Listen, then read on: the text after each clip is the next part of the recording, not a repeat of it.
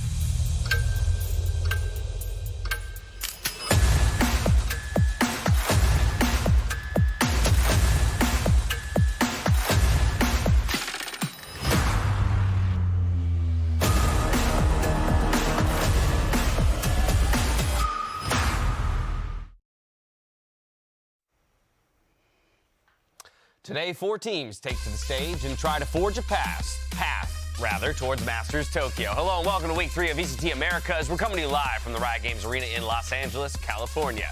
I am Dash. Joining me at the desk today to break down the double feature, it's Athena once again and Sean Garris hopping on to break it all down for us. I'm slowly building out my 5-stack is what I've decided, and I think these are 2 top draft picks right here. Hell yeah, I made the team. How high are we going? That's the question. Let's go. We're going to the top. To the top! Yeah. You'll catch us in VCT Americas next year, maybe. We'll see. Let's talk a little bit about what happened yesterday, and I'm glad we've got you on the desk, Sean, because we had 2 amazing matches, but pretty much nothing that went the way we expected. No, and it started off with 100 Thieves, and Cloud9 just obliterated them. This was the worst I had seen this iteration of the roster look since its formation, if I'm being honest. They looked completely out of place, and quite frankly, a lot of these rounds on Ascent were super readable. The game just came so easy for Cloud9, who's a brand new team. But you have to give credit to MCE and Rooney and even Jake, the other new player that Cloud9 added to this team. They look so good so fast. I don't even know how they did it, Athena. Yeah, I mean, towards the end of each of these games, we kind of saw 100 Thieves rely on like the clutches to kind of bring them back into that game. But again, both these teams just looked really, really good. And then moving on to that NRG game, it was crazy. NRG versus MIBR was crazy to watch. Let's not even talk about the overtimes. I mean, both these games were so close. Like every single map in this series was extremely close. Both these teams playing really, really good. It felt like MIBR finally found their groove almost towards the end of it. But like, again, pushing it to overtime just means like the skill gap was like really close. Very close. And something I heard you guys bring up on the desk before that series started was those 2 teams are scrim partners. Right. And that was a huge win condition, I think, for MIBR in that series. You could see how they played those clutches, the 3-on-3s, the 4-on-4s. It felt like they always had intuitions on where those NRG players were. But hats off to those MIBR players for getting that upset, and they're a live dog now to make playoffs. Yeah, and what tenacity, right? Just to fight through 2 maps going into overtime and triple overtime at that to ultimately take it. That brings us to the current standings and what we have before us today.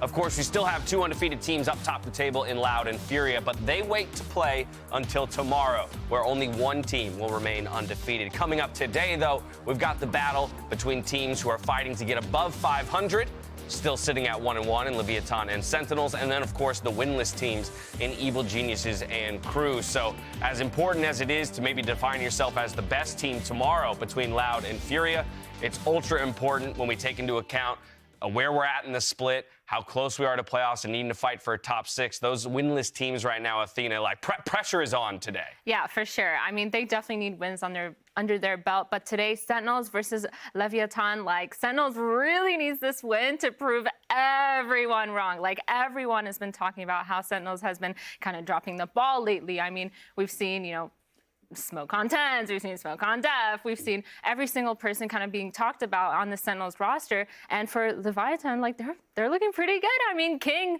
one of the highest rated players in this whole tournament, is just like, I don't know what to look forward to. I agree. I see what a lot of this community sees in Leviathan. I think they're an insane structural team, but I haven't seen enough out of their map pool. And I think that's a huge glaring weakness for this team right now when I look at them. They looked so weak on Icebox last week against Furia. I know they don't play split. They're not great on Fracture. Is that the weakness for this team that we previously some people had as the #1 team in our region? Yeah, well, so North American fans, I feel like they're gonna hold on to every word that just came out of your mouth right there, because the reality right now in VCT America is that North American teams have only beaten North American teams. They haven't beaten LATAM, they haven't beaten South America, anything like that. And so get it done against Leviathan today, maybe some faith, kind of comes rushing back into the North American region at that. A quick reminder to you at home, though, when you're tweeting about Tens and Sentinels today, remember to use those hashtags VCT Americas and VCT so we can feature you on the broadcast throughout the day and check out all of your hot takes. Now, coming up, we'll have a deep dive on our first match of the day between Leviathan and Sentinels. We'll see you on the other side of this short break. Is this another tense moment? Victor up top, the swing is there, and the shot is 2 from 10.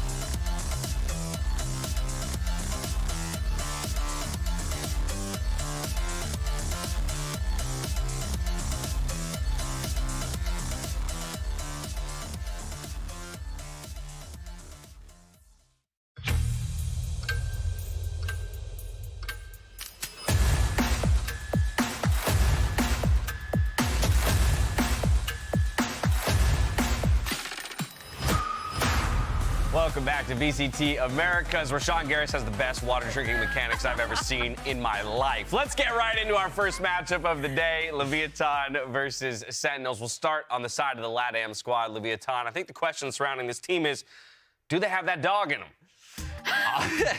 In week one, and honestly the early stages of the lock-in, I would argue yes, they do. But on certain maps and against certain opponents in big pressure situations, that's where I feel like we don't see them show up. Leviathan doesn't show up in those big moments. And will they today against the clouded gods of NA? I don't know.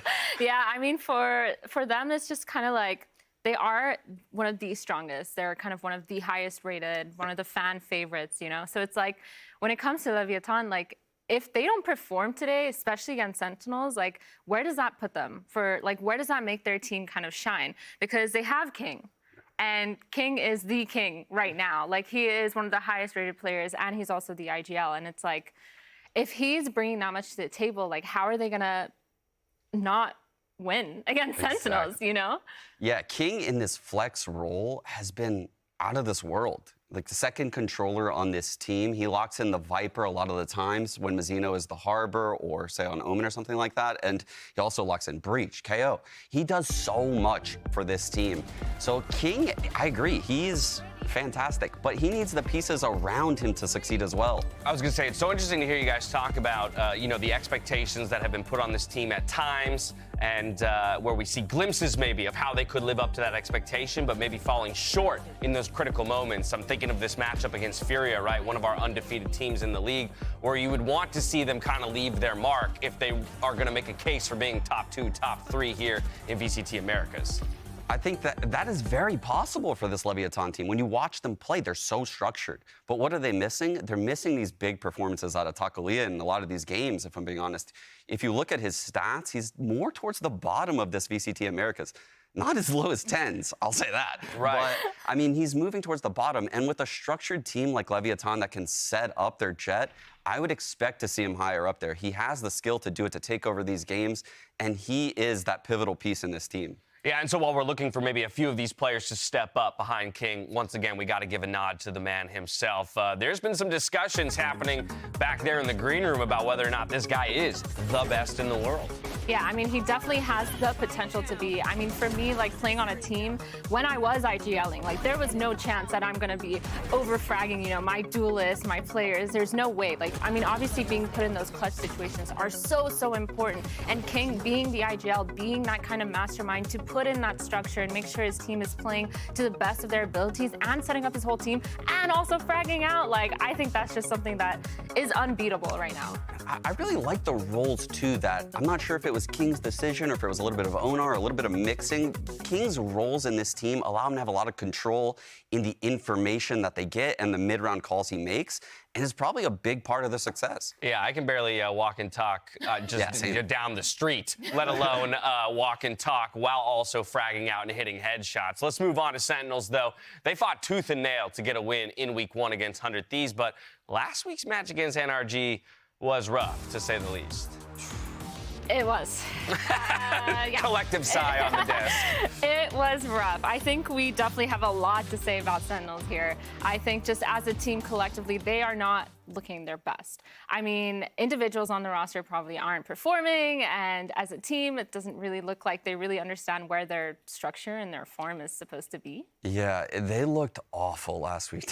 They looked so bad. It was the worst I think I'd seen this roster look. Yeah, well, in a weird way, we can draw a line between Leviathan and Sentinels in very much the same way, right? Where we've got expectations of these players, right? Every single name on this list comes with expectation. Obviously, Tens as a fragger, Saucy as being a shot caller in an IGL, right? But they haven't necessarily lived up to it on a consistent basis. When Tens is hitting his shots and when he's enabled properly, man, he looks terrifying. But if that setup isn't there, then he's just like up a creek without a paddle, and you're left wondering, like, why is he even in this position? And I mean, him showing up seems almost few and far between at this point, if I'm being honest, right? Sentinels are 4-8 since forming this roster. That is terrible. Look at the names, like you said. These are all-stars. 2 of those wins against TSM. You take those out, they're 2-10. Like, they're they're 2-8 still. They're so bad, this roster. They struggle so much, and their comps are all over the place. I think TenZ is really struggling with the Harbor Viper, and if I had to guess, they probably put a lot of work into making him feel comfortable in that comp this past week. Either that or they scrapped it all together, and they're going back to like double duelist, Zekken with TenZ at every turn, Def supporting, because what they brought to the table last week just was not it. The players did not even look remotely comfortable. Yeah. I mean, for a comp change, it's like, I think that might be one of maybe the answers that they could bring to the table. But also, it's like, Def is talking about reeling in TenZ. And right now, it's like, we don't see TenZ looking as comfortable as he normally did. So I wonder if maybe they didn't find that sweet spot, or if they finally found the solution or the formula to that sweet spot. Because they really need to figure that out. Yeah, week 3, still trying to find their identity here as a team. Let's check out what IGL Def has to say about the team dynamics and TenZ. Yeah, I think we have to get Tyson activated. Week 2, TenZ didn't have the best week, but we know he's got it in him because he shows us every day in practice how skilled he is. I think it's just finding that comfort zone for all players. The pre-match ritual is making sure everyone's feeling comfortable.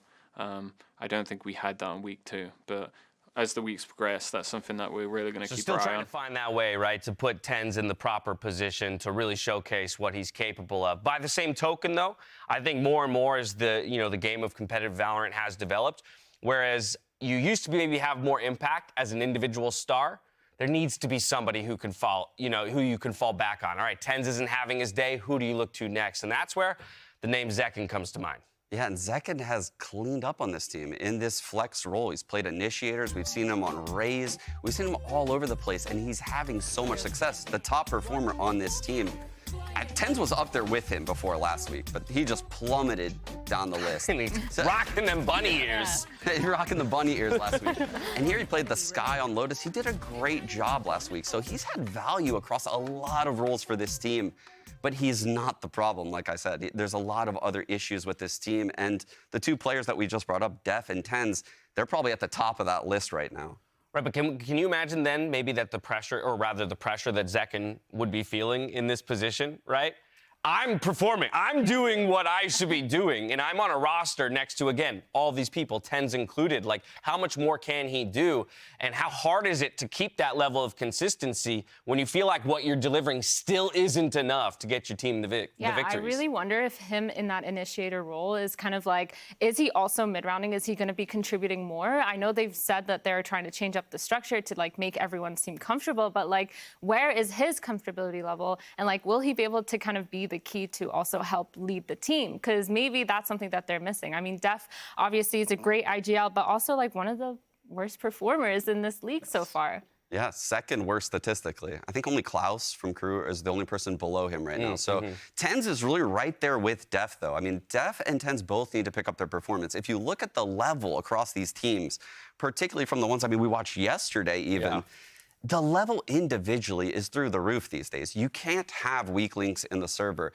and you can't set up a star player and have 4 other people fail. That's just not how this version of this meta in Valorant is playing out. Yeah, we'll see if they can find a new gear today on stage. But I want to come right back to you, Sean, because earlier in the day you were talking about map pools and how it could play specifically into this series between Leviathan and Sentinels. Is that going to be the difference maker today?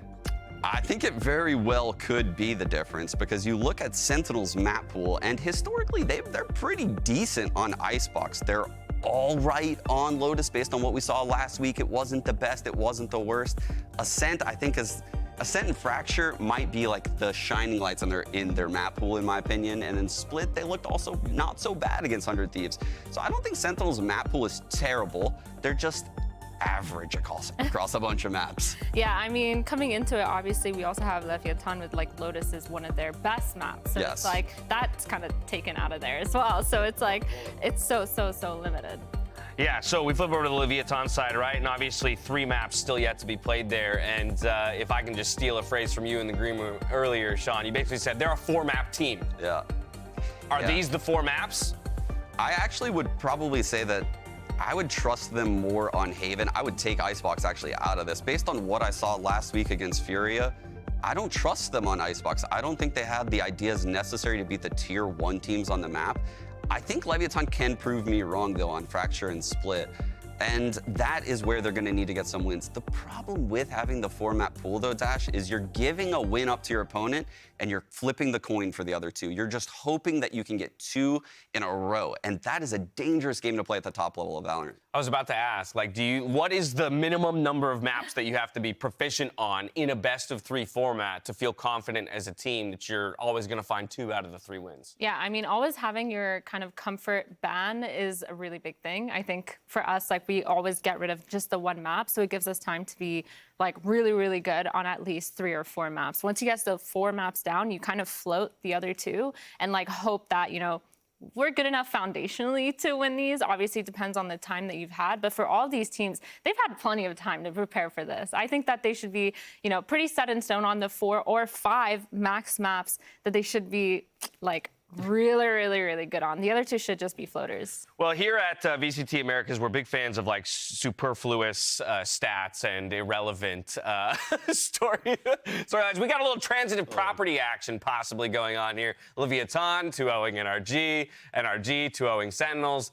Is that a preview of what we're going to see happen here today? Leviathan 2-0ing Sentinels? Look, I'm not saying the math checks out here, but it's actually what we're getting. I'm going to agree with that. No! I think it's a 2-0. I think it's going to be a 2-0. I hope for Sentinel's sake that it isn't, but I think it's going to be a 2-0.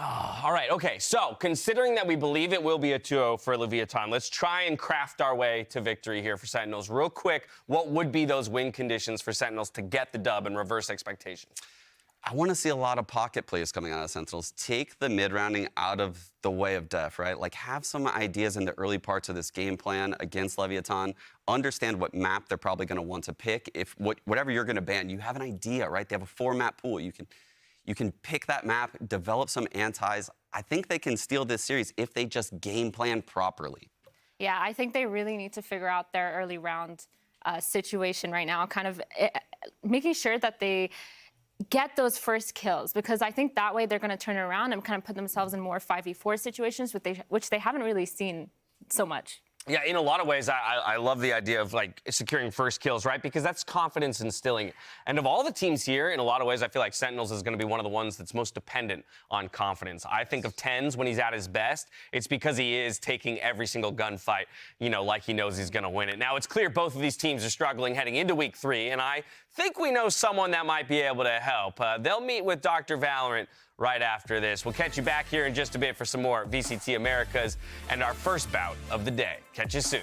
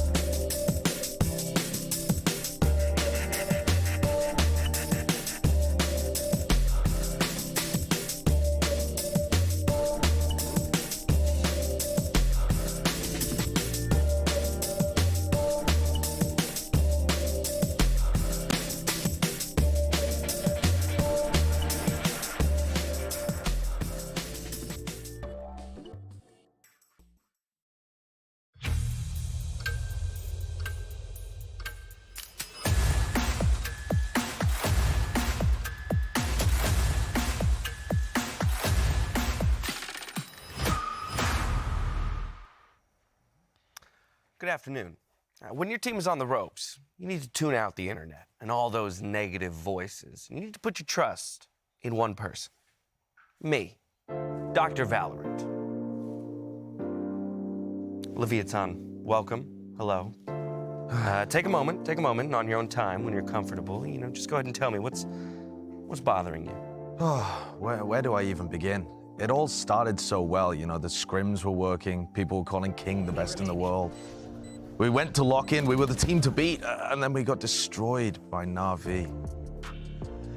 And then we're the team to beat at VCT Americas as well, and we lost to Furia.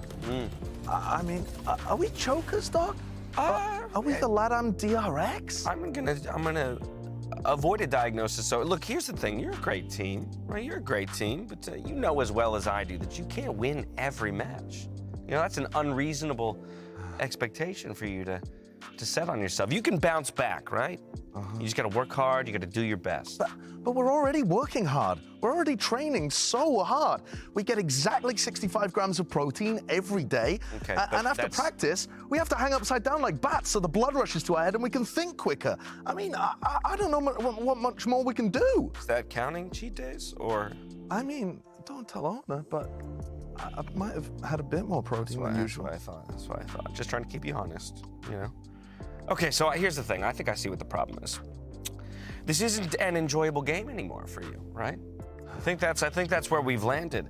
Ditch the dietitians, the psychologists. Don't ditch your therapist, though. You keep coming back here every week. You bring your credit card. Yeah. But you need to have fun. Fun? Yeah, fun. Fun in Valorant? It's possible.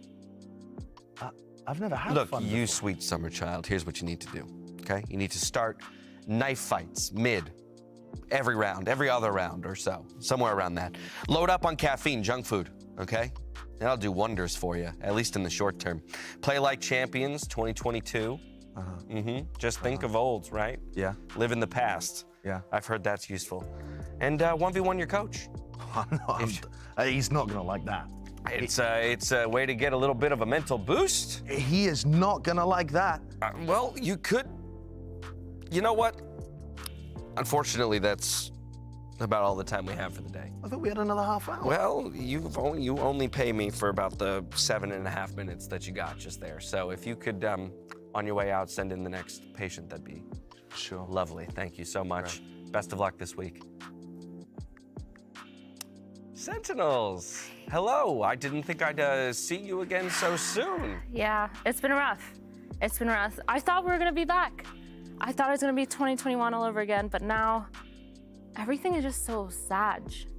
Clout doesn't even make me happy anymore. Oh, yeah, this Clout's a fickle, tricky thing, isn't it? Why do you think you lost your last match? Maybe we start there. Well, I don't know. Tens wanted to be a hero. Sassy and Pancata, they shouldn't be swapping roles, and I've been telling them that, but I mean, at the end of the day, like, it just, even our map pool. Oh, hello. I think we might be making a little bit of a breakthrough here. No, that's not the issue. Like, have you seen Sam? Sam is stealing all our clout from us. It could never be Tenz's fault. Okay, well, hear me out, all right? And I'm just a sounding board, really, okay? I'm just gonna throw ideas out there. I know this sounds drastic. I think you need to pull Tenz off the roster. Yeah, no, hey, okay, here's the thing. You assign him to a full-time content creation, like Tarek. Think about the Twitch views, the impressions, the sponsorships. The org will be unstoppable. It'll be raining hoodies. No. Listen, you can't do that. You cannot do that. He's the heckin' franchise. Like, how do you think we're supposed to win? Okay. I like this. This is a good thought experiment. Let's go. Let's follow this path. Okay, here's what I'm thinking. We sign Aspas, okay? Then you get rid of Def and Zekin. You following me still? Okay, you bring on Sadak and Les. Boom, winning team. That's just the loud roster. Well, were they champions? Yeah, but... Yeah, case in point. Okay, there you go. Time's up. That'll be about $2,700. Sorry, we don't take insurance. Good luck out there today, though, okay? Oh. And I'll see you again soon. Thanks, Doc. I guess. Leviathan versus Sentinels are coming up. VCT Americas starts right now. This stream contains fast, flashing images that may affect viewers who are susceptible to photosensitive epilepsy or other photosensitivities. Viewer discretion is advised.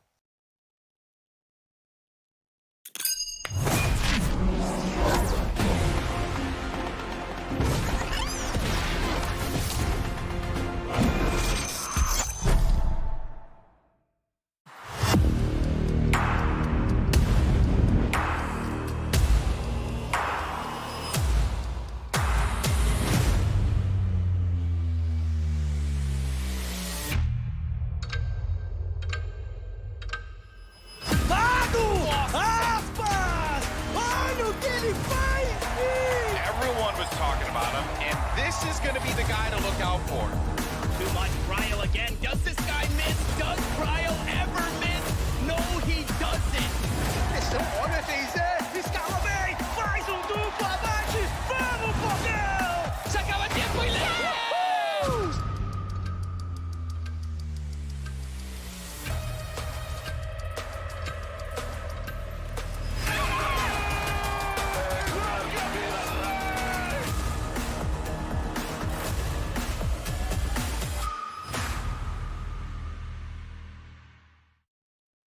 Kind of excited to see Kesnet in person. Like, he's kind of a psycho, you know, like he's just kind of crazy. The way he plays, he doesn't care. Like, a lot of like duelists are like very careless and they just want to be disruptive and stuff like that.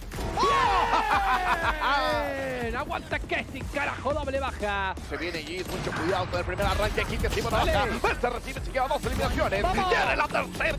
Creo que son un buen equipo, también están pasando yo creo que por muchas adaptaciones. Siento que estamos en una situación muy similar los dos equipos, así que creo que va a ser un partido entretenido. And it works out for the first blood. Can't forget about that Boostio operator. Joggable making a 1 versus 1, and Joggable comes in.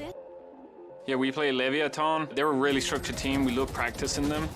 Pide Tacolilla desde el sector. ¡Vamos! Ahí está. Taco le hizo la segunda, dame la tercera. Taco. Bien. Trigger discipline perfecta por parte de Fabián Montoyo. Siento que la fortaleza que tienen es que mantienen un core de unos muy buenos jugadores. Is this another tense moment? Victor up top. The swing is there, and the shot is 2 from 10. And Zekin getting 2 with the spam. The flash is good, though, from Zekin. If we play how we have in practice, we have a really good shot.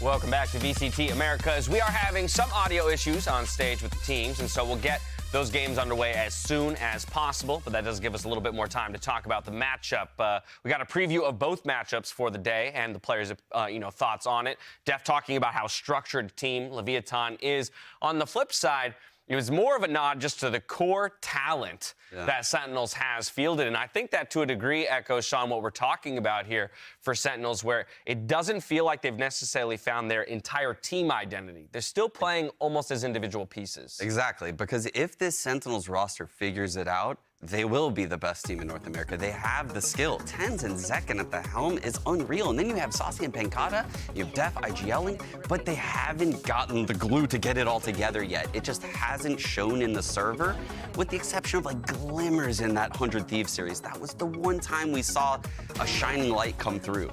Yeah, I mean, for Sentinels, like I said earlier, it is looking a little sad right now, but I think for them to make it less sad is to kind of have that core kind of identify themselves with the whole team, exactly like you said. And as you can see here, like these stats, it's kind of hard to look at. Like 42% round win percentage for Sentinels is not that great. The first blood success at 37%. It only gets worse, right, as you go down the 29%. Yeah, like, row to row to row. Like pistols, honestly, pistols are super important in this game because for us, we actually are notorious for losing our pistols and then winning second round. But when you lose your pistol, you lose second round. If you get bonus, and you lose that third round, you're down 4-0, 5-0. Right, over the course of a single map. Exactly. And as soon as you kind of give up that advantage, it's like, well, is the confidence going to be there? Do you guys have a game plan for this? Like coming back and bringing it back to a 6-6 half is like your best bet, but it's like, did you really need to give up all those rounds? Yeah, and on the flip side, while the actual records of these two teams, right, 1-1, dead even, the stats on the left-hand side of the screen there for Leviathan, let's not forget that their loss comes to one of the 2 undefeated teams in the league. And so just by that alone, they look like at least a foot above Sentinels. Yeah, I would say based on Leviathan's opponents and how they played last week in that Furia match, I would put them a little bit ahead of Sentinels. Sentinels, they have some comp problems, right? It's not a personnel issue. It's not like it's Tens being a bad player. I feel like a little bit of discomfort in the Harbor Viper comps. They've yet to really secure any of those maps, if I'm being honest. And the only maps they looked good on was the double duelist Fracture against 100 Thieves and their Ascent game. And that was it. I mean, other than that, I really haven't seen them feel very comfortable in the Harbor Viper meta, particularly Tens. Yeah, and so we'll see if they can find it today. You want to talk about stakes, you want to talk about pressure as well. For Sentinels, pressure's on because their schedule is very tough from here on out. I mean, Leviathan, no slouch in opponents, but look who they've got up next, right? I mean, you're going into Loud, you're going into MIBR. MIBR has pushed every single team to 3 maps and took a double overtime win just yesterday. So your next 2 opponents are really scary. Cloud9 surprised us as well, right? And so we don't really know what to expect out of that team up against Sentinels. It's a tough road ahead. You want to get wins in that column early. It feels like they're playing against teams that have already found their identity. Let's be honest. Yep. Like, I know we were discussing this yesterday on the desk. We were saying, like, week 3, you should know who you are by now. You should know who you are as a team. And I think for Sentinels, I hope they find it today. You know, like, I really hope that they find who they are because they do have the potential. They do have the skill ceiling. They do have, you know, like you said earlier, like a stacked roster pretty much. But it's like, it's still not out there yet. And this is getting into must-win territory because you saw they play Loud next week. There's a world where they're just chilling at 1-3. Yeah. And 6 teams make playoffs. That's a pretty horrible start to have, right? You can still make playoffs. They could still make a run through the rest of their schedule. Absolutely. But we're getting in that time frame where improvements need to be seen at very least. Just the right trajectory, getting the comps down, getting what you want your team to look like. Yeah, and more so than like considering your game against Loud, which you'd love to win, right? But if that's an expected loss, it's more important to be beating teams around you in the standings, right? And so that's when you're in a 1-1 matchup against another 1-1 team. Get the win there. Get it done today. Now, earlier, we had an opportunity to speak with Def about the incredibly difficult IGL role and how things are going for Sentinels so far. Take a look. Yeah, so I do majority of the calling now on this team. People chip in with ideas, but yeah, it's mainly me. Even before Except we split it up, I was kind of doing all of it. So it's kind of just going back to that. I'm really enjoying it. I'm just hoping by the 3rd and 4th week that we've solidified game plans for every single map and every single side. No doubt a difficult role, and both of you can speak to that. I'm certain of it. But when you think about, like, what if I were to substitute you into Def's position and you look at the other 4 pieces of the puzzle, like, what would you be actively thinking about in terms of, like, where your strengths are as a team compared to anyone else in the league and the thing that you need to flex into or index into more to get success? I feel like for me, again, like I said earlier, that first kill percentage is so important because when you start off the round like really strong and really confident, I think that's kind of where I would work on and put all my players in the best positions. Like as an IGL, it would be about reading the other team, understanding if they are like rather aggressive or if they are rather passive, like what kind of map control that we need to take in order to secure that first kill, and then kind of grouping up and making sure that, you know, strength by numbers. So kind of leaning into that, right? Just the Harbor Viper meta for 10s, the reason why it's so hard is because he only has 1 initiator. Sky on some maps, and other maps like Icebox, it's a Sova, so he has no flashes. So like you said, just understanding what edges he needs to take. What fights do they want 10s to take? Because last match, I felt like that wasn't discussed. And a lot of the times, 10s was overextending and ending up in areas where he shouldn't have been.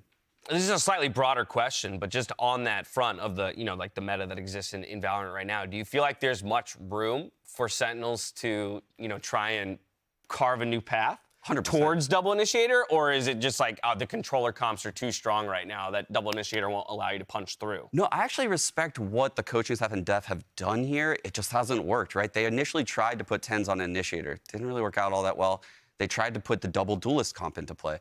Kind of worked, a little bit of success, and now they're trying the Harbor Viper thing, and that definitely did not work for them last week, right? They're trying all these different metas, and I think they look best when they operate in like a double duelist or a single duelist with 2 initiators type of gameplay. Because last week, like I said, there's just not enough utility for 10s or whoever the duelist might be this week to get those entries. Yeah, I mean, the double controller meta is like, it's really interesting because the only counter to it is like the double initiator meta.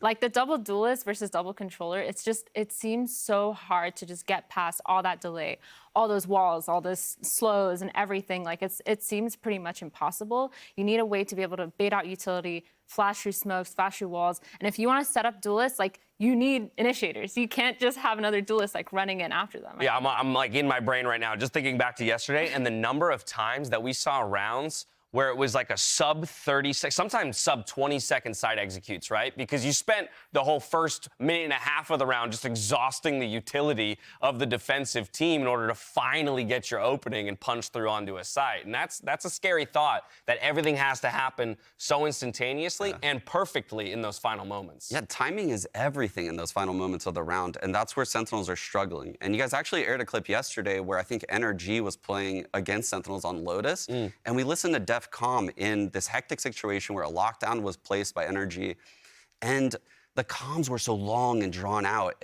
Maybe it's because they have Portuguese players on their team, but it didn't seem concise enough, and it seemed like a lot of stuff was lost, and they're relying too much on Def to micro everyone, and I just think that there needs to be more voices on this team and better ways to communicate their ideas. That's an interesting conundrum, though. More voices, but also concision, right, in the way that you speak. And you have to find that shorthand as a team. Obviously, language barriers can be difficult as well. We do need to take another quick break. When we come back, though, we'll get into Sentinels versus Leviathan. We'll see you here in just a bit.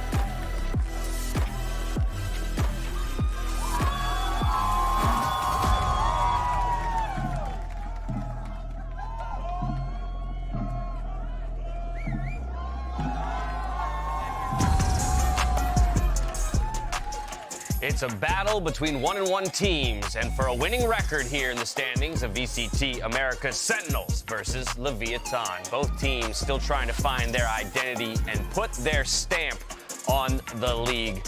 I want to go back to our discussion about map pools and how it can play into the ultimate results of this matchup between Sentinels and Leviathan. Sean, I'll go to you first. How would you be approaching this? Again, let's speak from the Sentinels side, because the expectation, I think, for all of us on the desk is that Leviathan is favored, but that was the point of attack that you sort of talked about, was maybe a weaker map pool for Leviathan. So what would Sentinel's strategy be coming in here? So this is very, very interesting, Dash, because if you look at Sentinel's map pool, they're pretty solid on Icebox, Split, and Fracture.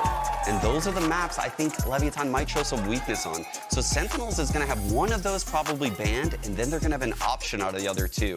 And if I had to guess, Leviathan put insane amounts of anti-prep into those two maps. So it could be a trap play for Sentinels. They have to bring innovative stuff to those two maps. It's not going to come free.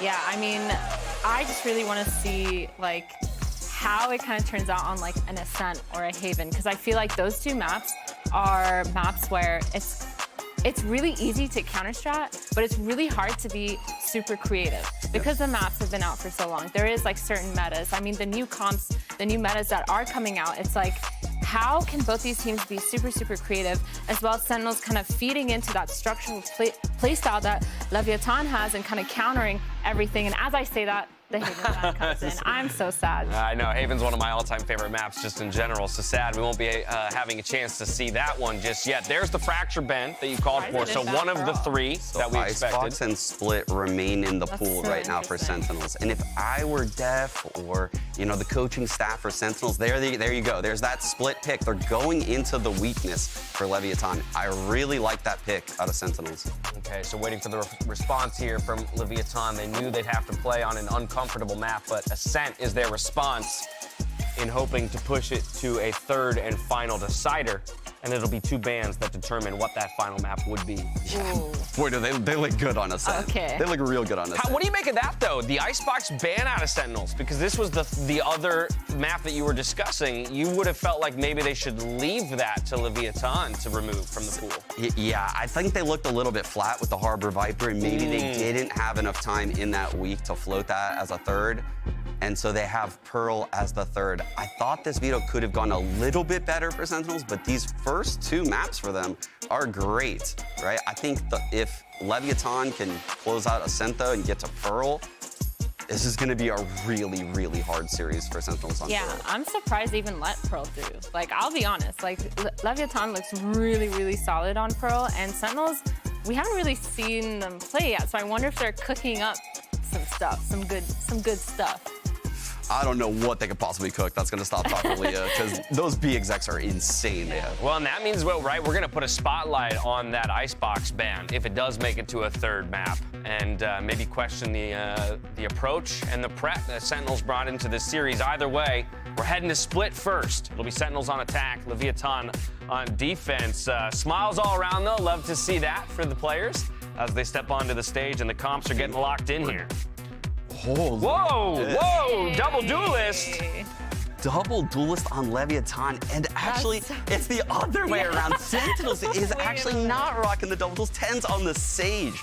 I've seen him play the Sage before, and I actually think he's quite good at it. I think intuitively he has really good wall usage. Yeah, and they're handing the raise over to Zekin, right? So they're saying, look, you've been fragging out more recently. You seem to have the aggression pumping through your veins. We're going to give you that opportunity to keep the foot on the gas pedal there. All right, now that compositions are locked in, does this change the way you're thinking at all about the prep that the players or the teams have done, considering this matchup? I feel like both these teams have cooked up something that I had no idea about. Like, I am so confused. But I think it also makes sense. I think putting 10s in a comfort zone, a comfort pick of Sage, I mean, having like a limited amount of job, you don't have to go get those first kills. You don't have to go make space for your team. You're just kind of holding it down. So, I mean, I think it could potentially I think they can do it. Yeah. Look, we had a lot of questions coming into this matchup about both of our squads, and they seem to be giving us answers. But we'll figure out which of these teams comes out on top in just a moment, because we've got a clout match ahead of us. Let's send it over to our clouded, mustachioed friends in Bread and Sideshow for the call.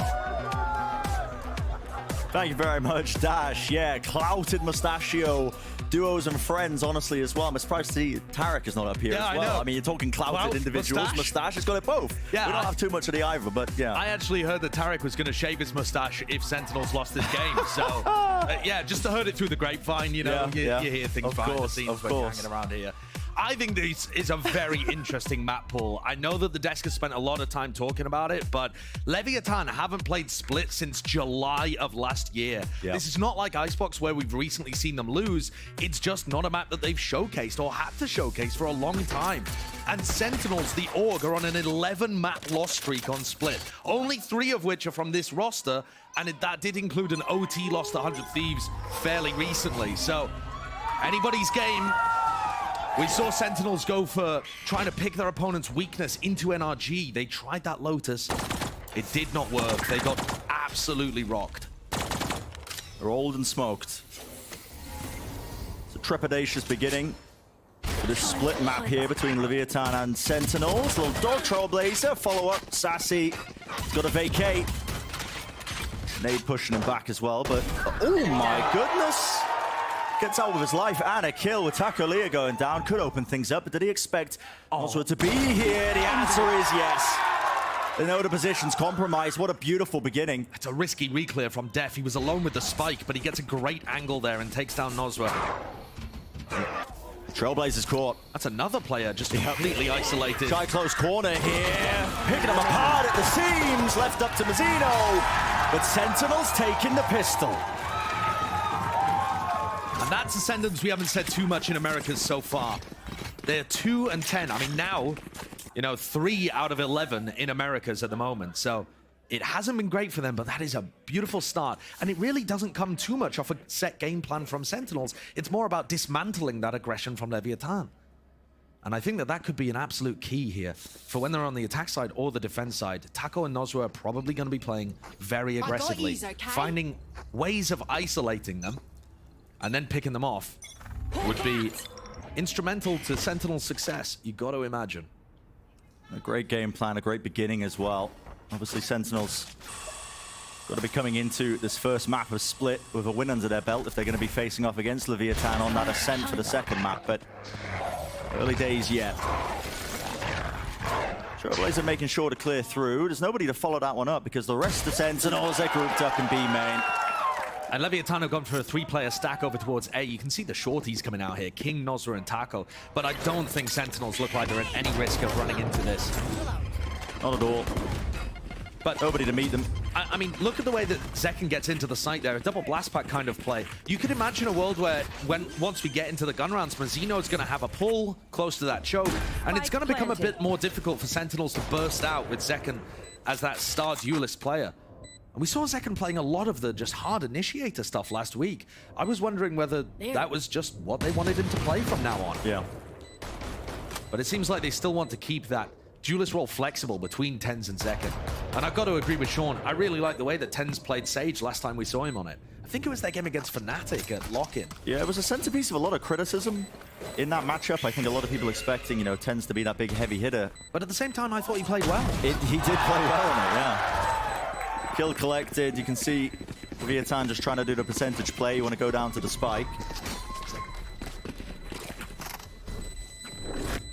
The Sentinel's very good round heading into that against the eco of Lev, not losing any players.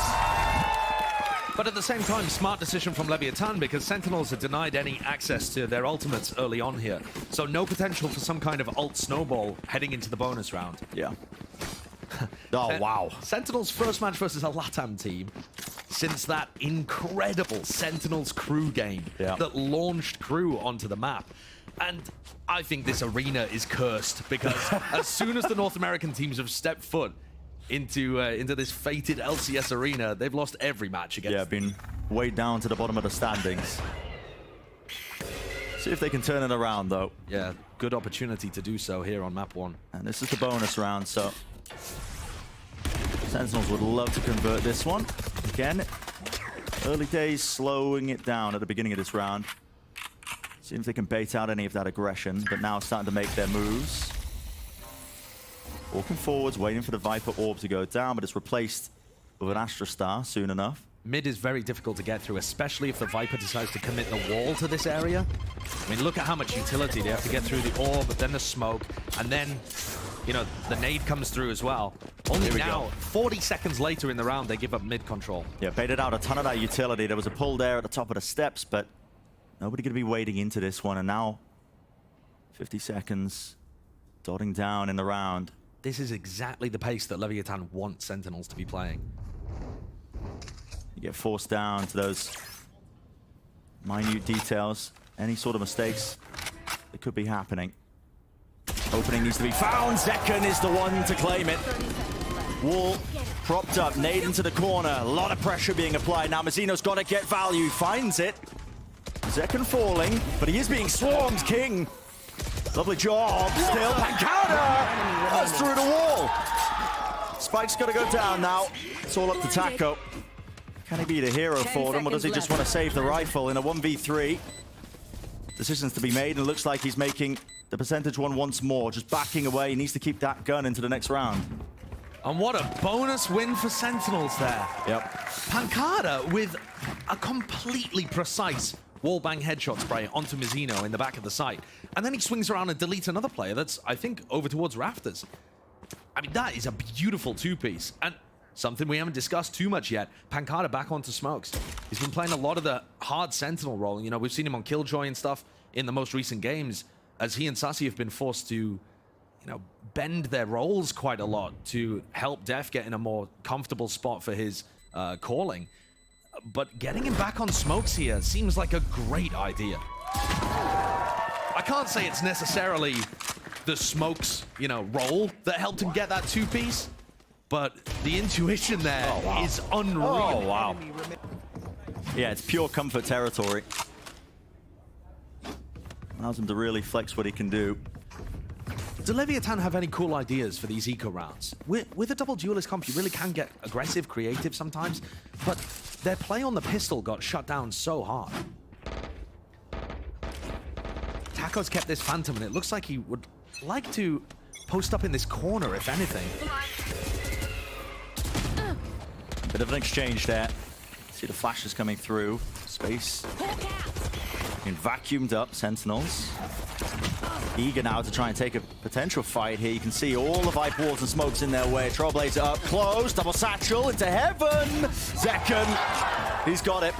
Great shot. Kill found. It does leave the Phantom in a retrievable position. Still just being picked apart, aren't they? Completely unaware of where these players could be waiting. Lovely trade. Def making sure that Noswell doesn't get away with too much. Left up to Mazzino. Rifle, money to buy. Wants to see what he can do. And everyone's got enough money here, so Mazzino would probably have more benefit out of trying to take guns out of the hands. Fight being taken. Lovely reset. Just of the aim momentarily. Does claim two, but shut down, and that's Sen claiming another one. So a 4-0 start. Athena was talking about how important it is to be able to get those pistols and bonus rounds under your belt, and especially on the attack side of Split. Yeah. Now, Leviathan's composition in general, though, should trend attackers sided, I think. It's very bursty. Yeah. But that doesn't mean that they shouldn't be finding value on the defense side. I mean, that double controller setup should still be very difficult for Sentinels to path through. And we haven't even seen any of these B execs where we've seen 10s wall up in the past.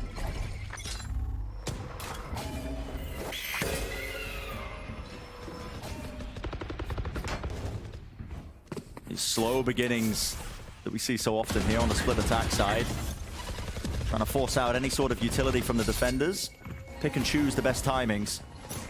So now you're seeing it again, Trailblazer. That's broken early though. Mazzino holding down that heaven position, and King could be a real difference maker in this spot. Has to break that though. That was going to spot him out. Right at his feet, a bit of random spam. Showstopper into the corner, just about dodged. King pushing forwards, but he does survive on 59, and he wants a little bit more in the Viper's orb. Oh my goodness. But he hasn't quite found the timing here, and Def has dropped back off. Oh, that flash though.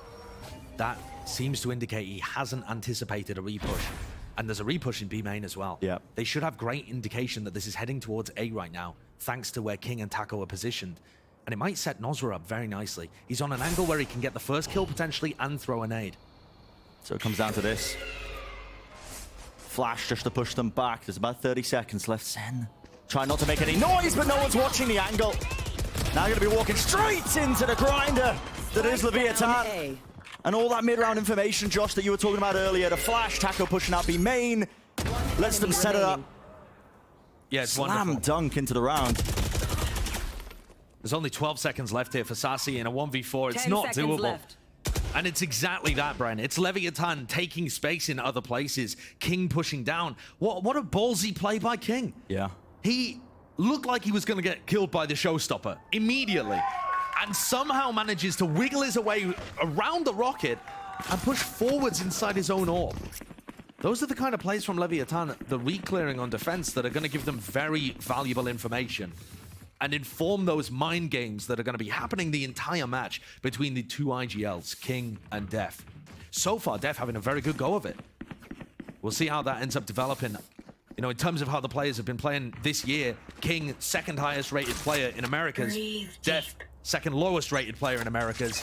It has not been a great start to the year from him, but getting some good reads on Split here and being able to work the attacking side, that's what his team needs from him. Yeah. Not necessarily the fragging.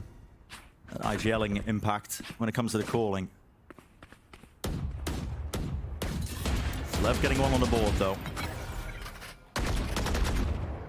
Important difference was them getting that mid-round information. We'll see how this one plays out, though. Again, so similar is the approach from Sentinels. Always at the beginning of these rounds. He's using that Trailblazer fight taken. Taco. He's going for a repeat. Has to use the dodge to disengage. What is that repeat? Wow. It's pure instinct. Yeah, that's an incredibly intuitive spam through the smoke there. On Def, just as he was about to use utility to try and take mid control, now the whole of Sentinels has to pivot. Bit of a jump spot there. Mazzino tagged up, chose to pop up the smoke, another star just at the choke point. And a slide off angle. He's expecting this now. But the star is not in a great position to stop Zekken double blast packing through. It's set up as if for a smoke, not necessarily for a pull. And it gets used as 30 a seconds smoke. left. Yeah, slow up to the side. There's a little bit unusual. Wall to try and cross. High-low setup. Spam onto the angle. Mazzino spray transfer. It's immaculate. One enemy remaining. And the reset of the aim. This guy is so calm. He's got the full support of his team left up to Sassy. But an instantaneous trade. Seeing those fundamentals really pay off there for Leviathan. Really good sight anchoring from Mazzino. I thought that Zekken was going to send that. There was no star there that could have been turned into a pull. I thought Zekken, just with a double blast pack, would have been able to put a lot more pressure onto Mazzino. But look at how much they're anticipating tends to be on top of the wall. Right? Even before this 2K comes through from Mazzino, you actually see, I think it was King spamming that wall, knowing that Tens was going to peek on top of it. They're aware of the tendencies. We saw Tens doing that a lot in the game against Fnatic, where you put the wall up on B main and then he's playing up top at the same time as players are swinging below. And I'm just thinking back to what Sean was saying on the desk here. The fact that Leviathan have 3 maps where it's very obviously you want to pick them, you know, their opponents want to pick into them, means that when Leviathan got rid of Fracture, I believe, right? Yeah, got rid of Fracture, they get to reduce their prep work quite a lot. They can really focus on Split and on Icebox. Yeah, that doesn't necessarily mean that they're going to win. With, but, I mean, well, here's the thing. I mean, Sen did change up their comp a lot. It's a team that's been chopping and changing the roles, the identity. They've been trying to find their footing, I think, in the Americas so far. But this was a, you know, variations. They did bring this one out at lock-in versus Fnatic, like you said. Yeah, they've changed this comp a little bit. I mean, even when they played against 100 Thieves, sure, the players are in different spots, but the whole kind of theme of the comp is still very similar. Sure. Taco with an op. Now, most of the time in mid, he hasn't been able to, or he wouldn't have been able to find good angles because they're playing this heavy smoke setup. So you'd expect Taco to be AWPing on B main or A main here. And it's much easier for him to find an early pick B main because he doesn't have the attacking Viper utility in his face. No smokes in his face. So I dissuade him. I think a quick look at the economy here, and Sentinels might be able to understand what's going on. It's insane. I mean, we can see through the walls, we can see the kind of diamonds they're taking, but it is just intuition for these pro players. Def just trying to avoid the Trailblazer getting broken here. Gets a bit of space there up into A ramp, but the rest of his team, look at that, grouped up towards mid. There was no real intention behind it, just to try and trick Leviathan into thinking they were taking that space towards A. You can see them re-clearing that with their own Trailblazer now, and there's a timing potentially to be taken, but Sen have slowed it down once more. I think King's got a good read here. There was a Trailblazer going down mid, and he looked like he was going to rotate off to B. B is looking very weak currently. So much on Mazzino. Yeah, up to him to try and stop this one. And Taco in B main. Angle, watch for. Slight flick, slight adjustment. Okay, 2 players watching. And what is that? Second readjusts as well. Snaps to Mazzino. The Cosmic Divide stopping anyone from Leviathan from being able to take this one. Spike now down. Set up to that post-plant scenario. The wall is quite unusual. You will not kill Sends with a res online, bringing that up one up. Massive player advantage, and it causes Leviathan once more to reassess their situation, backing away.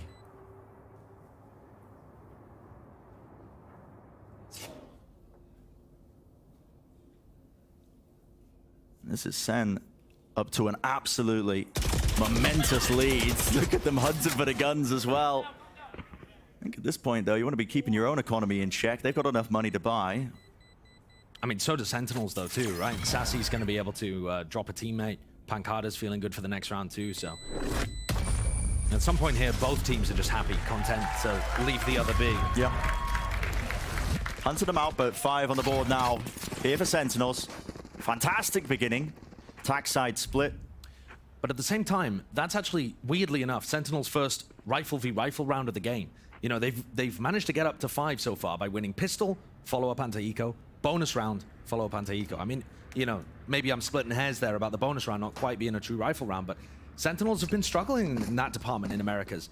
They're at the absolute lowest point out of all of the teams. So it's good to see them get off to a good start. Here, though, Taco looking for a peek over towards A main, immediately repulsed. Yeah, that's great usage there of the utility. You can see the snake bite and a flash. No aggressive angles to be taken. And Sentinels are so aware of this early operator. You saw the way that Pancada was dealing with it over in B main, spamming, seeing if he could catch a wallbang headshot onto Taco, and then this time, early round utility being used over towards A just to get a decent idea. Does Taco take a timing through this smoke? The flash makes it feel like he's not there. The Trailblazer might have given it away. Poison orb emitting. Yeah, the Trailblazer by his side, but couldn't quite get any value of it. Sen were not eager to push or pull into any other spaces after finding that out. But they have grouped up in mid now, just waiting for presumably these smokes to drop down. There's a nade, there's a flash. What else going to be accompanying it? Well, Noswa none the wiser. Maybe even a slow orb accompanying that. I'm not too sure, but either way, kill claimed, kill found. He got completely trapped in mail there. And I think at this point, Dev's getting a great read. Oh, King with another re-pushed out. But this is being watched for. It's being watched for. Sassy was aware. 30 seconds left. How does he not win that? I mean, King just sometimes pulls these moments out, doesn't he? And now the pace has to be injected. But it's Leviathan who are ready for a second. A little bit of whiffage there. The Satchel's not quite finding it. He still gets one. Still gets the one, though. But the angle's watched and time's running low. Taco, Scotty operator. His team swarming the surrounding areas. It's up to heroics at this point. And Bakada, last player standing. Not for much longer. 3 rounds now for Lev. Some ridiculous moments there. I mean, King probably should have been caught out, dead to rights by Sassy. Didn't quite manage that. And then it looked like Zekken had messed his movement up, and yet he still got one too. Just a bit of chaos there in the round. I think that's the danger as well, Josh, when you let these rounds get down to the final moments. You're playing a very slow attack side default from Sen. It's been working out. You know, they've been finding a lot of openings, but they just weren't given a lot of time there to adjust. They had to go fast, and there wasn't enough util being bled out of Leviathan with a defensive setup. Okay. Timing, potentially finding something there. Dog up close. This time there's a player behind it. Zekken actually taking the space. Immediately giving it up again. It seems like Sentinels a little bit uncertain of how they wanted to play this one. Flash straight through the walls, though. I just think the A-ramp position is such a good early round kind of piece of map control to take if you're Sentinels. And you can go back and re-clear mid if you like, or you can try and pivot through ropes. I mean, what would Taco do here if they did decide to go vent to mid? He's in a bit of a weird spot. It's quite interesting. We'll see if he can get his way out of there. Spraying him. Sentinels trying to lock down that A-ramp position. I have the spike. They've met their match, though. So many of them falling. Left in that 2v5, Sassy and Pancada. Frees up the communication. Start talking in a mother tongue. Maybe they can get something going, but looks just impossible. Yeah, and a 2v5. I mean, Sassy and Pancada are great, but I don't see how they're going to manage this. 30 seconds left. It's not like the economy's in a bad spot either, but I just think you want to hold on to this. Oh, yeah. And I think overall, when you look at how Sentinels are playing, I think they've put a lot of prep into their early round game plan. They're clearly aware of where Taco wants to be, and they're stopping Taco from getting that space. 10 seconds left. But then once things get into about a minute on the clock, Leviathan start to make something happen. Whether that's, you know, King walks down mid, or they decide to refight them on ramps. Blinded. And there's something there that Sentinels have to deal with and adapt to. And a lot of the time, it's not quite going their way. No, a lot of the time, when it gets down to those mid-round positions, they're not even holding players in those positions to even be aware that it's Leviathan who are taking space, holding close-up aggressive angles. Look at how good the trading is there. Yeah, what making sure that they were covering. What a lovely way of re-clearing too. Shy takes his Trailblazer out through A main and back up ramp. Yeah. So the Trailblazer's coming around behind as those two players in A heaven fight. A great idea. Taco's going to be open B main again. Pancada has been controlling it so far. They're not using the slow orb here off the rip, and he's not really going for too many wall bangs. Maybe at some point Taco will push forward and get punished. Yeah, maybe just recognizing that it is a little bit too predictable. I'll tell you what though, this Leviathan defensive setup has not shifted very much.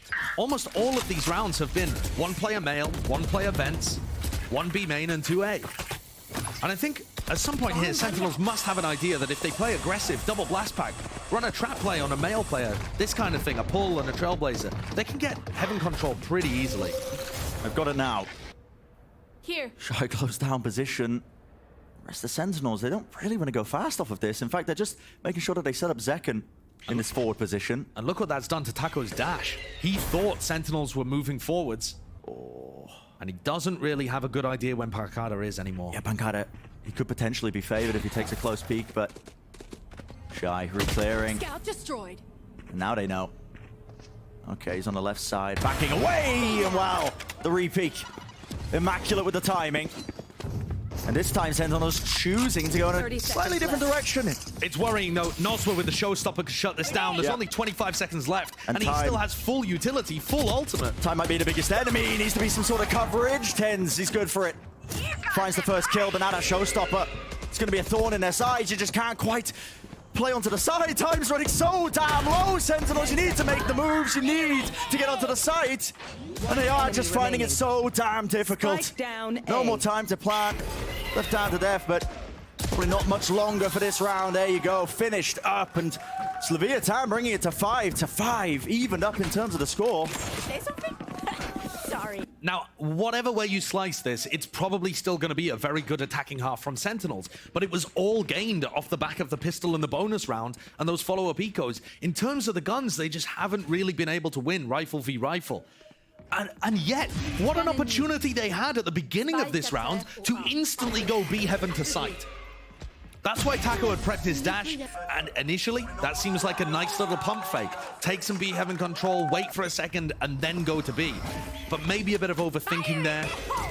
But now we see it. Pace injected into it. Showstopper over the top. Sails over the head. That's King dodging a showstopper again. Yeah, but he survives it, but doesn't survive the nade. I mean, just walking into that one. Yeah, I don't know how that happens. I was all ready to praise him, but... And this could be a bit of chaos. How is Sen approaching it? So far, an advantage found, but they haven't been too eager to jump straight into the midst of these defensive setups. A bit of run and gun, second. Weapon not too good. How did he get that? Kill found, instant trade, Noswa. He pushes forwards. But they found the site, and that's going to be the Viper's Pit laid down along with the plant. Very difficult retake here. These are sometimes the kind of rounds where Leviathan will save, but it doesn't make any sense at round 11. Feels a little bit all over the place. Massino looking forwards. Steph's been caught, not playing within the pit. It's going to be the casualty in the middle of all of this. Jumping down, Tens. With Noswa being found, there was no trade in sight. Taco aimed for the shot, but this is an almost impossible retake. And look at this, Massino. Just scurrying around that Viper's Pit, looking for anything at all. In and out, a bit of spam maybe with the Phantom, but he just can't connect onto any targets. There's Sassy, pits down. There was time, but TenZ contains, and up to Taco. Dash to disengage, he's going to be met. TenZ wants to hunt for this one, and he's found him. Big round for Sentinels to get. Pushes them up to 6 in this half. We cannot keep our goods after this. It's a great opening. And Leviathan, they've had some answers, but I think at the very least, they'll be looking to claim this final one and draw this level into the next half. How exactly did... Oh, he missed up the movement. Yeah, he did. He just gets caught on the wall there towards the end. It's a nice nade placement, though, because it clears out the box and also makes it really uncomfortable for you to try and get around the corner, but he really shouldn't have died to that. Big mistake. King and Mazzino have had these ults for a long time. I was wondering if we were going to see it being used maybe into mid, but just with the Viper's Pit, lay it down, make it a bit more difficult. There. And there it is, it's used with a slow up. That's what they were waiting for. Nate pushes forwards to spam. King, I don't know how he's escaping in these scenarios. It feels absolutely ludicrous, but moving forwards, he gets what? Waiting in the pit. 150 secondary somehow. Getting that much value. How King is avoiding getting spammed down and shot by showstoppers and all sorts. His movement and his understanding of where the Sentinels players are going to be expecting him to be is unreal. They push second into this forward position. The decay damage kicking in, the rest of them regrouping up. They know. Side by side, yeah. At some point here, Zekin's going to try and backstab, right? But that also means that he's not there to entry for them in B main. It's all about the timing. And Mazzino's just going to stop them from getting out. One smoke, one pull. Zekin's going to be forced to make a play happen here. And I think just walk straight into King. And this is so damn difficult. And there it is. Low enough. The shorty does the job, just trying to wade right into it. And none of the util has been cleaned up yet. Def! A bit of a miracle moment from him. He stepped up. 3 kills in it. Tap at a spike, needs to reload, doesn't have any bullets, but now time's running low. He's got nothing else to work for him. Seekers pushed back around the corner, 11 health to his name. Could this be it? A bit of a miracle for the IGL. He would have to ace. He's got the most to do.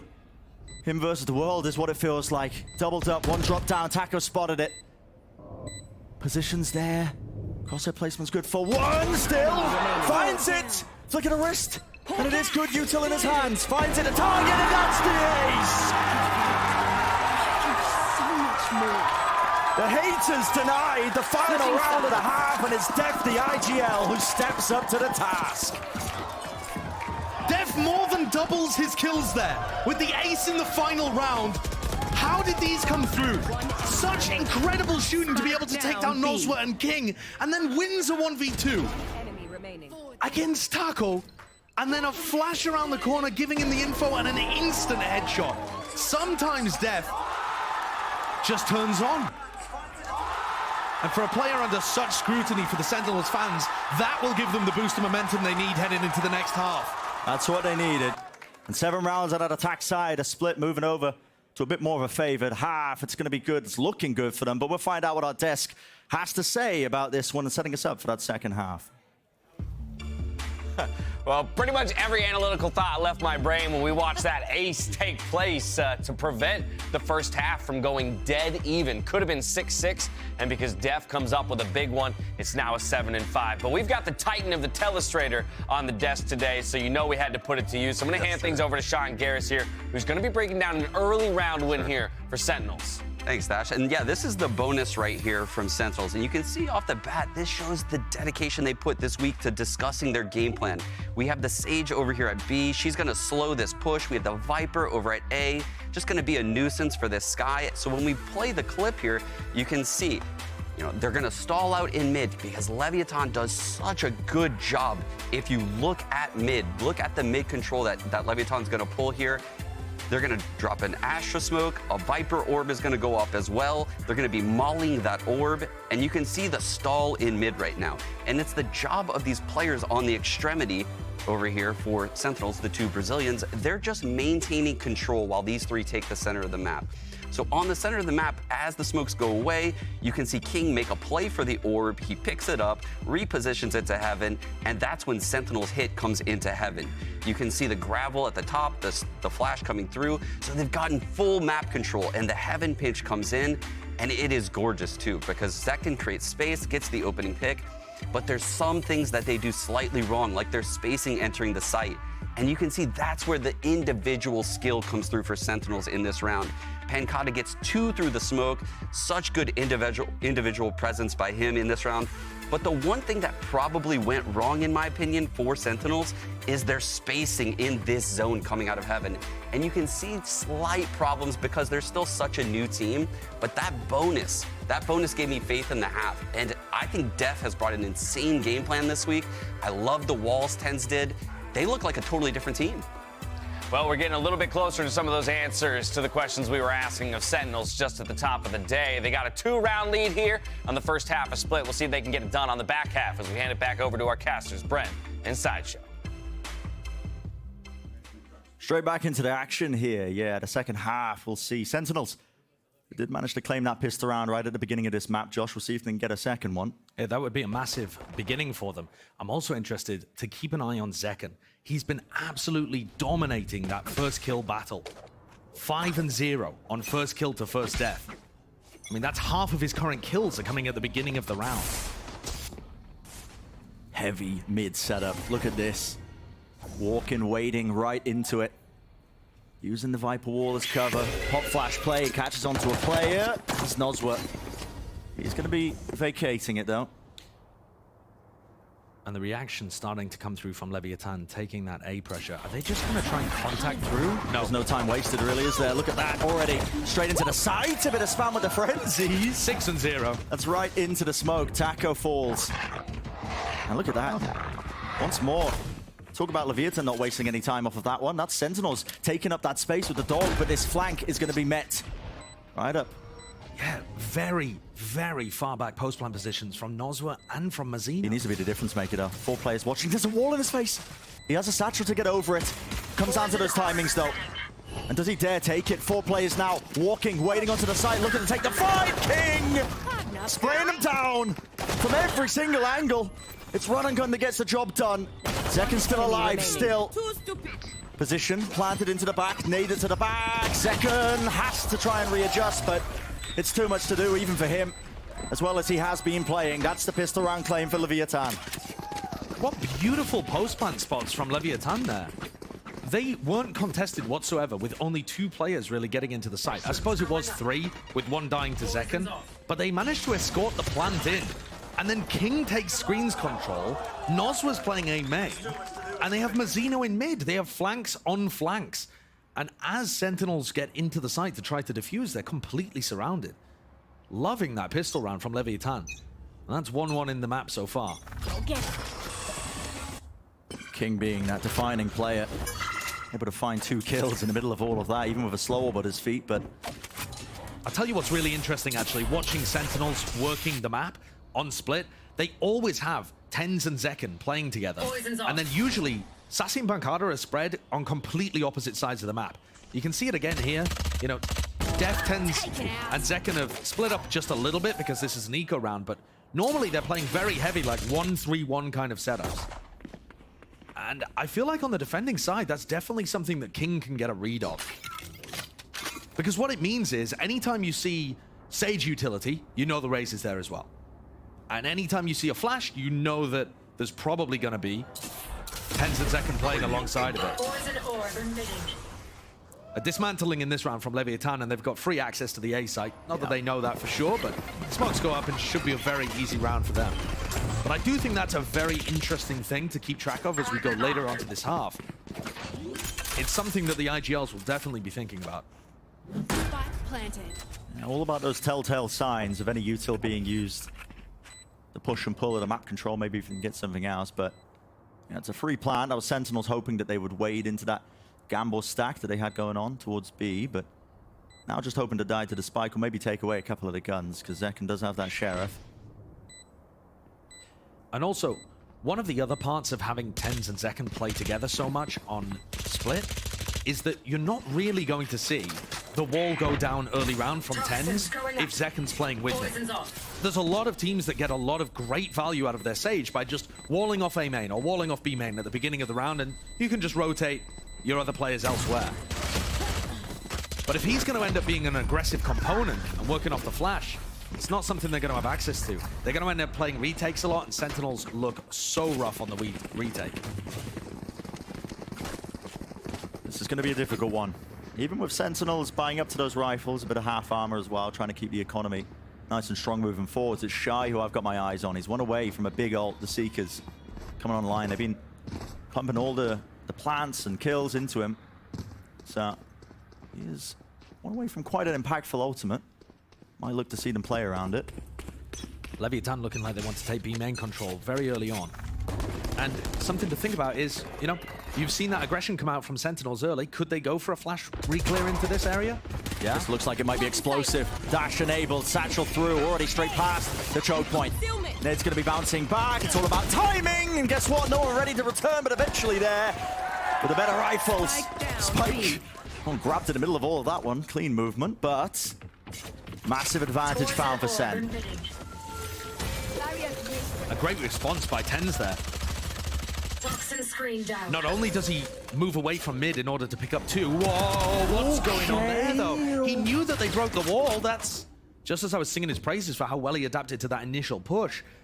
Very questionable decision-making there at the minute mark. That's actually opened the door for Leviathan. It's now a 2v3 where Sentinels don't have great information about where they could go as soon as they cut noise. 2v3 and handed over the rifle. And Shy still one away from his ult. I think that ult orb on A is still up. Or they could just go for the plant and have Shy use Seekers in post-plant to fight somewhere aggressively. Feels like there wouldn't be enough time to try and go for the orb and try and get that plant down. Yeah, I mean, 30 seconds also you left. just give away your position. Exactly, yeah. Walking all the way into A here, though, will put them in Sassy's crosshair. And Sassy who needs to watch it, but look at it. He's so concerned that they could have been lurking. Dropped down to 1 health. It's 124 damage from the Phantom there. Light armor, keeping him healthy, and look at this reposition. I've got your this ram control. There's the Seekers, finally at play. Alerting them, giving them knowledge, knowing at least that there's going to be 2 of them, and they are being pincered. It's all about that timing. Where's the trade? It's not there. Timing from King. Enemy remaining. Down to the 1v1. Pancada, he's been good for it in the past.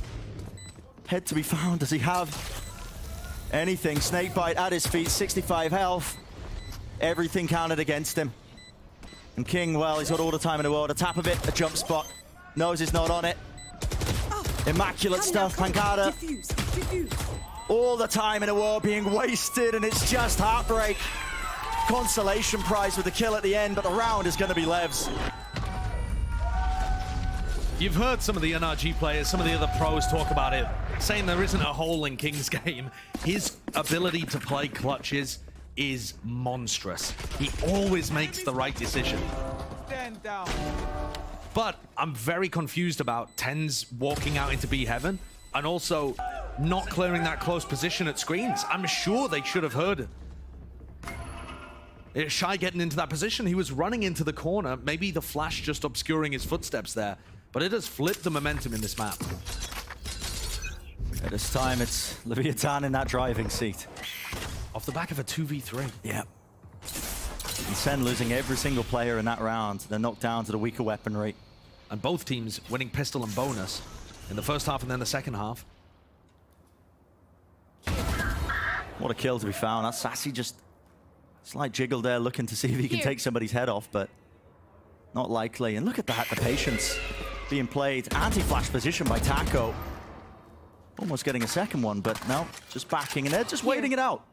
Not too eager to play off just 1 kill or 2, making sure that, you listen, guys, we've got about a minute left in the round. We can slow it down. They want to give enough time here for Sentinels to, you know, maybe Sentinels react with a stack on A after Sassy goes down. So they want to give enough time, enough silence for Sentinels to spread back out again before they go for an A pop. Now we can see that actually Pancada and TenZ, they never even thought about rotating to A, but that's what's going through Leviathan's head here, trying to make sure that they don't get ecoed. And it's an ever so slight crossfire setup. You can see Zeken on the high ground.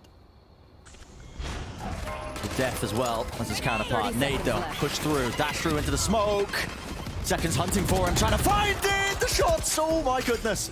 Cleaned up though. Zekin's still alive. Showstopper. Down to the ground, doesn't claim a kill. In fact, damage not even being done here with the Stinger. Making the most of it. Another nade. Online presence of mind in the moment still. He will fall. 10 seconds left. That's freed him up to try and get that plant down into the post plant. Pancada's coming with a Phantom though. A 2v3 on the opposite side this time. Kill needs to be found though. Got to get an opening somehow, somewhere. Both grouped up. How does this really get found? It's all about timings, and Sentinel should with the wrong one, honestly. But an impossible task, as it was. That crossfire setup Lev had from Mazzino on the high ground. The post-plant positioning from Leviathan in these A hits has been sublime. Yeah, it's so good. We saw it on the pistol round, and there's another demonstration of it with Mazzino just taking heaven instantly. Sentinels going for that light armor strategy as they have been for the whole map thus far. And King not forced to use his ult, the Viper's Pit, in the previous round. So now he's got it for this, an incredibly important economic swing moment. We're seeing Sentinels take their second timeout now because momentum is out of their hands. They've lost their grip a little bit on this map, and you got to think as well the way this series plays out. Our analysts were talking about it with the map pool trending this way, that way. We've got Ascent as the second map, Pearl as a decider, two maps that the Leviathan are quite comfortable on. Very comfortable. Yeah, I mean, that's the issue. Sean was talking about the fact that 3 maps in the pool look a little weak for Leviathan. Or, I suppose for Split, you could say they just haven't demonstrated any success because they haven't played it since July. But at the same time, one of those gets first round banned, one of those gets second round banned. Sentinels can only slip one into the pool.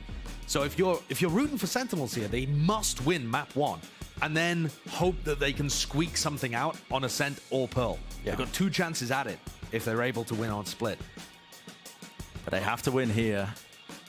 And the pressure being applied. This is Leviathan also taking their time out around this time. It's funny, you talk to some of the coaches about scenarios like this, when you get the back-to-back timeouts being taken, they're like, oh God, why did I call it? Yeah. I could have just used theirs, you know? Could have just used theirs, but... For anybody in the audience who doesn't know, both coaches are allowed to talk during timeouts, even if the other team called it, and they have to call their timeout during the previous round. Right, so you can't really plan around it. But that, I think, showcases how important this next round coming up is.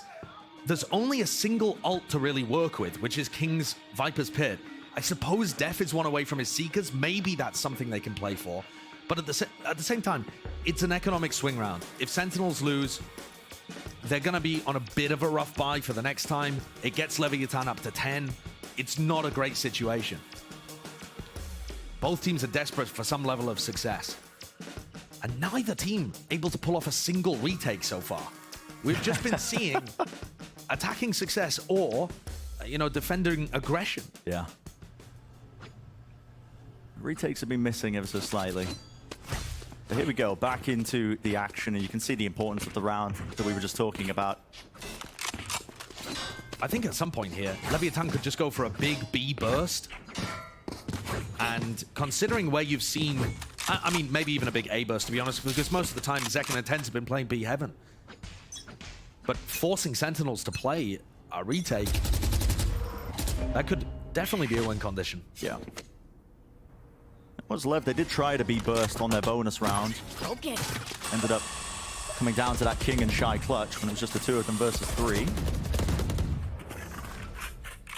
This is one of the first rounds where you don't see Tens and Zekin holding hands. They've split themselves apart, but we have still not seen Tens use his wall early in the round, to lock off one of these areas of the map and make it easier for his team to defend. He's trying to use them in response to what Leviathan are doing. I mean, a B Heaven wall here would be good. Pretty far back, though. Just a slow up at his feet. Player spotted. This was there as well, and look at it. Just thinking somebody could be pushing that position, but instead it's... There. Bit of a pump fake there, Leviathan. There. But right here, putting a wall down once you've not heard anything would be fantastic, because then it allows you to rotate away, try to stack over onto another site. And here it goes. Tens is going to pop that one down as the rest of Sentinels look to focus towards A. Zekin still with full raise utility to stop this. This will be the man of the hour. Common position that he's been playing in. Smoke in his face, backs away to nade as well. Look at all that damage being done. Taco so damn low. No kills to be found though. Still staying alive, but Making sure that they reclear that A heaven position. Still, now there's a Viper pit down and a heal. Milton going to be happy with that one, keeping him topped up. And Mazzino is going to play for the latest post-plant position of all time. He has a star that can go down on the spike. And assuming everybody else dies, he's still going to be a bit of a threat. And it needs to be time injected into this one. Bit of spam, seeing if they can find a kill onto the Viper would be beautiful for them. Tens, it's cleaned up. Shorty right into it, wading into it. But it's just being matched pound for pound with the gunfire. Desperation from Def. Hunting, searching at every single angle, but it's all Leviathan. Another round claim for them, and it was an important one. And it just comes down to that ult. Being able to get the Viper's pit down makes that retake almost impossible, and it's not like Sentinels were ripping them up before that anyway. And you also see how difficult it is for Zekken there to actually land his utility before the double duelist has already burst out onto the site. That's why people love playing Jet and Raze on this map. The Jet and the Raze can both be through the choke point before the defenders have a chance to react. Almost impossible. Heading to the above. What is going to be the answer? The half buy allowing Sentinels to get a bit of a buy round going for them. Do you really want to be proactive, though? That's the question. When you're on the defense side, you don't want to be opening yourselves up to getting picked off. We saw Sentinels at the beginning of this half really trying to push various areas. At the beginning of the round, at the mid-round, and now they've just settled back into a much more passive holding pattern, and they're not really able to hold on. Maybe it's time for a bit of that mid-round aggression. Another 140 tap on the Shy. And King responds. That's going to kill. Trailblazer watching, but look at that. Already the players in position. The common angle spammed. Has to be respected. Nade at the back. It's all up to Zekken. Rebounded. Dropped down. But the nade's bad. It actually fell back onto him. Has to try and anchor this position, but it looks like it has sort of a little bit of chaos. Position gain, but the spike's rotating around, and it is a good read. Sen already shoring up the defenses to B site. What a read from Def. Expecting this one, the pivot play to be happening, but kills happening all over the bloody place. Slow up missing. Comes down into hell. Ten's not watching the angle. 22 seconds remain, but it's just out of Zekken. Last one left, and he's all the way on the A site. No intention of taking this fight. And once more, Sentinels actually have a great idea of what's happening, just like the previous round. Round 17, we saw them stack 3 players over on A, and they still couldn't stop the site hit from coming through and the Viper's pit from coming down. This round, once more, Def has got the read. He knows that it's coming through to B, and they still can't stop it. King is like a wrecking ball, just destroying them. It feels like there's a couple of missteps in terms of the timing. You know, Sentinels this entire time, we've talked about it, they've been trying to find their identity with the roles. What do they want to move forwards with in the Americas? How do they want to be, you know, fielding this roster? The potential's there, you know. Sean was talking about it as we were heading into this. They've got the pieces to be, you know, a top-tier team in these instances, but so far, it's been back and forth, swapping, chopping and changing, making sure that trying to find the right solution, I suppose, on a lot of these maps. It leads to a bit of uncomfortability, I think, at times. 30 seconds left. Yeah, I mean, that the slow up just missing. Yeah. The nade missed earlier, the slow up missed there. Def decides to swing on his own rather than being paired with somebody that he could set up with any utility. I agree. I think it's looking fairly solo. And also, that is an unusual sight seeing Sassy down at 3 and 12. I mean, talk about a player that's been put in uncomfortable positions. His role has just been changed all the time on this team. Blinded. And he's often been playing alone on this map. Bomb buddy out. Something's got to change.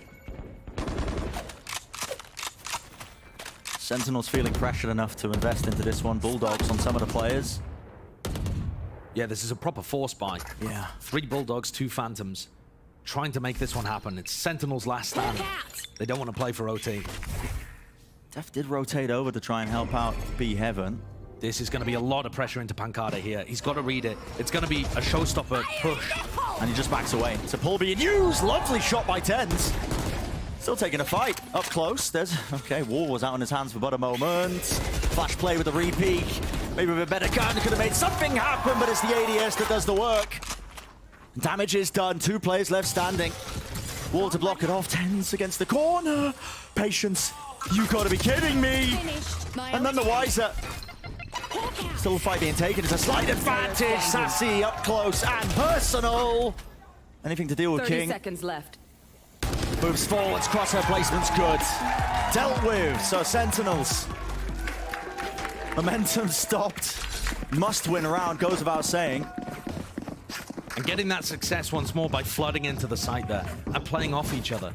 Still some moments where it looked a little shaky, but just generally being able to double hold angles for each other, swing off each other.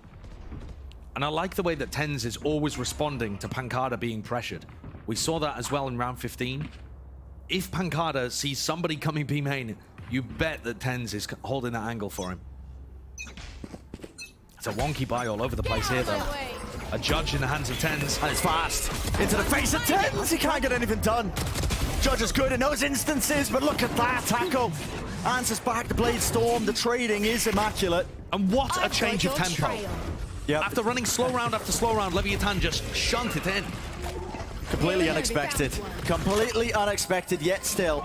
Said not giving up. Heaven position was held forward as a late lurk. Mazzino trying to take up that position once more into B Heaven. The spike's still not being planted, though. Sight isn't entirely there. It's Sentinels entirely grouped up. Look at them in CT. Nade to try and deny against the... Just against the default block there. Doesn't actually find anything. And Mazzino's in another amazing post-plant spot. Flash! Coverage! It's all there in time, but the players alone need to be finding this one. Okay. It's done. And that's the first retake of the map. The very first time anyone has defused a spike in this map. That's insane. That is absolutely insane. No one beats my fire. And it's a couple of rounds giving a lifeline to Sentinels. Their first 2 that they've won on the defense side after a very successful 7-5 half. So maybe they can still do this. It is possible. But it's got to be 1 round at a time. So far, so good. The ults are going to start to cycle here just a little. Sassy, with that ult online, looks like he might be trying to rip it early in A main, but that's where everybody from Leviathan is positioned. Yeah, that's 4 players grouped up. Near enough. Deep flash. Perhaps not. Yeah. Just waiting with a triple stack. You can see Sentinels are matching them almost pound for pound in terms of the amount of players that they've got grouped up here. Yeah, it's a straight 3v3 over in this area. I thought Sassy was going to ult off the flash finding somebody, but he's clearly saving it for something. Trailblazer block are broken. Look at all of these smokes, so difficult to get through. Oh, and a drop down. It gives Second a perfect timing. Angles watch for. Showstopper at the feet. Finally a kill claim. No -8 in sight. Really well done there, and TenZ has walled B Heaven as a reaction to all of that happening in A main. So that really stops any kind of pivot that Noswa could have gone for. A 2v4. Leviathan have won some disadvantaged situations, but I think Sentinels should have given themselves enough of a buffer here. Yeah, in fact, I mean, Sentinels are showing a lot of respect here. They've given up map control. Playing back screens, back elbow, given all of the B site. They didn't want to try and fight to hold on to the position, even though the spike was dropped down there. I think this is really safe. I like it. Very safe. But also, these are the kind of rounds where Leviathan just like to save. It helps bolster their economy. If Mazzino died, he'd be in a bit of a rough spot. You know, Taco's not got very many credits to his name either. So we're going to see a really close map here to start out. Yeah. And maybe 10 seconds left. Maybe that's not exactly a great thing for Sentinels fans, considering we're going into Leviathan's favored Ascent and then Pearl after this. Maybe Sentinels would be hoping for a little bit more of a decisive victory map 1, but I think they'll take whatever they're given. A close map and one that they have chances to win is certainly a positive sign for this team. So not out of it yet. Plenty of ults as well to start rotating, putting into the mix. Starting to build it up, but look at this, I love this. Lower in the orb as well, you pick your own timings that you want to fight off there. Everyone getting cleaned up.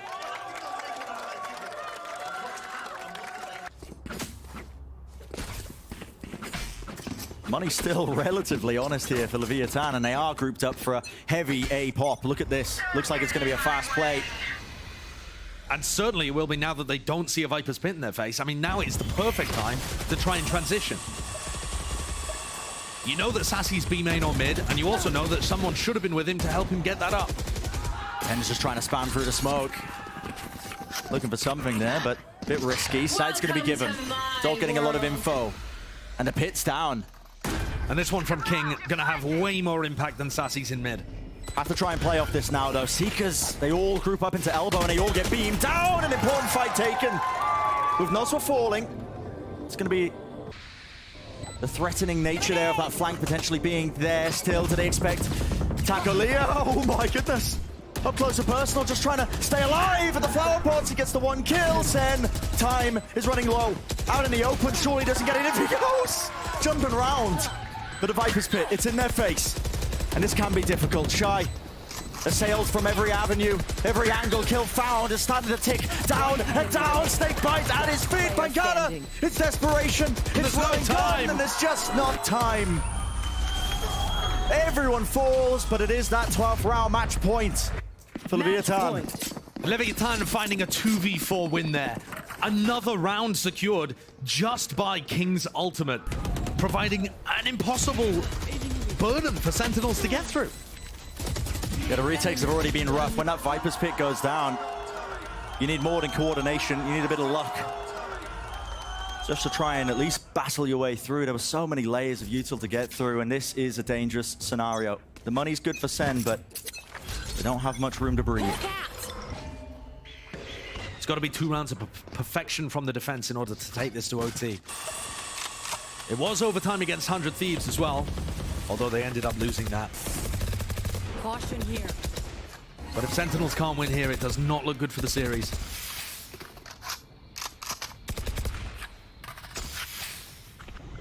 Patience. Trying to wait out a lot of this utility. Bit of a rotation there. You can see the smoke in their face, but... Caution here. And Tens has pretty much been playing B main every round apart from the first 2 or 3. Scout destroyed. Dog broken. Where's the util? Slow orb. Okay. Backs it away for now. Timer for the wall. It's going to be used straight across. Zeno breaking. Oh my. Was alone. That's actually pulled Sassy as well. Sassy wondering where to go here, trying to get the read. Perhaps they're Def just telling him to come back into A heaven. This could get really dangerous. But it is being watchful. I think they were aware that the mid lurk could be happening, but now we see it pop through. No time. Seekers nade through, but the Leviathan players are already through. Damage done. There's a snake bite. And that's actually there. That's dropped the spike too. And how do you reclaim this one? 15 seconds left. It's all about this. Finding that cross map there. Mazzino falls. That's massive. It means there's going to be no pull on the spike. In theory, this retake should be a lot easier. 5v3. It's only Taco that could be a danger. He's over by screens. Shy got value from this position before. It wasn't cleared well by Sentinels. Got to make sure the fundamentals are clean here now from Sen as they're trying to get into this retake. They have that player advantage. Surely they clear this. Sure. Okay, Shorty round the corner. That'll do the job. Now just try and taking good fights here. 2 players left. Standing King. Can't give him too much. Instantaneous with it. Lovely swing timing there by Tens. And another successful retake, exactly when Sentinels need them. They keep coming up with these big rounds. And you can see that Sentinels are actually trying to play full A retake. And they're looking heavily for the lurk players, the players that are pushed forward. They've got a good read on how Leviathan are playing on A right now. 3 players stacked for ramp control and heaven control so that no one can get back up there to play some kind of heaven. And then also Mazzino getting caught all the way over at B. Yeah, it's a little bit all over the place, but wrangled back, and you can feel the pressure being applied because it's a timeout taken for Leviathan. They do not want this to go to OT. They've got to try and close this one out, but it's a hard task. I mean, we can see the economy here at the casting desk. It's not looking good for Leviathan if they want to try and close this one out 13-11, but sometimes it's these rounds that you need to worry about the most if you are Sentinels. And both of the coaches trying to get as much input as they possibly can in this final timeout before overtime potentially hits. A crazy streak of rounds for Leviathan at the beginning of this half, 6 in a row. And since then, it's all been Sentinels. The adjustment has really worked. 2 out of 4 of the rounds being the first retakes that we've seen as well. But like you said, Bren, sometimes it's these rounds where the magic happens. About there. But 2 Stingers, a Sheriff, a Spectre. It doesn't look good. The money is not good. It's going to take heroics if... Here's a bit of an adjustment, actually. Sassy moving his way into B Heaven and Male. He's been playing on the A site almost all the time. And now Def is the only one there. You can see Def isn't really going to get pressured. The Spike and Taco Lee are trending towards B main. Walking forwards. It's a 3-1-1 default, but now you're starting to see it. Pace. Nade against the back, Taco up close, up top, but he's dealt with. Rifles. Good for the job at hand. Sentinels beaming him down before they can even get close. 2 Brazilian players able to play together, setting up a crossfire and destroying the duelists from LATAM. Yeah, that's the impetus of your comp there if you're Leviathan. The players that are really trying to take the space fast. I mean, also the Spike is so far away. Even though Shy and King have taken some reactive control of A Heaven, this Spike has got to go the long way around. Flash re-clear. Good from Sen. They now know that A Heaven is compromised. But you can see the way the Sentinels are playing here is just for a full 5v3 retake. Yeah. They are happy for this Spike to go down. Can't use that yet. And the only problem here is that King is actually in quite a nice backstab spot. Sentinels, so far, you know, their adjustment to read these post-plant positionings has been good. But do they find King? They don't want to give anything away. Cosmic Divide splits it up. Def. There's a timing kill! It's not claimed! Vecino as well in the middle of all of that. Tens was found, and there was no trade in sight. Flash round the side. It's getting dangerous. It's getting more than dangerous.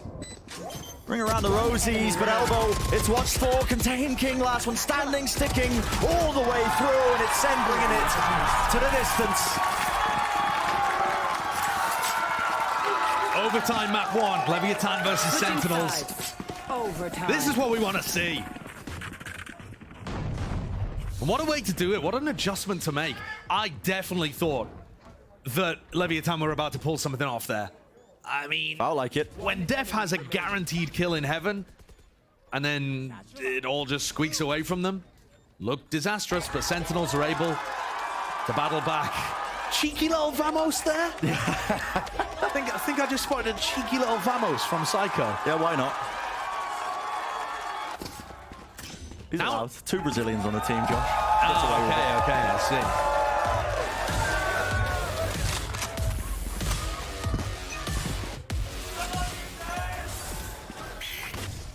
see. So jumping into OT.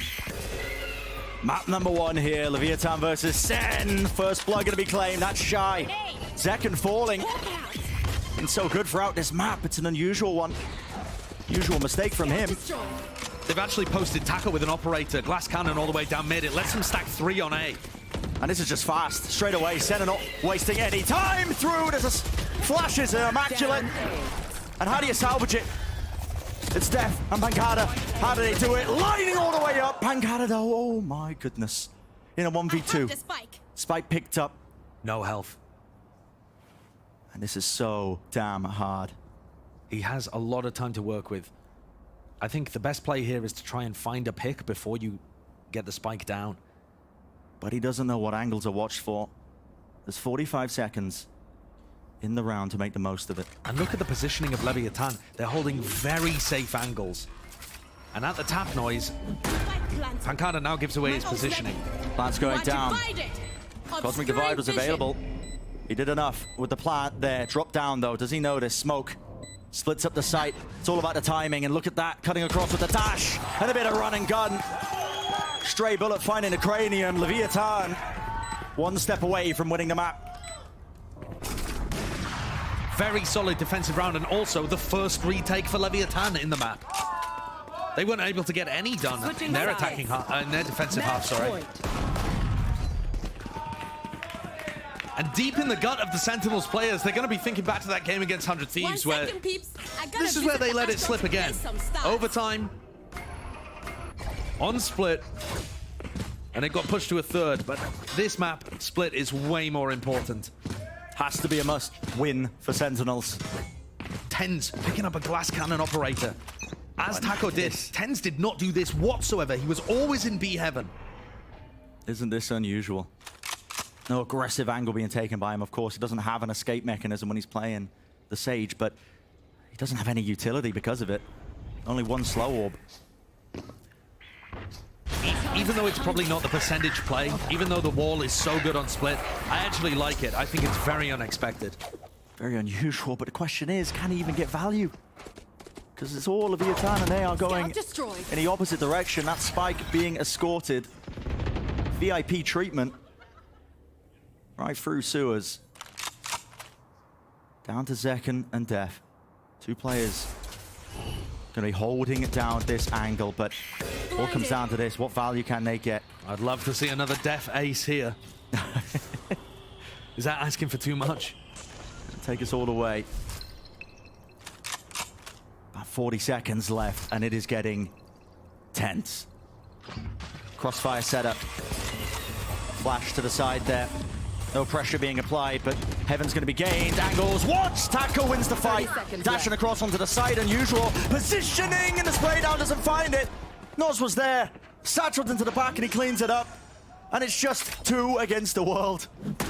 Spike down, the post plans have never been so good, and it's looking so damn difficult. Yeah, this looks almost impossible here. TenZ is worried to even be able to pick up a Phantom because people have been playing aggressive in screens the whole time. And it's all about how you can find a kill, but back not being watched. Sassy's removed. TenZ, an operator and a dream. So much to do. First one found, but not the second. That's Leviathan claiming map number 1. What a great finish out. Looking very clean in overtime there for Leviathan. I think both teams came into this with something to prove, obviously. You know, Sentinels have had their shakes, heavy criticism from the fans, and they wanted to try and dig deep into that weakness potentially in a map pool for Leviathan, and they just have not been able to come out with the victory when they needed it the most. Leviathan hoping to showcase that it wasn't a weakness. And they do come out with the victory in the end, but they were pushed. Absolutely, they were pushed. Certainly pushed. Ups and downs, trials and tribulations across this first map, but it's only going to get harder now for Sentinels. Look at this team now heading into the next few maps. Ascent and potentially Pearl as a decider. What an uphill battle that's going to be. Yeah, they've got their hands full with this one, I think.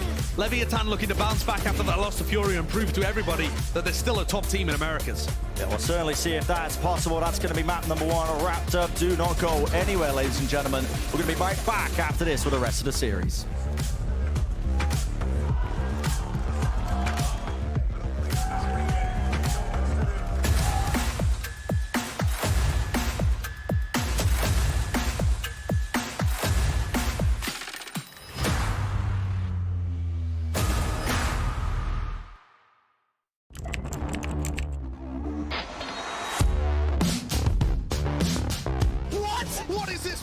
He is currently unstoppable. True. He is just a consistent demon. El Diablo. Hey guys, it's Ye. Welcome to my course on optimal Valorant training. I'm going to be demonstrating now some angle clearing. I'll slowly come around the corner as well, making sure no one's on these off angles.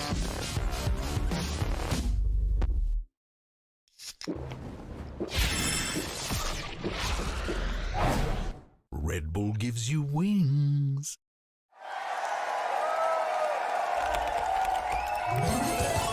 Red Bull gives you wings.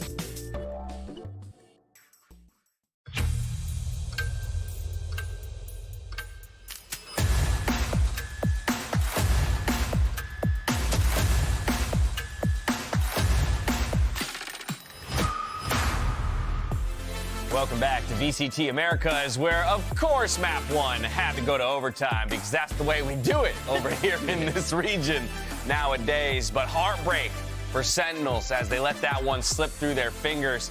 For Leviathan, Athena, I'm almost even surprised it went to overtime, considering the 6 rounds that they put together to kick off the second half. Yeah, I mean, it was looking really, really good. I think Sentinels as a team just finally looked like maybe they found something that's finally working for them. It looks like there is something clicking. And actually, I wanted to talk a little bit about this MVP screen right here because we saw Sassy kind of not performing as much as he normally would. And I just wanted to make a comment that Sassy has played so many different roles for Sentinels right now, but I'm thinking that maybe if this is the kind of role situation that they want to go forward with, then is Sassy going to stay on that Viper controller role?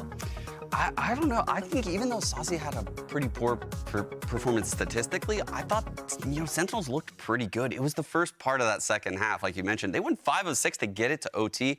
It was really impressive, the adjustments they made. The double duelist was having so much pop entering the sites. They were popping on A, popping on B. They would do these fast takes mail that were working really well early in the half. And Sentinels adapted. I believe they took a timeout to play 3 up on A main, and that was such a good swing round for them. And they did so many good things that map. But what if I told you they lost 12 straight split games? That was their 12th straight split game. Oh, man, that's disastrous. They don't look that bad. But no. Oh, man. No. But all you need is a couple rounds, right? Ultimately, to take it. And that's where I'm going to look at a man like King, who found a couple incredible rounds for the squad. This is going all the way back to round 5. But what felt like he had no business winning dodges out on a Razor with incredible aggressive movement. And this would be the first round win of the entire map here for Leviathan in the end. Yeah. That was insane, Athena. That was insane because, the presence of Zekken to know that King is in that smoke, first of all, and shoot the showstopper in there. You think King is dead. Yeah. He just emerges from the smoke, pops his Viper, or it's like a magic trick. Yeah, and the funniest part about it is he just proceeds to continue down, walking down mid. He's like, oh, I can get this map control. Just keeps going. Yeah, he just keeps going. He just gets the map control, the complete space for free, and tells his whole team hey, they're actually not mid. They left. Yeah, so. and a singular play like that too, I think is so big considering the fact that Sentinels did a pretty good job setting Zekken up for a lot of first kills in this map, right? He was one of the players we've talked about has been a top performer for Sentinels so far throughout the season, but to be able to steal that kill kind of back from him in that way was pretty big. Round 15, this is one I feel like Sentinels is going to want back. They had big advantage here, and unfortunately, they let it slip away. Yeah, I think Zekken getting those first kills is something that we were talking about earlier before this match, saying that we really needed to see these 5v4s come in for Sentinels. But Leviathan had a really high percentage win rate for 4v5s. I think it was something like 40, 50%, and that's not a normal percentage to win. You should not be winning that many 4v5s. I think this whole game was just so close and kind of sloppy in a way that these should not be happening. Yeah, one thing that I was a little disappointed with from Sentinel's side was evacuating the A site on those Viper pit rounds. Those rounds were just lost. The second that pit was down, and there's 4 Leviathan players in it, Sentinels just could not retake that site, either of those rounds. Yeah, it's super, super messy, and that's where you start to look at individuals, right? And who's going to be the difference maker in clutch scenarios. For Sentinels, difference maker was Zekken. Again, putting them in positions where they have that man advantage. 5v4. Unfortunately, it didn't always net them the round win, and that speaks to, the prowess of this Leviathan roster, where they can fight back from a deficit, where they can make set plays or mid-round adaptations, from being down in members. But ultimately, Zekken still shows us why he's so deserving of this role on this team. Exactly, and this is why I love Zekken in the flex role for a team like this, because you see a lot of this is planned, but also there's a lot of it that he's instinctually doing. On-the-fly utility usage, he has to time that showstopper right.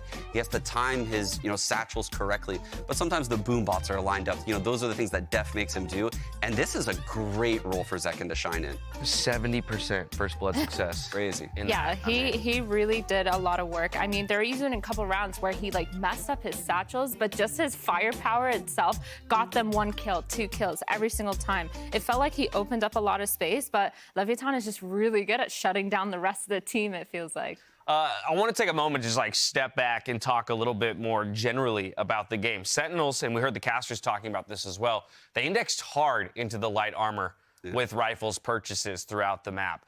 What do you make of that, Sean? We talked a little bit about it yesterday. I'm just kind of curious your perspective on that strategy. Some teams seem to really love it, others avoiding it entirely. I think it really depends on the map. It depends on where the meta is in Phantom versus Vandal, because what you're going to see now in a lot of these top teams is teams leaning towards the Phantom a little bit more and punishing teams that buy that half armor.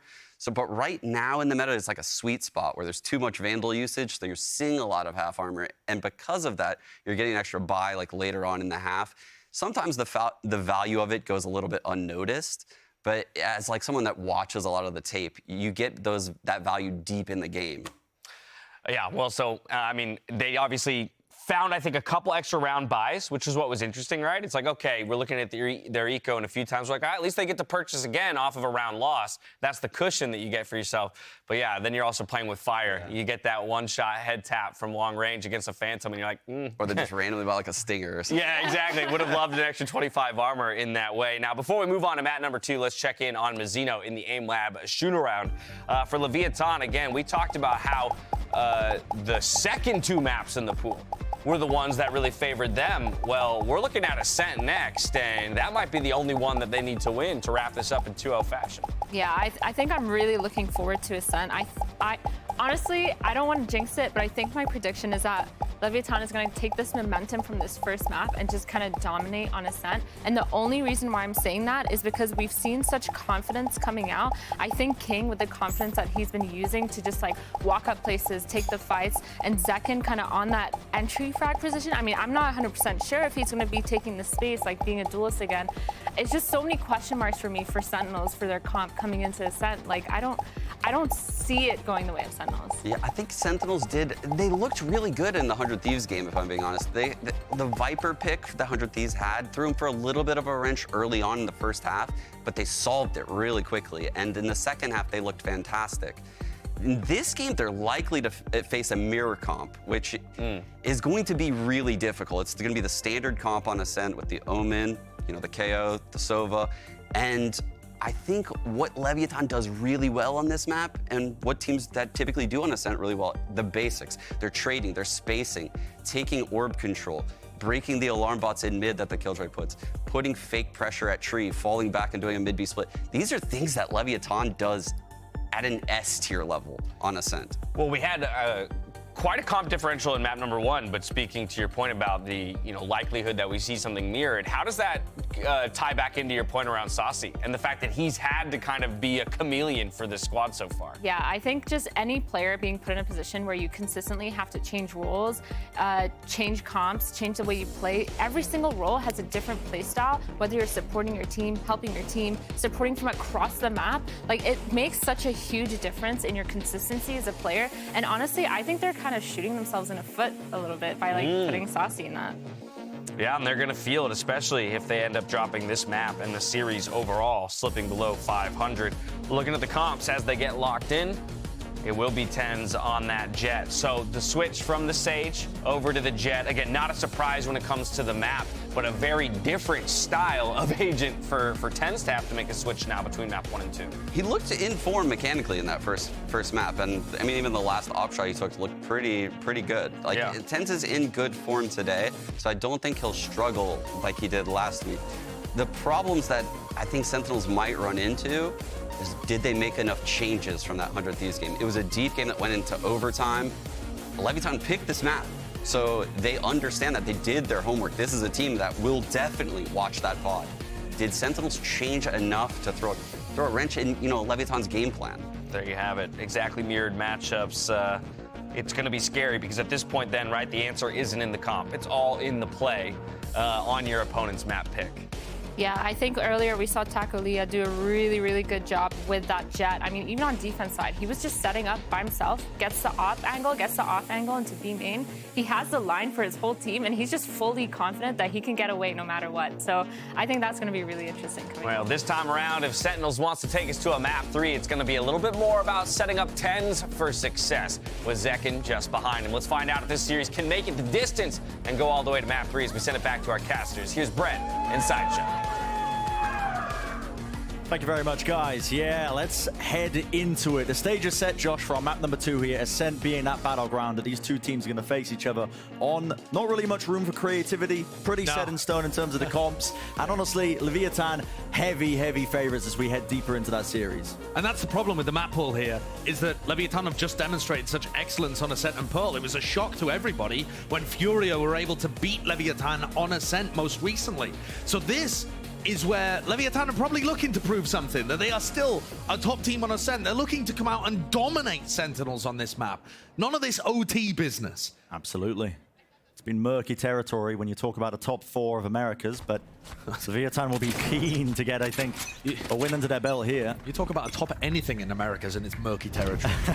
But it all starts here on the pistol round.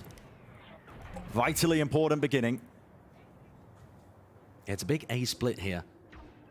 That's the setup. Dash is enabled here. Straight forwards, and look at this. Do they want to try and fight them straight up close and personal into hell? It's a deep smoke. They have to be expecting this. Their fight called and taken. What a play! Transfer through with the frenzy, and that shut that down in but an instant. And instantly, this reflag from Sassy is going to pick up Shy. Completely crushed the catwalk pick. Mazzino and Nozwa, they were out of this round. They used the drone and the smokes, threw a paranoia, and you know, everything they did was just to try and help their teammates get into a winning position. That got crushed by Def within the first 5 seconds. Yeah. It is so strange watching Def sometimes because he really can hit some highs. And yet his performance thus far this year, this match excluded, has been very low. So getting big moments like that out of him, and like the ace that we saw on Split, it's going to add a lot to Sentinels. Certainly important. Double swing attempt, but nowhere to run, nowhere to hide. The shock darts will find you in a pistol round for Sentinels. Okay. Great start for them. Similar beginnings to the start of Split if you cast your minds back, and it was honestly pretty important for them to get on a tremendous lead in that first half. I believe it was 7-5 was the scoreline initially. Yeah, with 4 rounds going the way of Sentinels off the rip, I think it was, 5-1 at some point. Leviathan did the same in the second half too, right? So both teams able to win pistol, win bonus, get an enormous amount of momentum going into the half. Ready. And Leviathan are not investing anything here. Just pure classics. Yeah. Save all the money. See if they can take any early fights. Paranoia was ripped across there towards A main. Not too much presence being shown. This is the potential to be quite dangerous. A bit of jump spotting. Sassy, though, still eager to hold the space, eager to lay claim to any and all kills. I think these are just good confidence kills as well, to be honest. Sassy, having had a bad first map and being put in such an uncomfortable position here playing smokes. The last time that we saw him play, missing some of those timings, not really looking super comfortable, but when it's a player of Sassy's caliber, you expect him over the course of the first few weeks of Americas to get very solid on smokes. And I think this is such an interesting map to kind of follow Sassy, because he's up against another player that's had to learn how to play smokes recently, Mazzino. And Mazzino used to be a flex player back when he played for KRU. Having to find his feet when it comes to that role. Head-to-head matchup would be looking a close eye on it. Lots of those head-to-head matchups, Josh, that are going to be coming through as well into this map that we're going to take a look at. Of course, the Jet head-to-head when we take a peek at TenZ and Takolia. Jet primary duelist role kind of morphing into this very sacrificial role these days as well. Yeah, I think that's absolutely correct. I mean, you see Taco, he's got the first deaths in both of these opening rounds. And also, he is the credit for 36% of their first kills. So, a lot of the time Taco's going to be going first. But also, here's another little nerdy stat. He's only got 65% cast. And what that means is 35% of the time, he's not getting a kill, an assist, or surviving, or being traded. He's just dying first. So this Jet role does end up being, like you said, Brent, quite sacrificial at times. And it's about how your team ends up trading off you or whether you're having a really hot day. And the trading does tend to be a lot better for Leviathan than it does for Sentinels. That's definitely an area that Sentinels could improve on. I think they're going to be tested here on Ascent as well. Bread and butter compositions, you're not seeing any creativity. The map doesn't really suit it. And so it does come down to that team play. I like this rotate, though. It also comes down to how you're kind of reading the map and your defensive protocols. Here, TenZ is rotating up towards A heaven with a Marshal. Definitely an area where he could get a lot of value done against an A split, which it looks like Leviathan might be leaning into. Just poking. Slow beginning. Oh, the flash repeak. Mazino. Bit of a jump spot as well. His presence has actually attracted a lot of attention. Sentinels still got 3 players grouped over towards it, and guess what? Leviathan have well, no ideas about going towards the A site. They're all just slowly contacting up over towards B. We met with Killjoy setup. 30 seconds left. Dart at the back. The turret gets broken there. It's going to be triggering a Nano Swarm, a bit of spam as well from Pancada, but giving up the site entirely. And I love the way that Leviathan are using those Nano Swarms, fragment grenades to stop anybody from getting aggressive in the smokes. You can't flash peek out market or CT against that. It allows them a complete post plant. And once more, Mazino playing those funky late backstab positions like we saw from him constantly on split. Util being pumped in, but the damage, it's being done. Def is low, and they are worried by that reflank. Having to watch that smoke. All the players up close and personal. King going down, though. It's a good one. Tap onto the head. It's difficult. Try and wade through this one onto lane. Time starting to run so low. And here comes Mazino. Being watched for. Good kill for Sassy. Def at second finding it, and it's down to Shy. The double peek, the double swing, and that's a round found. The bonus round converted. Sentinel's going to be more than happy with that. What a fantastic start. Once more securing the bonus. Exactly the same as Split here. It's lovely. I mean, that opening kill from TenZ too. Sean was saying TenZ has looked like he's on form. But the other thing that I like about the way that Sentinels played this is that they're so tight together. They're holding angles for each other, spamming for each other at the beginning, and they don't go too quickly. They all post up on lane. They're getting ready to fight, and then flood in at the same time. That level of coordination is going to be absolutely key. And wow, I talked about a bit of the confidence play from Sassy early. He's currently 6-0. You know, I think 3 of those maybe were eco kills in round 2. Sure. But overall, I think that is really a boost for you as a player when you have had a bad map to just sit down and immediately start well out of the gates. Forcing Leviathan to take a timeout. Only 3 rounds in. Losing the bonus. Not ideal for them when they had that gun advantage, and it's something you can't quite let slip. You know, you're expected to win this one, heading into your stronger territory with the Ascent pick. And I wonder what Owner can possibly be talking to them about here, because they've only really seen 2 rounds. Yeah. They've seen a pistol round in which there was an A split that got shut down, and then this B hit. The only thing I can think of to pull away from this so far from Leviathan is that Sentinels were playing a full B retake setup there. They had Killjoy utility on the site, but there was nobody actually there. So maybe there's some kind of read. In fact, I think most likely, Owner's probably just calming people down in the Leviathan camp. Maybe noticed something in the comms that he didn't quite like, or they weren't playing off each other well enough in the post plant, and he's just trying to stamp that out early. Making sure to settle the nerves a little bit. There shouldn't really be any nerves, though. They are definitely favored on this map if you look at their success rates historically. Standing ahead. Fast pop. All that util being used, and the Hunter's Fury expended. It's going to be used here onto this round. Shots. Times between them. Dash forwards. Mancada's trying to take the fight there. And he's gone down and out. Def moving forwards. He's so damn low, though. It's an instant trade. And there is pressure applied. Second. Using a drone. Spots them walking out. A bit of a refight being taken. This is so scrappy. It really is. How has it come down to this? Shy's trade was good, but it's put him weak. And Noswer just trying to walk forwards, hoping that nobody on Sentinels would be bold enough to peek. Left it down to Shy. He's got that Vandal rifle gained. But he's not going to be given an easy kill. Second, just peeking. Spots it out, gets the info, and plays safe. Sassy's job this round so far has just been to stop any kind of pivot or lurk play over towards A. He's only now just joining Zekken on the B site. Shy still with 30 seconds to play with. But it would be 30 seconds bold left to try and cross mid here with such weak health. Gun out. Not really too sure where they're playing, but 20 seconds left. His health being the biggest enemy, and look at Zekken. He's holding into the back of the side again, that 150 secondary. Drops down. That's going to be the immediate response. And Zekken, of course, taking a fight straight to him, knowing that he's low. Overall, that's actually a good eco round from Leviathan, but I am a bit confused why they decided to rip the Hunter's Fury to start with. They took a timeout there and decided to invest heavily in the ult department for that round without actually forcing up. It's a strange call. It is a strange call. Not going to have the ult now for future usage. Maybe just confident they could build it up again, but yeah, I mean, Pancada's not close to the lockdown. So maybe that's what they're thinking, right? Yeah. Nozma doesn't actually need it to deny Pancada's ultimate. Nevertheless. Tens with an operator holding up top A heaven.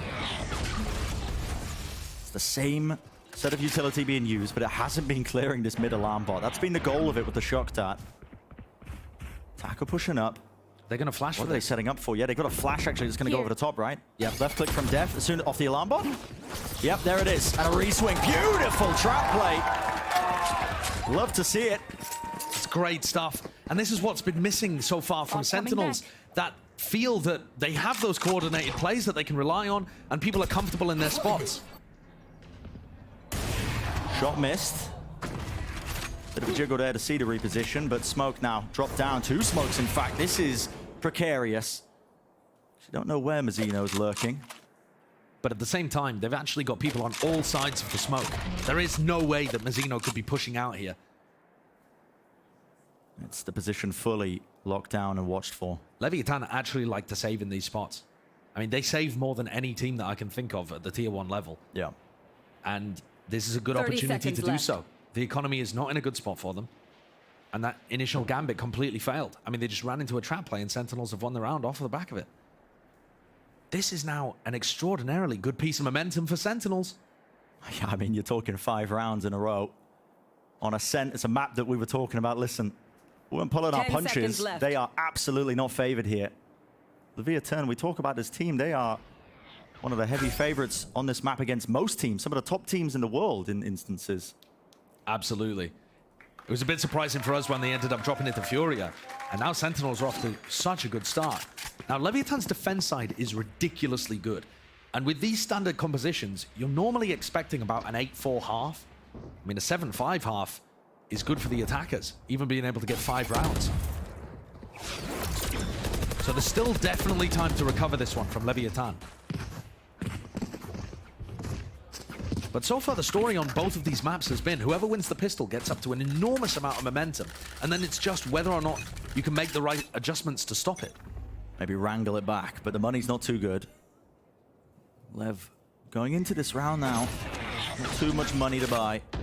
Yeah, it's weird. They've kind of gone for a half buy. I mean, everybody can still buy for next, but they could have forced something together as well. This is important. No, this fight is about to be taken. Paranoia flash. Sassy feels a bit uncomfortable there, but another flash as well to push back these players away from this A split. Nade at his feet. Def is so out of position there. There needs to be an answer. It's all Leviathan. Pushing forward. Second. The anchoring is more than good. Out the smoke. Tries to reset. Pancada's got his back. Will fall, but returns the fire. Shy. Last player standing. Walking forwards just down to 10s now. Dash Prime could certainly get one and get out. Can't use it now, though. Drops down. So dangerous. Flick of the wrist, not finding it. That's Lev winning it. With a gun disadvantage there. Yeah, that's really sloppy from Sentinels. Just after we were praising them for having such a well-coordinated play in mid, one of the most classic things you're going to have to defend against when you're that A-site pair of Sassy and Def is a split like this. And Sassy gets caught out in the middle of nowhere because Def hadn't repositioned. It looked like the protocols weren't lined out. No, absolutely not. Sassy was wondering, should I Paranoia catch? Should I Paranoia made? Def is holding close to the corner there of the door. He gets cleared out by a nade. In the next half, I mean, watch how Leviathan play those kind of situations. They know exactly when to be throwing nade. And this is interesting. Pace injected. And a fight being taken. That's a Hunter's Fury right through them. Damage is done by Second, but it's just no cleanup. Look at how low all the players are of Lev. And I can give respect for Sentinels for trying another set play after the one in mid worked so well. Timing. Defeated. Pushes past the smoke and catches an easy kill. TP though immediately over towards A, and yeah, like you're saying, Josh, respect them for trying to make a play happen there, but it just falls to pieces. It just did not work. And also, that play, so many teams do it. Whoa. Second's found a potential timing here. I mean, listen, there's no backup.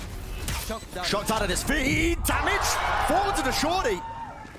And Second now, he thinks, okay, could be a couple of players waiting here. Tap off the spike. Trying to force it out. Can I take a good fight? The players, they're weak. A flash accompanying it.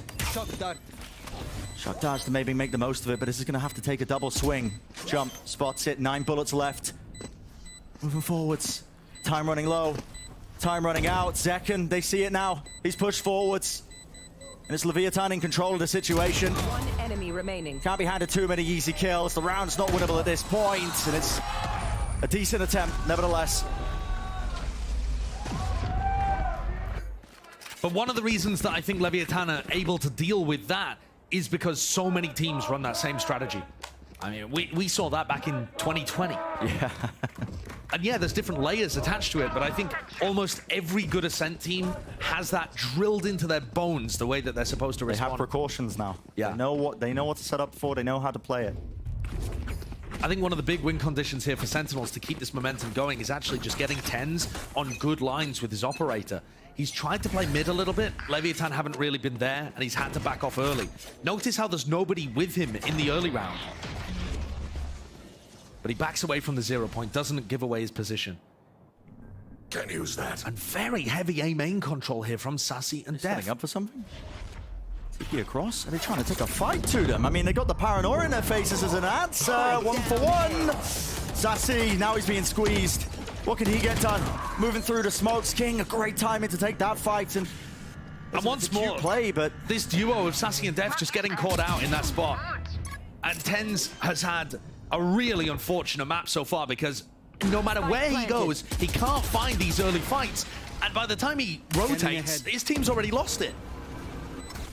Timing having to be taken. That's Pancada. He heard the drone, but it was coverage. Second force now to just back away, see if he can save that operator into the next round.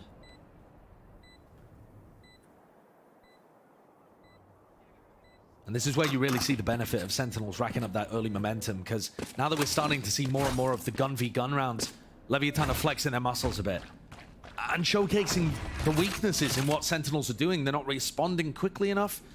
You see Sassy there, after that little skirmish in A main, is just trying to run as fast as he can out of the site, and Leviathan have already beaten him to it. It was very similar to that first map that we saw. Oh my goodness. Okay. The Sentinels getting up to that early lead, winning the pistol, winning the bonus. Thanks. A couple of rounds claimed, but it was very quickly Leviathan who are getting that momentum back. And now only 2 rounds separates them from a good attack side on Ascent. Already got 3 on the board. Even one more is perfectly fine for Leviathan, I think, considering how well their defense side usually goes. But sure, they'll take as many as they can. And the ults are starting to come online too. Knife for a knife, Hunter's Fury again, that's tagged. Onto one of the players, smoke at the feet, 1 shot lands. Dodging, dipping, and out of there. No kill, but it does clear out the site. You should run. Look at that. Deep lockdown going to be used. It's just to try and buy them time here. Now, Pancada does have his own lockdown that he could use, but time is going to be bought off this. No one can break the lockdown. And you got to be a little bit worried that there could be some post-plant aggression here. Yeah, that's just to clear out any of the heaven angles. Our paranoia now not a tool for the retake. They drop down. Being spotted there, Sassy swinging from the door. This fight's being taken. They don't even want to use this lockdown in this fight. They just want to take the fight straight up. Rifle v rifle. Still need to deal with this one though. The hell position of Mazzino, last alive. Can't quite get the angle. A successful retake. And those were rare on split. At this point, just give Tens a rifle, I think, because it's so brutal watching Tens be on the opposite side of the map and have to retake with the operator in hand. If you're gonna end up playing full retake a lot of the time, get him involved in this. Because weirdly enough, after Sentinels have looked very poor at retakes recently, it's one of the things that's really working for them in this. Yeah. Sure, they didn't actually get very many retakes on split, but towards the end, that's what was powering that comeback and helped them get up to OT. So, I would definitely be on board with that. Tens is going to be using the knives this round too. Looking for a bit of an updraft play in mid. Right on the fountain. The shock darts have not been finding their mark. The alarm bot's been up every single round. Yeah, it is a bit of a problem for Leviathan, isn't it? But at the same time, these A splits, this protocols, man. Yeah, there's nothing. There's nothing there to contain that when these A splits come through. I mean, Steph and Sassy, they just fall over like that. It's really missing. Yeah, Tens is trying to hunt for something here. Over peeking maybe. Any angle. Tagged up. Spam from below. There's a lockdown being used up close. In a 3v5. Over the top. I think he only had one knife there and still finds the kill, and that's going to get a refresh on it. Swings round. Lockdown broken. Damage done, and yeah, lockdown broken. 2v3. Shy holding it down in tree, and, well, Pancada again. Forced to back away, not even able to get out with a gun. And at this point, it feels like Leviathan have just found out that Sassy and Def can't hold A. Yeah. I mean, this just feels like the bullying of the A anchors. And Sentinels have got to recognize this and change things up. I mean, they need Pancada to be playing at A, or they need to be playing something very aggressive with Tens, you know, opping there or something. Be faster. There has to be an adjustment. Because Sassy and Def are getting run over, and now I think Leviathan are probably reading the adjustment. Just gonna run it in on the B site instead. Get out of my way. Yeah, happy to do so. All the way through. Dart over the top, no one to deal with it. Second was fully blinded up. Flash in his face, paranoia on top of it. The site's gonna be gained. What a great execute. Seeing that coordination flex now. Leviathan's so good at it when it comes to these big site pops. Okay, that's B-main control that Mazzino loves to try and late lurk in that position. Sassy's good to claim that kill. Flash into the back, Tens, fight. It's Hellfall with the rifle. Does he spot Kingno on the minimap? Gets to get the kill. Okay, down to just Taco. Dash, the disengage to the side. The players are weak, trying to duck and weave around the dice, but no can do for him. Okay, a retake success. This is working for Sentinels. Yeah. Their retakes are looking clean. The way that they're instantly flushing out Mazzino, and then Tens gets an entry into the site. Last round. I feel like I'm getting flashbacks to that very early round where they did the same thing. I think it was round 3. Where there was a big B execute, they're all playing off site. And Sentinels are just able to power their way back in. Tens getting a Marshall kill that first time, and now just finding the entry with his rifle. Yeah. But a moment it looked like that could have been a disaster with Zekken being that first kill. Just being swamped with the utility, but... I mean, to be honest here, I'd be very happy if they just played retake the whole time. They don't look like they really have what it takes to be able to anchor the sites. And this time it's a Hunter's Fury play coming out from Zekken. He tries to predict the TP. it. Yeah. Tried to read the TP. He knew he caught it onto Mazzino. Dash active. Angle held and tied. Okay, Tens. I mean, that one easily enough. There was a flash over the top as well to accompany it, just to try and alleviate some of that pressure. And King is alone. Drone paranoia clears it back, reclaiming that mid space. He's alone. Do they really want to try and take a fight here, Dev? Can't get traded. It's too wide. Nos was watching. Tens is there though. He gets weird. out, but he's being pressured. This lurk through on Shy. Angle's not there. Can't flick it up, and it is so damn odd. Not really a fan of how they played that. Sassy used his paranoia way before they were ready to fight as well. Now Mazzino's on a mad lurk.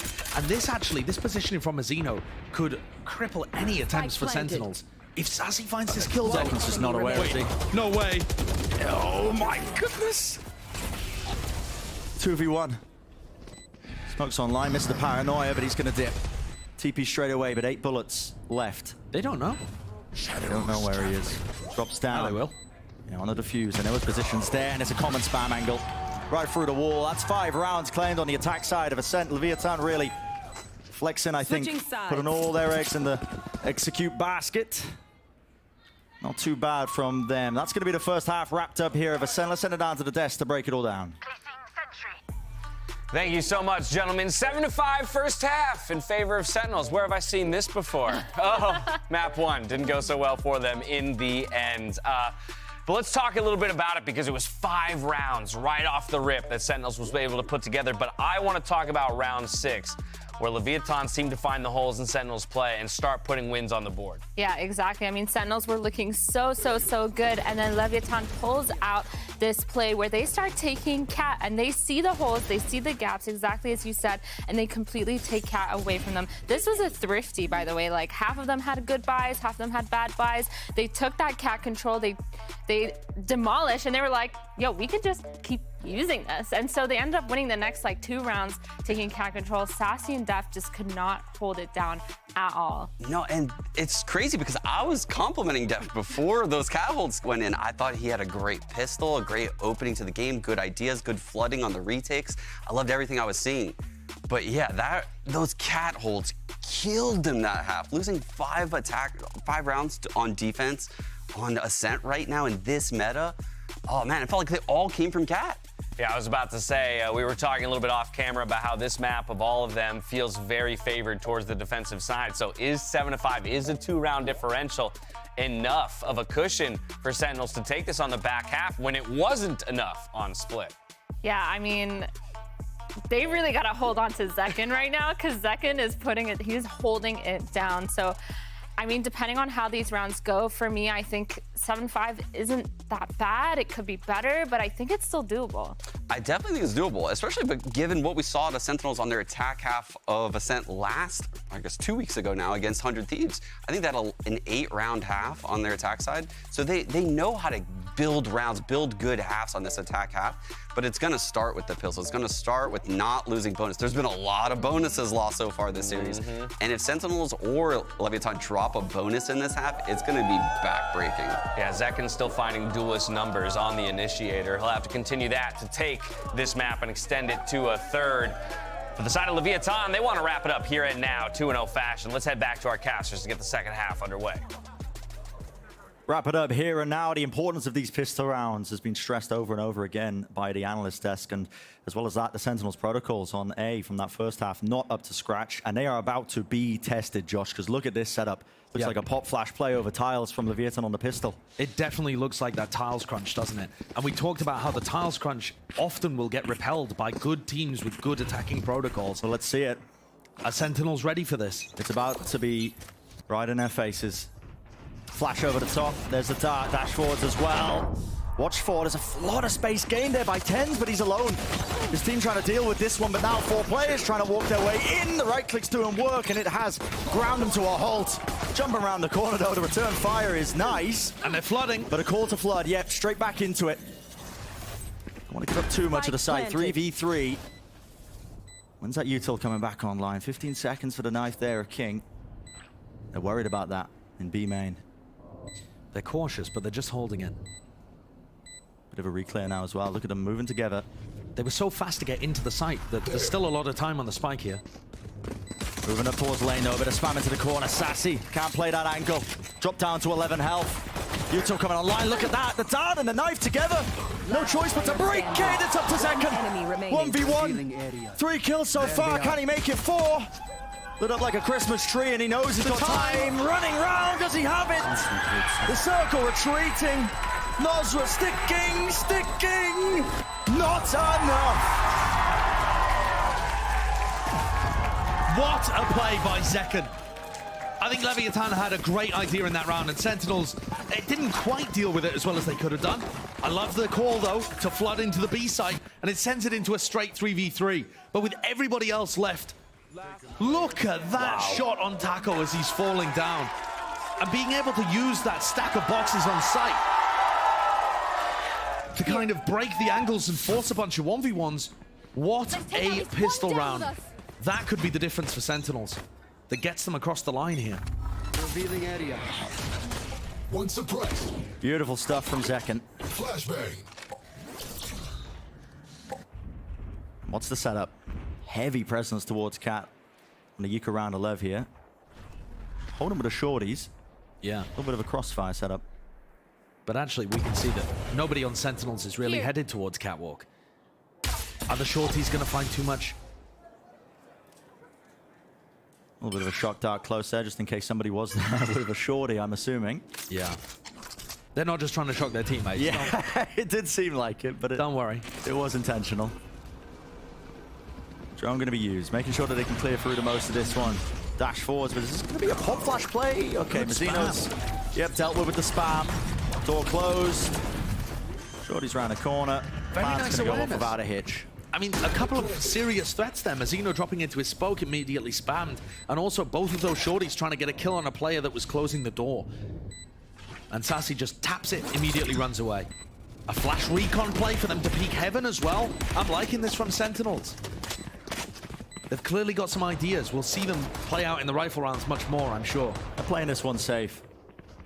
When teams get into this situation, oh my goodness, watched for.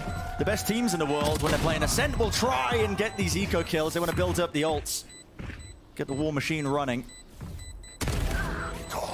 There it is. I don't know what Taka was attempting there. Maybe just trying to apply a pressure, seeing if he could stick to the fuse, but watchful. And now, bonus round. Opportunity for Sentinels. They have a Guardian, 2 Bulldogs.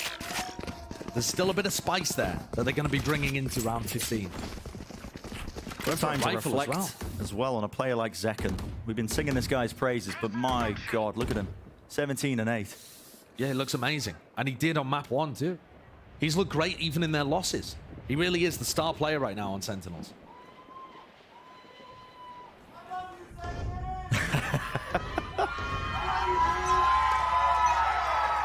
Can Sentinels convert a bonus round?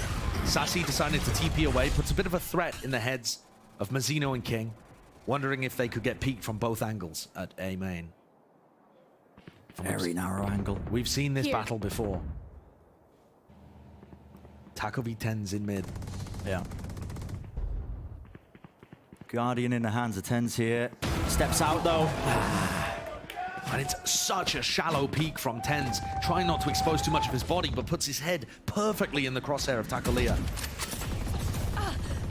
It's going to make it that much more difficult, I think, to see a bonus round conversion for Sentinels when you're missing your jet player.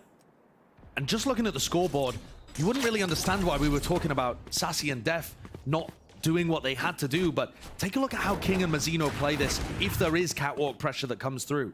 This may still end in a B split, however. It's Zekken with the Sentinels, spike. Yeah, walking their way towards mid. The alarm bot was broken. Still these angles. Look at Taco. It's too good for it, man. Too good. Flash. That pressure's applied. Sassy definitely. Flash reclear. 30 seconds left. Yeah, I mean, walking backwards into the wall, and they're just too aware. Leviathan expecting this, expecting the contact reclears. Can anything be made of this? Nice one with the feet, trying to get themselves into the site here, but there is one player waiting for them right at the back. It's Nozwa. Time running low, 12 seconds, dropping down. Spam the Odin, dropping right click! That's a free gun! Is that? Paranoia in the face of Pancada. Run and gun does it. Spike plant will get a bit of extra money under the belt of Sentinels, but cleans up nevertheless. And okay, yeah, a little bit of luck at hand. That's the first time a bonus round has not been converted in this match. For the first time on a split or ascent, we're actually going to see a competitive beginning to a half. I feel the strain. One enemy remaining. And to me, when I watch how Mazino and King play over towards A, anchoring, catwalk, they've got some of the best defensive protocols you'll see from any players ever in this game. So that seems like a very dangerous area of the map for Sentinels to try to play. This round, however, King looking in mid. Now, this is normally the play that they go for, where they put down a lot of pressure on the player tiles. Nozwa spams with a recon and a flash. But there's nobody tiles to start this default for Sentinels. I think that's just conditioning. They threw a flash and a dart. Turret's destroyed. I think they're just trying to fake like they are going for that same kind of tiles crunch they did on the pistol round. Even if you don't go for the tiles crunch, though, it's very possible Nozwa gets a kill there, because with the Odin, he breaks that kind of metal plating that's on the tiles door. Right here. Or the wall. How do King and Nozwa play against this pressure? The recon dart could catch Nozwa here. He's in the middle of his drone. Set up the A split, it looks like. The fragment nade. Def can't push up off of this one. Hunter's Fury making his way across to try and clear through into the sides. Got to try and scale up through here. The door's still wide open, by the way. Leaving it for now. Flash over the top. Double swing on Heaven. Spike plant. Disrupted for now, but straight back to it because, wow, Leviathan realized we've lost this one, guys. Got to pack it up. Wow. Such a powerful aid crunch from Sentinels there as they put a little bit of gap pressure and then flooded through A lane. I was really worried for Tens, I think, when he was dashing up onto the right side of that side. It felt like he was exposed from every angle, but... Nobody home. Yeah, nobody home. Nobody to take care of that. That's a massive round for Sentinels to take. Like I said, Leviathan's A defense is normally very difficult to crack. But King and Mazzino got taken out of the fights very early on. I think getting up to that 10th round now, Josh, this is looking very good for Sen. Yeah, reassess what we were talking about in terms of storylines, you know, peel back the curtain, us in the break, saying, okay, well, Ascent, you know, Split was supposed to be a must-win map because this is the playground of Leviathan. They're such a good team at this one, but it's Sentinels in the driving seat. Definitely is. These attacking rounds on Ascent can be very difficult, but the economy is not going to be a good spot for Leviathan. Sentinels have a great chance here of going up to 11. And that makes things much more winnable for the map overall. The timeout has to be called. Taco is one away from his knives. I mean, look at how these kills come through. But look at it, just feels so exposed, no? Yeah. Look at this. That's actually like, wait, that's not our player. I mean, I was giving a lot of credit to Mazzino and King because they're the players that normally are ready to anchor those spots. But Noz was in such a bad place there, spamming with his Odin. And part of the reason that falls to pieces is because nobody is watching Catwalk for him. Yeah. He can't try and fight the player's sight because he's worried about getting backstabbed. He just sits down there and rips He's a just 1,000 spraying bullets. away. The door's completely wide open. There's no smoke at his back. It's a very weird round for Leviathan. That was interesting. That was very interesting. Owner will not be happy about that one. I think it's quite telling in the confidence of Sen as well. Look at that. I mean, Don's just not even using the timeout to communicate a word here or there, but just leaving it mainly to his players.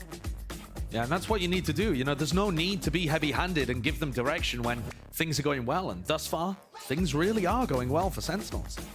They've been able to avoid getting destroyed by the set plays of Leviathan, of which they've thrown out 2 of them. And then finding a couple of gaps. No force buy coming through from Lev. Taco could have potentially tried to play for an ult orb, although they are horrible to try and pick up on the defense side on this map. He's just going to be opting into that hero rifle. When he dies, he'll have knives in the next round, but it looks like he has enough to buy regardless.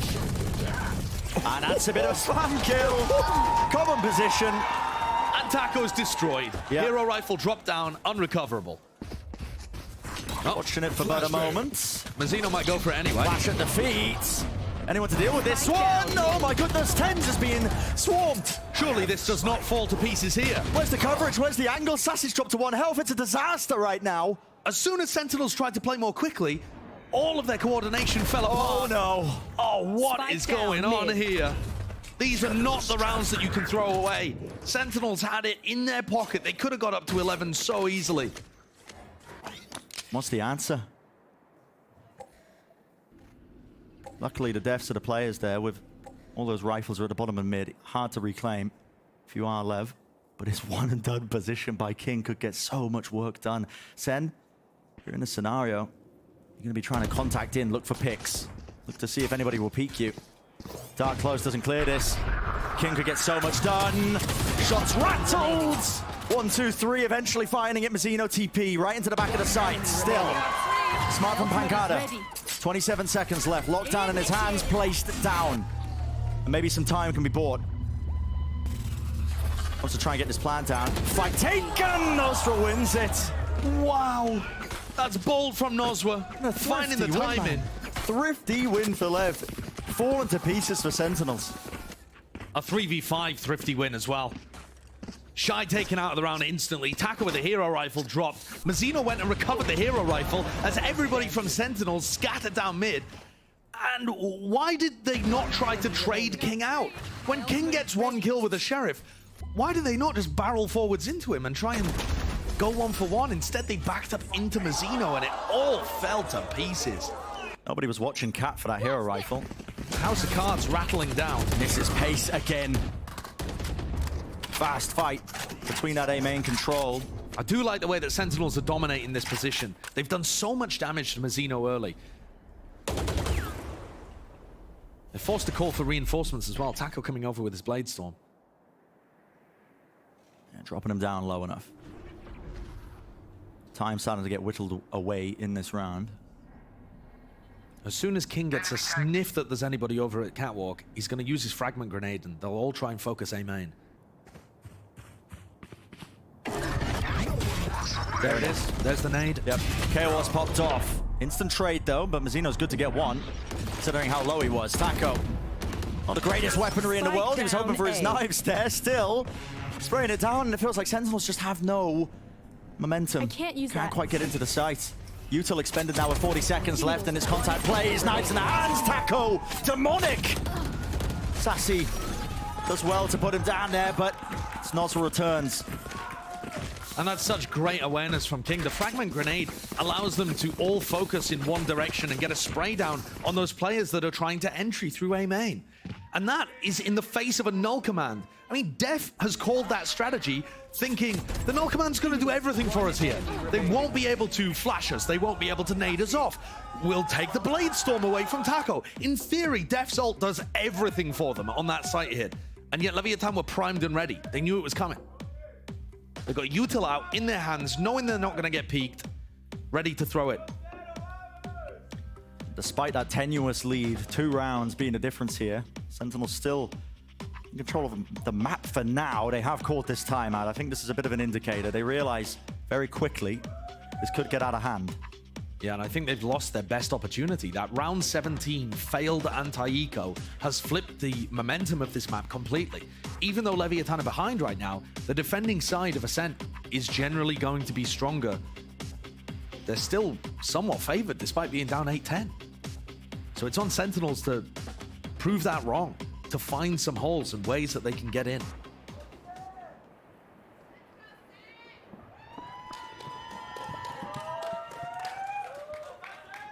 It's a buy round scrambled together for Sentinels. Half armor and the Bulldog. Full investment. And how are they going to deal with this one? Because looking on the other side of things, Taco still without operator. A very safe position as well, similar to where Tens was trying to opt from whenever he was playing mid. Heavy emphasis from Leviathan on controlling this A main. One suppressed. TP across, flash over the top. Sassy, okay, gets out of there. But are they going to be ready for this one? Thrown over the top, there it is. They spotted out the operator. One obstacle removed. Not wasting any time of how fast they want to take that one. Smoke dropped down. Alarm bot dealt with as well. Need to break that door though. This is a bit of fake pressure actually. They're making it feel like it's a B hit. It looks like, based on where Sassy and Def are. No, perhaps. Readjusting. I mean, obviously Leviathan can't see what we can. And so for them, this could be a B split, could be catwalk pressure. And King doesn't have his nade. I do like how Sentinels have slowed this one down. Approaching that 50-second mark in the round though, so. It's good information. The 0 point in A main finds nothing.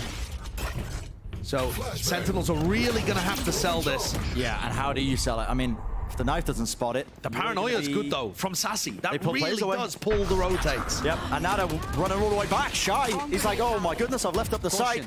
Got to run all the way back. Sassy, TPing into the back of the site, he can't get the kills. And where's the trades? Second eventually finding his way onto the site, but it's a 2v4, and they still have to deal with Nozra.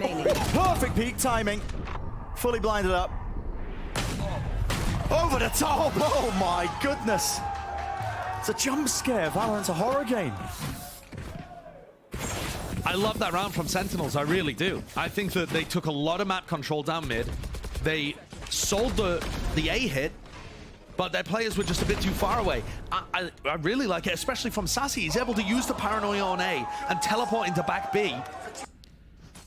But the players that were actually in on site didn't win the 1v1s they needed to. Sassy's positioning is good, but he had to get that kill on, I think it was Nosworth. Now Sentinels are knocked down to an eco, just Sheriffs. Can Nosworth get spammed here? Look at him lining up. Yeah. That removed. That's a dangerous scenario. Looks like there was counter spam. Oh, definitely. I mean, that's why they've got all the 4 Sheriffs just staring at you in B main. Just dropped down to 69 health, but it wasn't a kill. Just damage exchanged. You're looking for miracles if you're sent. I mean, I think you're also looking for an ult orb. 10's one away from having his Bladestorm online, and he could be the miracle worker. I seem to be aware of it. Orb gained. Currently dealing with a small finger injury as well, 10's, but doesn't seem to have thrown his form off particularly today. Here. A smoke drop down. That blocks off the common op angle. How do they want to fight this one? Flash in the updraft. It's 10's with the knives, looking to try and take some of that mid away. They do take out the alarm bot, but running out of time now in this round to get something done. 30 seconds left. Just contacting. Nosra holding his gun out. Here's the pace. Shock darts laid across. Paranoia into the back as well. See if they can make the most of this one.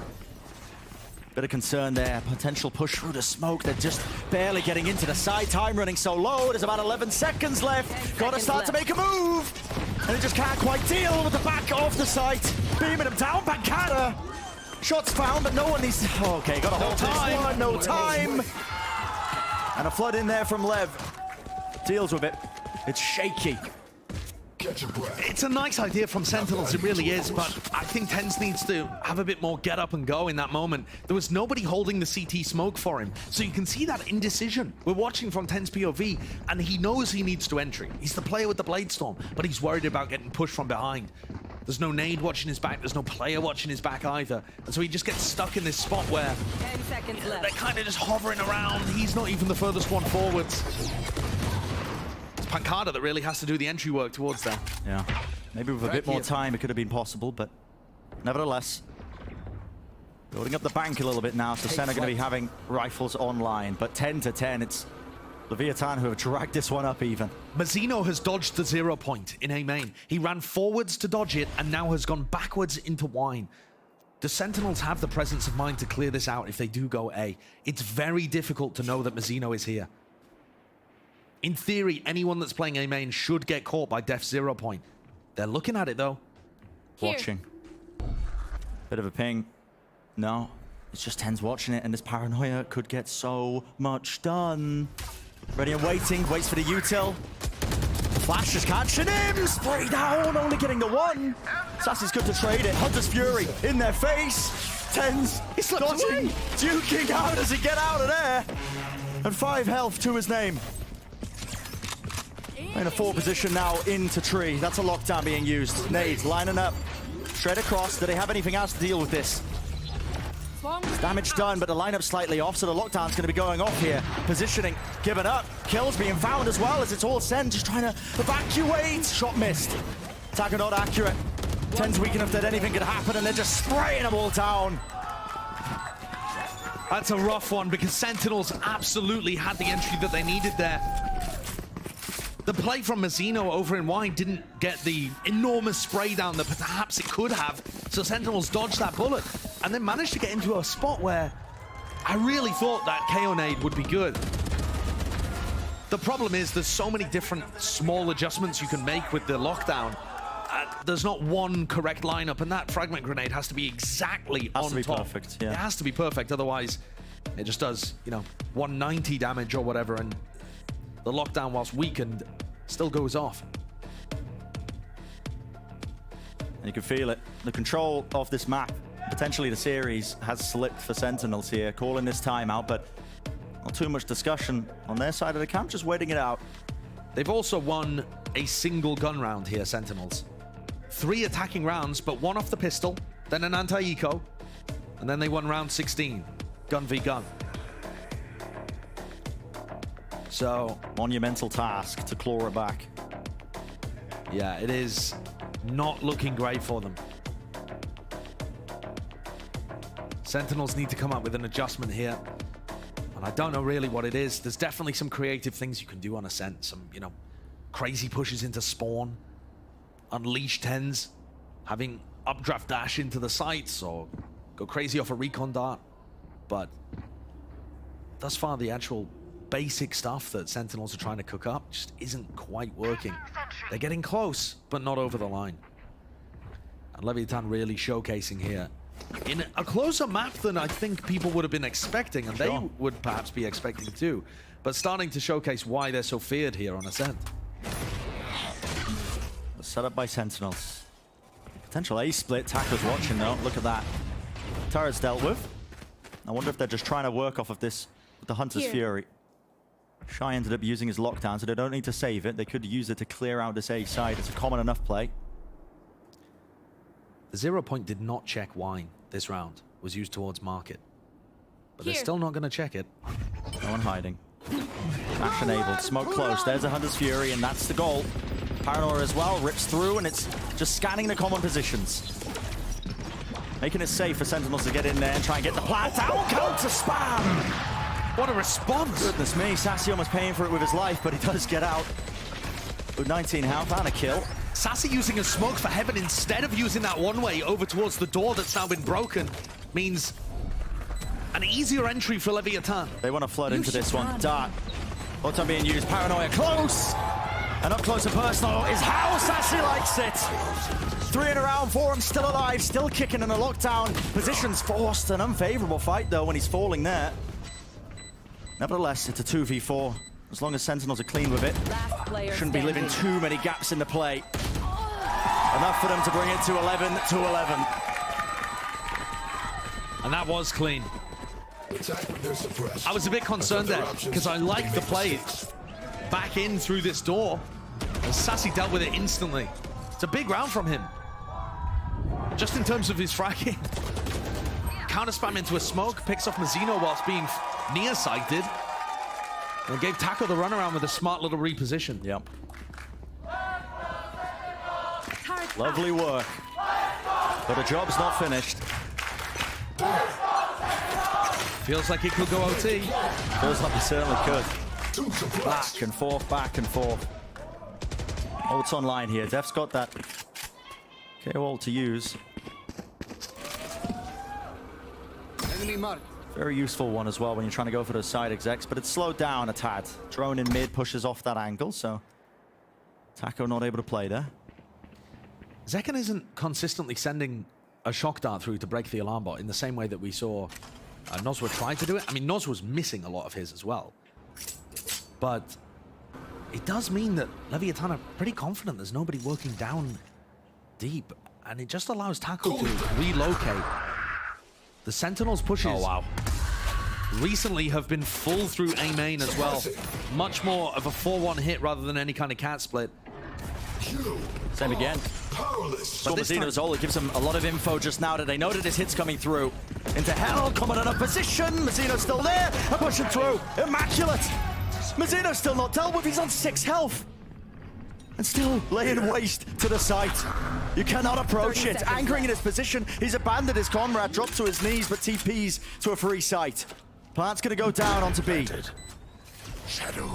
Tragic for Def, but all he'll be wishing for is that his team wins it. Sassy taking a duel against the turret. He doesn't have enough health for that. And how do you win this? Sassy low, 2v3. The Brazilian pair have just got to hit the shots. Mazzino almost going down to a turret of his own. Spammable angles, but Sen don't want to give anything away. It's the double setup. Anchoring at the back. Time is ticking. Time is ticking. Smokes in their face make it hard. The Nanoswarm on top of that one, but they've gained control of lane, dropping down. Timing missed. Pancada moves across, spam down. Time is everything, ducking below the shots, running forwards. And time not on the side of Leviathan. Sen to match point. What a play by the duo of Sassy and Pancada again. The awareness in the moment for Sassy, a player that really doesn't have much experience on smokes, to realize he can just nab that spike and get out of there. Very good. Starting to see the coordination there. Sassy and Pancada put into those positions, reminiscent of... We've seen some of the very best duos when they're placed in those situations, but look at this. Aggression is the name of the game once more. Knife up top. Attacker pushed away. Dart in his face. Blinded up. Dashing forwards. It's chaos. It's anyone's play. But Tens is left alone. He's isolated out of the fight there. Good util being used, but a pop flash play. It caught onto him. It's a team flash, and yet still the kill is not theirs. Scrappy Valorant for sure here. Reminiscent of what we saw on Split. Leviathan at Masters tournaments have occasionally been incredible in these scrappy moments, but it's actually Sassy making the play once more. Slowed it down, watch for Massino. He's got the angle, he's got the crosshair place to it, and he's got the damage. Left down to 3. Sen, you can feel it, a little bit of overheat maybe. This was their time, and maybe it still is. Warbang kill. Shy's dealt with at the back of the side, swing through from King, the spike's down, dropped out in the open. Spamming the wall, that angle, Massino trades! 2v1. It's up to Zekken. Jump spotted. Still he's out of there. Seconds. Yep. If Zekken plays this one slowly and quietly, he's very likely to spread apart the defenders. But I love this. They're sticking together, and it looks like he might have a free entrance into the B site. He's got to be concerned. The running bait. Straight away through. It's going to be a free site for him. The gamble taken. Could have been somebody lurking at the back of it. He has a dart online too, but the only way he really wins this is by relocating. And it has to be aggressive. It needs to be favored. This is so aggressive. Wide out in the open. Surely this is traded. No way! The map secured, and Zekken is the man to do it. What an insane map for Sentinels to take away. 13-11, a 1v2 towards the end of the Red Bull clutch. That is now 2 games on a set in a row for Leviathan that they have lost. And it almost looks confused in the Leviathan camp. Dazed. How has that one slipped away from them? Gorgeous recovery by Sentinels. My word, what this could have been had Split's overtime gone the other direction. Insanity. There has not been a North American team thus far in Americas to beat a LATAM or Brazilian squad. And hey, maybe Sentinels are cheating a little bit with Sassy and Pancada in there. This one truly a mixed Americas squad, but my word, we've got a series on our hands. Goodness me though, massive credit to Zekken. On an individual basis, 29 kills for him on the map. At times single-handedly pulling them through, and it was up and down, this way, that way. It could have gone in any direction. And what a recovery from Sassy. After Sassy and Def let through so many of those catwalk pushes on the defense side, even though Sassy was fragging in the first half, he actually had so many moments in the attack side where he was able to finesse them with an ultimate, get off a 2v2, combine it with Pancada, and set up Zekken to win the map. 2 close maps pushed to the limits. We're going to be going to that map number 3 of Pearl. And it's heroics abound on either side. An insane series so far. We'll see just how much crazier it really can get. It's time for a quick break. Don't go anywhere. You know you're not going to want to miss it. We'll see you in just a few.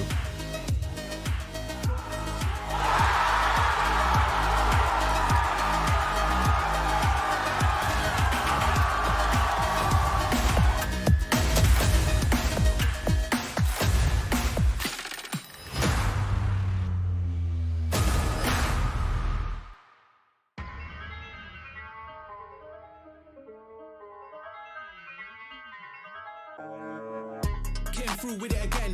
They know that I got spirit with a pen. Don't know why they tried to compete when they know that in victory it's never gonna end. Them in a week, that's why they could never speak. They ain't like me, I take it to the peak. Different type of steeds that I breed. Wheel up on the mic, they won't get one of these. Please, I don't wanna hear no talk from them. I don't wanna see nothing at all from them. They can't do it like me. So all I wanna see really is a round of applause from them. Vibes in the air, we caused it again. Life isn't fair, but we rode it again. All of my teams being ready for the war, there's no warning for them. Tell them again, I ain't here to make up no friends. I just came through yet again. We look, you never got one of them. Top of the pound yet again. They can't stop this child not again. Reigning champ, I won't lose it. So you know I'm gonna win that again. Tell them again. Tell them again.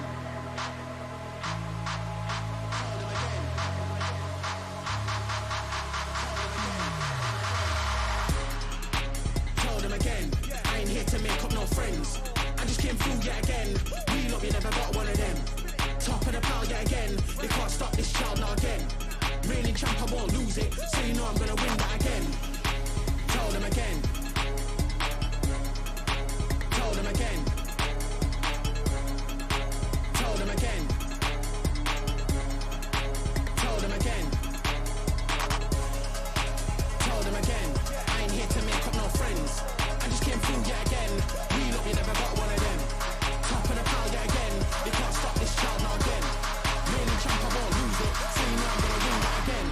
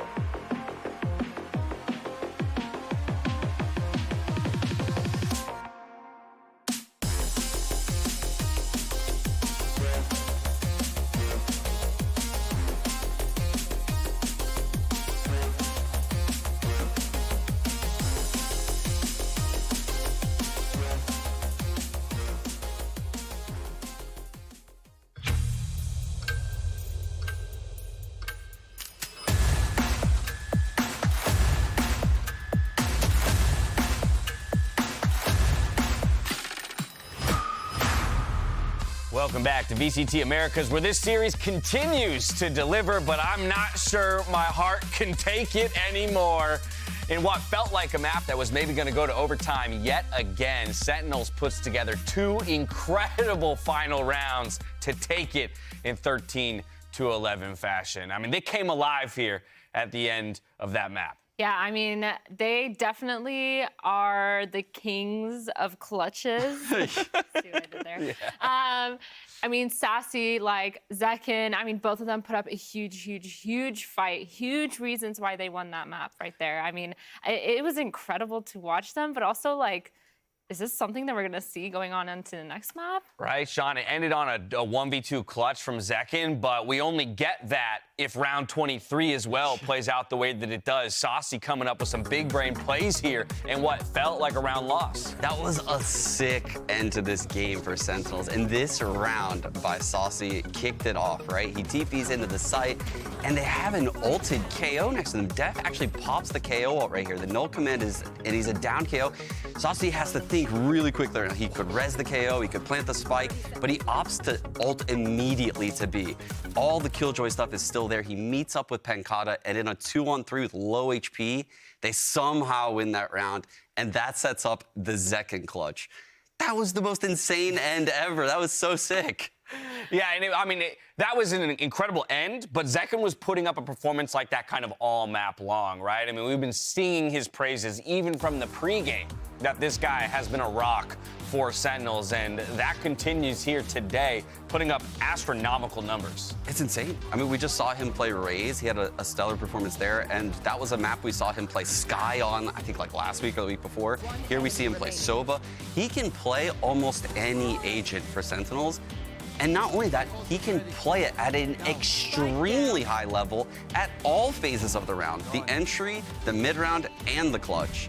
He's just such a good player. Yeah, I mean, I was just talking about before how Saucy is constantly changing roles and changing comp, but like, maybe this team specializes in having everyone change their roles and change their comps, because every single player is just so good at bringing whatever they need to bring on whatever role they're on. You kind of love to see it, both of the Sovas up top the table for either squad, but it was Zekin who would get, you know, the slightly better end of the deal, I guess, there, sporting a 336 combat score and almost a 30 bomb. One away Dude, it was so close. And I thought he was going to have this amazing game stolen from him after that timeout where they lost the 3 versus 5 eco. I was like, this is so NA. We're about to lose this map and lose O2. This is how it ends.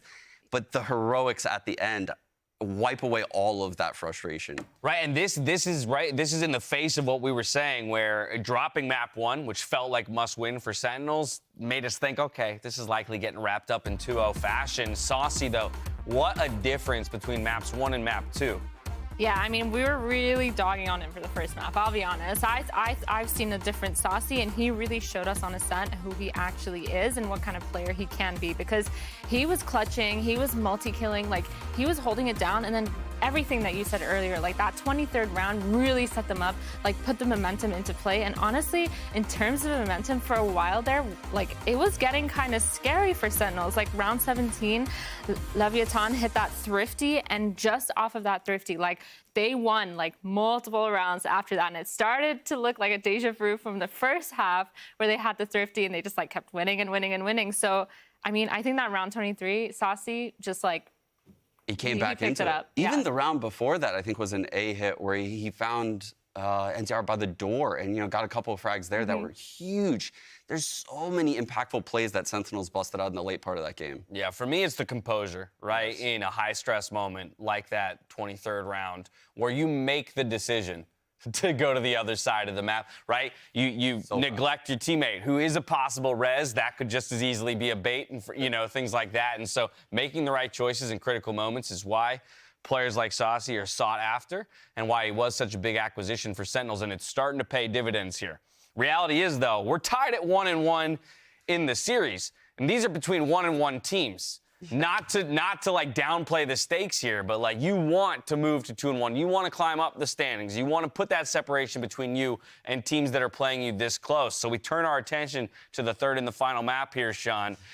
Give me your overview of what Pearl's going to display for us. It's Pearl, and this is a map where if you're Sentinels, you have to be a little fearful of Leviathan. I mean, they have not shown many cracks on this map lately with wins over Zeta, Vitality, NRG, and Fury. These are top level teams in the world. They're 4-0 so far this year on the map. Sentinels, we've only seen them play 1 game, and it was at the Tarek Ludwig Invitational, and they were running like a troll comp with a Neon Jet. If they busted that out today, it's curtains. Who knows? No, we can't have that. We cannot have that comp. That would be an abomination. One can dream. I think Sentinels has a lot of footage, and if I look at this veto, they know for a fact Pearl was going to be played today. Yeah. And they have all of this footage of Leviathan. Leviathan has none of them. So Sentinels is a bit in the driver's seat when it comes to the preparation on this third map. This is anyone's game.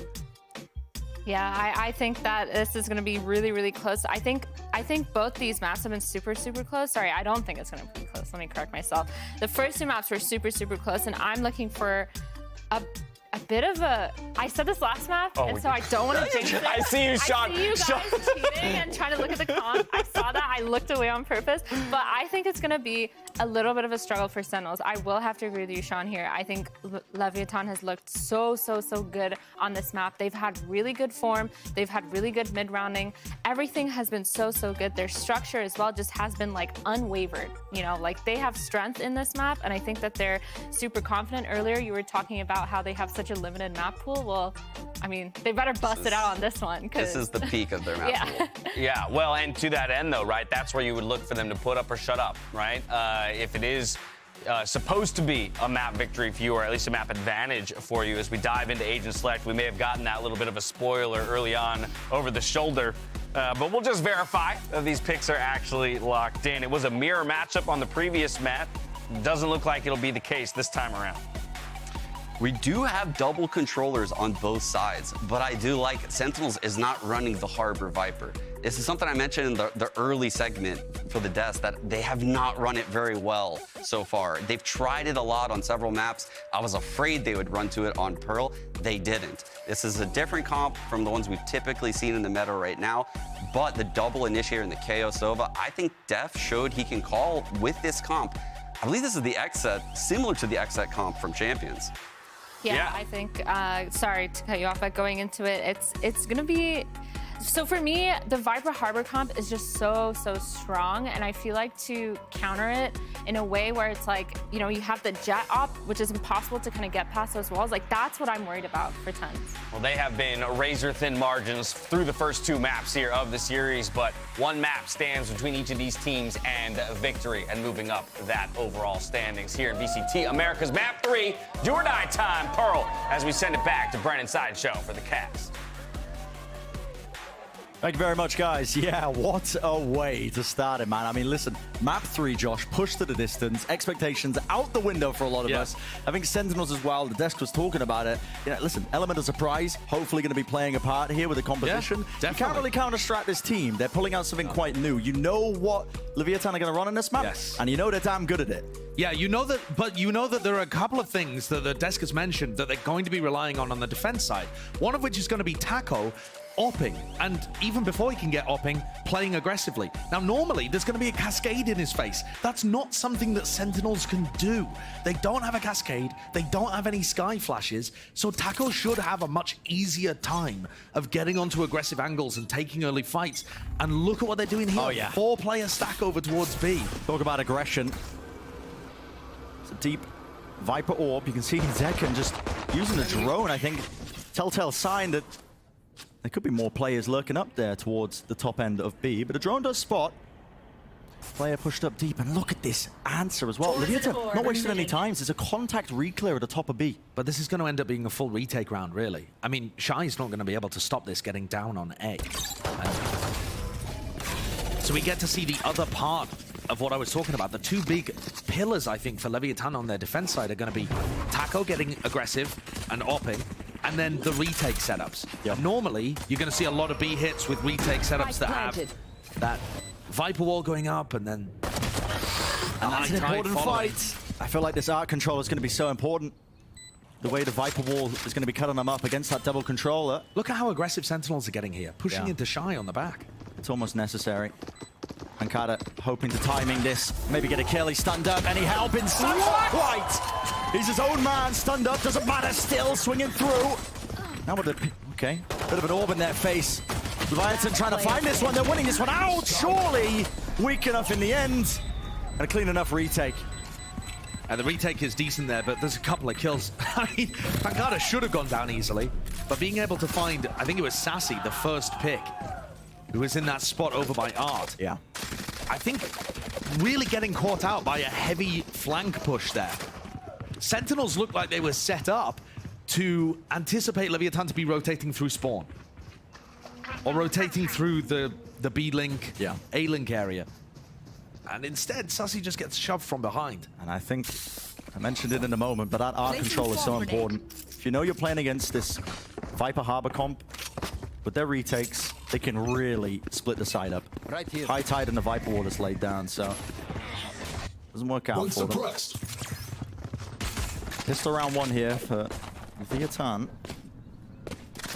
They want to play it safe, though. It's an interesting high tide. We've seen it now twice from Mazzino in 2 rounds. Locks off the B-link, gives them a decent resistance in Art, and then also stops these guys from popping into A.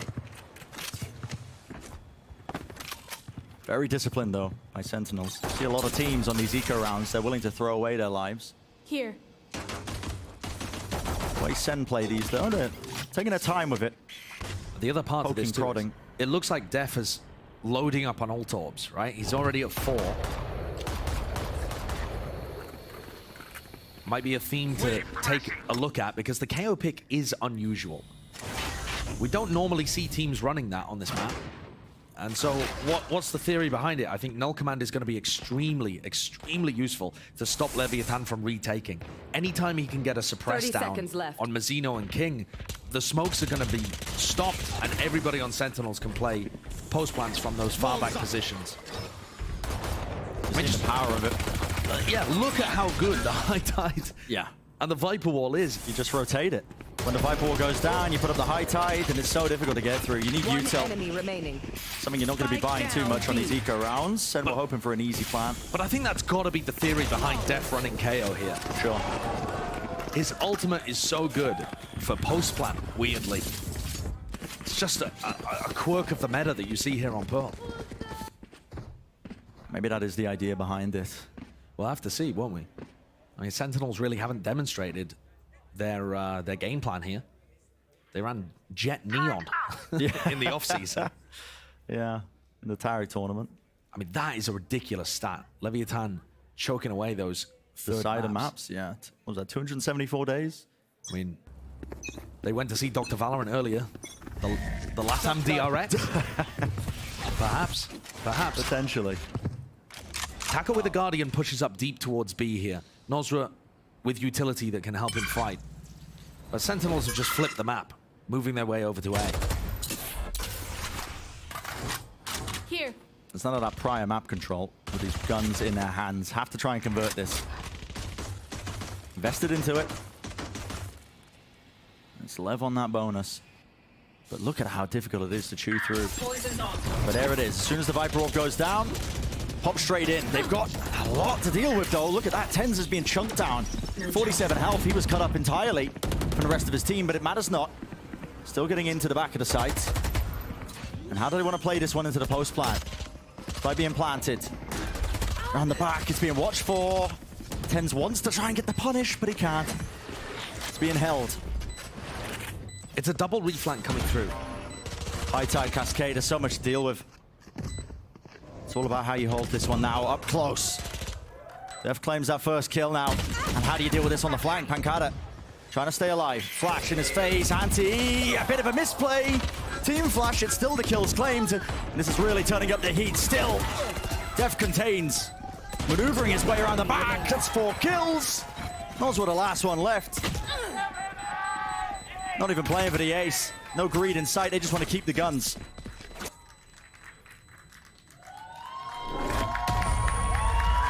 It's a decent bonus round from Leviathan there. But crucially, Def has now got his ult online. He was only 2 points away from it. Didn't have the opportunity, or at least wouldn't want to have used it in that post plant particularly, because they were in control the whole time. But this is where I'm really intrigued to see what he decides to do. Is it going to be used as a standard null command entry, or is he going to try and save it to block these smokes from coming up in the retake? That's what we're watching for here with the distinction, but... Okay. At the same time, Taco's got an operator and looking to take an early peek into mid. Nobody there, but Pancada possibly... Oh, this is so aggressive. On the other side of it. Yeah, this is crazy aggressive, but Mazzino's holding that top window. Take it mid-control. It's given up for you now, but it's hard to hold on to yet still. Okay. Timing was everything there. Pancada just drifting past in the right angle, and it's a fast pop. Okay, no command. It's going to be used to try and hit this site straight up through the smoke. Oh, Tens, none the wiser. He's spotted out there. He will fall. So 3 alive now for Sentinels to try and hold on. That is not a great push through the wall there at all. It's left him in a 3v5. It will have to be a bit of a miracle moment. Pushing forwards, taking space, taking names as well. Very aggressive by Def. Backing away, just trying to make it as hard as possible for Leviathan to try and get themselves into the site, but a dash across. It's Taka with the up. Not the best weapon for the situation at hand, yet still, he makes the most of it. And the plant spot's not good. It's not good. Taps right round the corner, kills him to be 1, and they are 1 indeed, sticking all the way. And it's just not planted for him. Zekan actually denies the operator out of the hands of Taco. But that's a couple of things going wrong for Sentinels there that could have made all the difference. Tens giving away a very early, giving away his life far too easily. And also the plant being put down in a spot that isn't great. And one of the reasons the plant goes down in that spot, there's no harbor here. There's no cove. It is very difficult to get the plant down in that nice open area where most of the teams are going to be playing post plants from. And that's going to add a really different quirk to the way that Sentinels play this map. Especially on B. See, it just doesn't quite work out for them. It's a deep knife.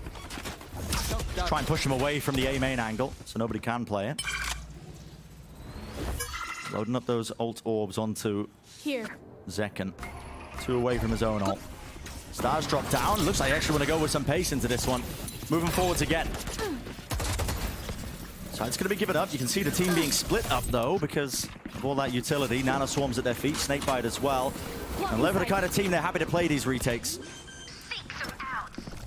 TenZ is so far forward again. And where's the rest of his team? He needs some help here. Up close with the dash. Yep. He's just playing way too far ahead of everyone. And there's no help. There's no help in sight. Smoked off. Reckoning going to be used to try and shift the positioning and push them back. Sassy, he's so low. 1 kill found, but a knife to the chest to bring him down. Dash forwards. Re-enabled. The right click not doing it, but damage. And the run and gun. Okay. No more stars in sight to disrupt this one. Getting off of it onto half, but Pancada realizes it's a lost cause. Have to back away. A big round from Leviathan, but now we're really seeing a trend of TenZ overstepping himself. And sometimes, when Sentinels are playing against NRG, I think you couldn't put too much blame on TenZ, because when he was getting this far forwards, he had nobody supporting him and he wasn't getting traded out. But in moments like this, the last 2 rounds, if anybody goes forward to try and help him, they're also pushing through smokes, pushing into spots where you just get flashed and cleared. He's putting himself in a bad place where, honestly, if the rest of Sentinels try to help him, they'll just die as well. Difficult fight to take. Def's talked about having to have a little bit of a leash on TenZ, and maybe that just needs to be tightened a smidge here. Yeah, making sure he can't get away with too much. Trying to push into those back of those sides. The game plan from Lev has been good. Making sure that they don't give away any early picks. Play it safe. Play for the retake. That's the strength of your composition. They understand that one. They've also heavily changed up their defending setup. I mean, Shy has now put all of his Killjoy utility over a B. Hunter's Fury. That's into the back of the site. Damage being done. Just trying to clear these angles. 1 tag found. Is it going to be the kill? No.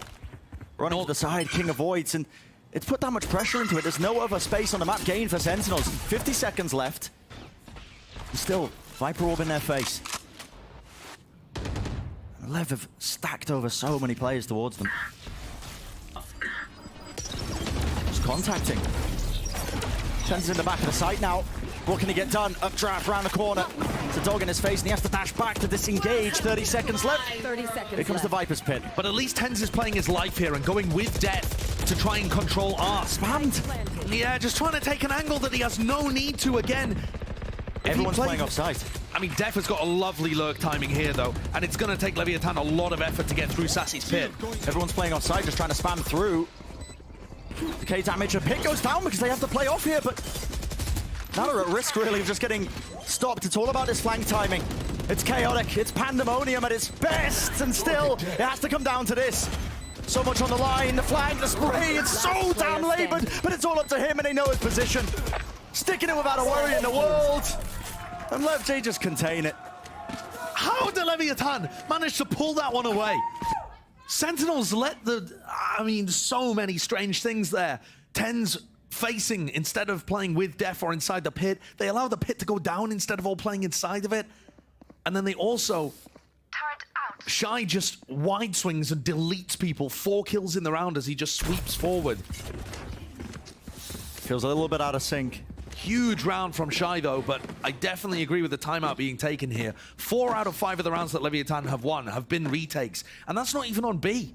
I mean, most of the time when we think about retakes on this map, it's the way that the Harbor and the Viper coordinate together to block off those angles on B and get really aggressive retakes going. That's not been the case. It's just been suckering Sentinels into making the overly aggressive play on A. A necessary timeout. I can't really wrap my head around that. I mean, the Viper's Pit was down there, but they want to give up the side anyway and get blocked off by the double controller by playing in the choke. Yeah, I mean, that is a head scratcher. I feel like we must have missed something there because it's just such a bizarre decision. Regardless, timeout. Reaching the end here. Necessary for Sentinels. What can they pull out of the playbook? TenZ is currently 1-5. And I think... Listen, the job of a Jet in this meta is horrendous. Attack side Jet in this meta is so difficult. I mean, he is having to push through Viper mollies, nano swarms, getting vulnerable, to getting tagged down, getting spammed through smokes, cascades in his face, has to push through. The Harbor utility slows him down. It's awful. It's terrible. Really hard, a sacrificial lamb. I mean, the days of the Jet carrying do seem to be over a little bit. You know, there's a reason why people like Khalil and King and those, you know, Som, those kind of smokes players, initiator players, Zekken, for example, are dominating at the moment. Right here. But at the same time, you've got to take smart fights. So what's the switch up? Weapons were cobbled together. See, Sentinels were able to get a relatively decent buy together. Still a Guardian in the hands of Zekken, but it's a slow, cautious play. And that's a Cosmic Divide. Rips her way across onto the site now. Mazino wants to play really forwards, and it's just spamming a common angle. Gets out of his life as well. Discipline is there, and the first kill going their way with Sassy down. What's the adjustment? So here's where I'm thinking Def saves his ult for the post plan. Defender Killjoy goes down, they can all fall off site. But if Def decides to rip his ultimate, then it's going to stop Mazino and King from using their walls. And here it is. Yeah. Post plan, null command. And that's going to take so much time off the clock. Oh, look at this, King. King is walking away from the ult so that he can keep this Viper wall up. Yep. Just so that they have one level of the smokes, and now the burst of that null command going to be fading away. It all comes down to a bit of spam. The turret, okay, body blocking the Trailblazer. Not ideal. Time still running low. And now you see that Cove. King sticking it, spamming it down. Need to break it all the way through. No one's dealing with King, and he just sticks it through. It's a nice idea from Sentinels. It really is. I can see what they're going for, but Leviathan instantly adjusted to it. Check me then. King ran away from the site that he was trying to retake in order to keep his Viper wall up. And then, once it runs out, Mazino's utility is impeccable. Look at how good that high tide is for him to slip into the cubby with the cascade and kill 3 players that are all spamming the spike. Gorgeous stuff. This guy has just been perfection on the smokes and harbor roll since being added to Leviathan and having to swap his role up. That's another retake for Lev. Something's got to change for Sen. Need that back. Retakes aren't working, or at least trying to hold into the post plan. The retakes are definitely working for Lev. A bit of exploration towards mid. Not something that we've seen really so far from Sentinels. They tried it on, I think it was the pistol round. But apart from that, it's been mostly just pressuring A and then a little pop into B that we just saw. This could be a good avenue to try and explore if you are Sentinels. Break the alarm bot, pull rotations away, maybe try and get a bit of an easier hit and get some players in some forward lurk positions to be that backstab, that extra element, rather than just relying on spamming down any sort of angles. But we're down to 50 seconds. Sassy looking for the Khalil shot. Where are they ending? I don't know. Spike's not picked up. I don't know if they know, to be honest, bro. Prime's running so low. Spike retrieved. Call gets made. All right. B's going to be the goal here, but you're going to be walking straight into 30 Talia seconds and left. Mazino. To be honest, the time is so low. Mazino might just try to rip this Reckoning and fight them as they get the plant down. Pop the ult. Updraft towards the side there. Ten's trying to take a cheeky fight onto the heaven position. Push forward. How is Mazino getting that? And how is he getting one out of it? Yep. Traded. Def with the plan, though. It's going to be going off, but again, it's not a good position. It's tucked against that default box. He has one knife. Everyone has to try and play this one aggressively if you're Sentinels. You can't give up the site too easily. One thing to say that, another thing to do. Comes down to these fights that need to be taken. Flash through, off to the side, smoke in their faces. Reposition by Def could be quite good. Jumping through is to find a fight, and the crossfire is good. More than good, it's excellent. What a lovely post-plan setup from Sentinels. It's so rare that we see attacking teams have compositions that want to fight on the site like that. Yeah. But this one definitely does. I think Mazino, after I've just praised him for being flawless at times with this team, I don't get why he ran through the smoke at Heaven. He had a Reckoning to play the retake. Even if he was going to challenge like that, he needs teammates to play off. You can't just be walking through a smoke. Going 1-for-1 with Zekken there is not favorable. 5-player stack from Leviathan on the eco round towards B. And Sentinels have not been playing any of this map aggressively at the beginning of the round. I think one of the big focuses for Sentinels here has been about slowing the pace down at the beginning of the rounds. And it's helped them in the first kill department too. They were coming into this match, shockingly poor first kill rate. Always having to play from a 4v5. About 60% of the time they were 4v5. And this match has been very different. Minute off the clock and a call gets made here. Look at that, full rotation by Lev. Good. It's a pure gamble, isn't it? But it's the right one. But I think they've read the center very all in terms of where they're trying to play these attack side defaults. They make a bit of noise and presence. They run a lot of 4-1s, right? Yeah, well, there's not even been that many lurkers, to be honest. You'd expect maybe Sassy to be doing that a bit for the team, but he hasn't really been there. And this is a big right now. Yeah, this could get dangerous, despite the fact that they're up against the weaker buy. Plant, dog to the side. Yeah, this is where it really does get scrappy. Moving forwards, doesn't matter that you got the guns, doesn't matter you got the rifles.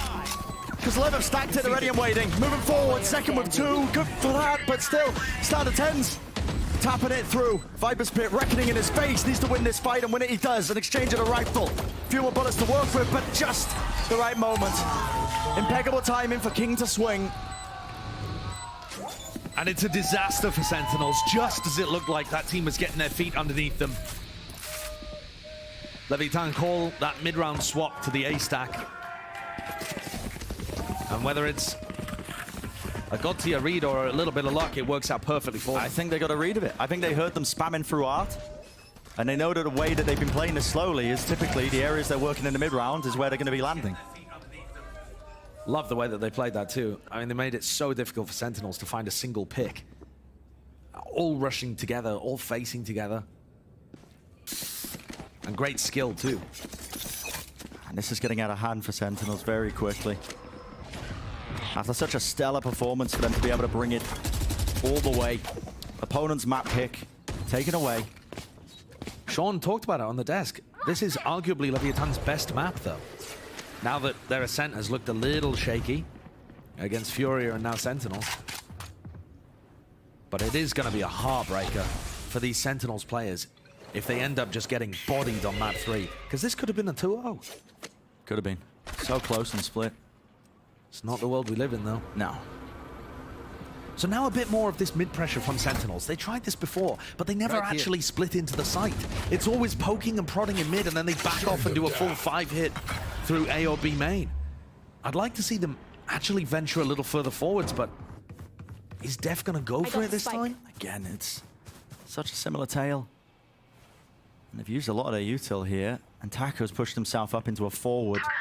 Bit of a one-and-done position. If they want to NB here, Taco could be the difference maker. More than a thorn in their side. He might just put an end to this entire push. He has knives, though, and Def, if he uses the null command, it's going to get taken away. Taken away, just down to the Sheriff. Angle. Patience, patience, patience pays off! 2 kills, rifle gain, a bit of an upgrade, and what is that? Sprays them down! And they just cannot withstand it. An absolute dismantling there. Had anybody on Sentinels the presence of mind to check that position, I think Taco would have been caught. Well, that is gorgeous trigger discipline. Spike down. And in the meantime, the push from Def and Pancada through that B link anyway just got destroyed. Yeah. Was it Def and second, I think? Just got dominated by Mazzino as well, so even the B split not really working.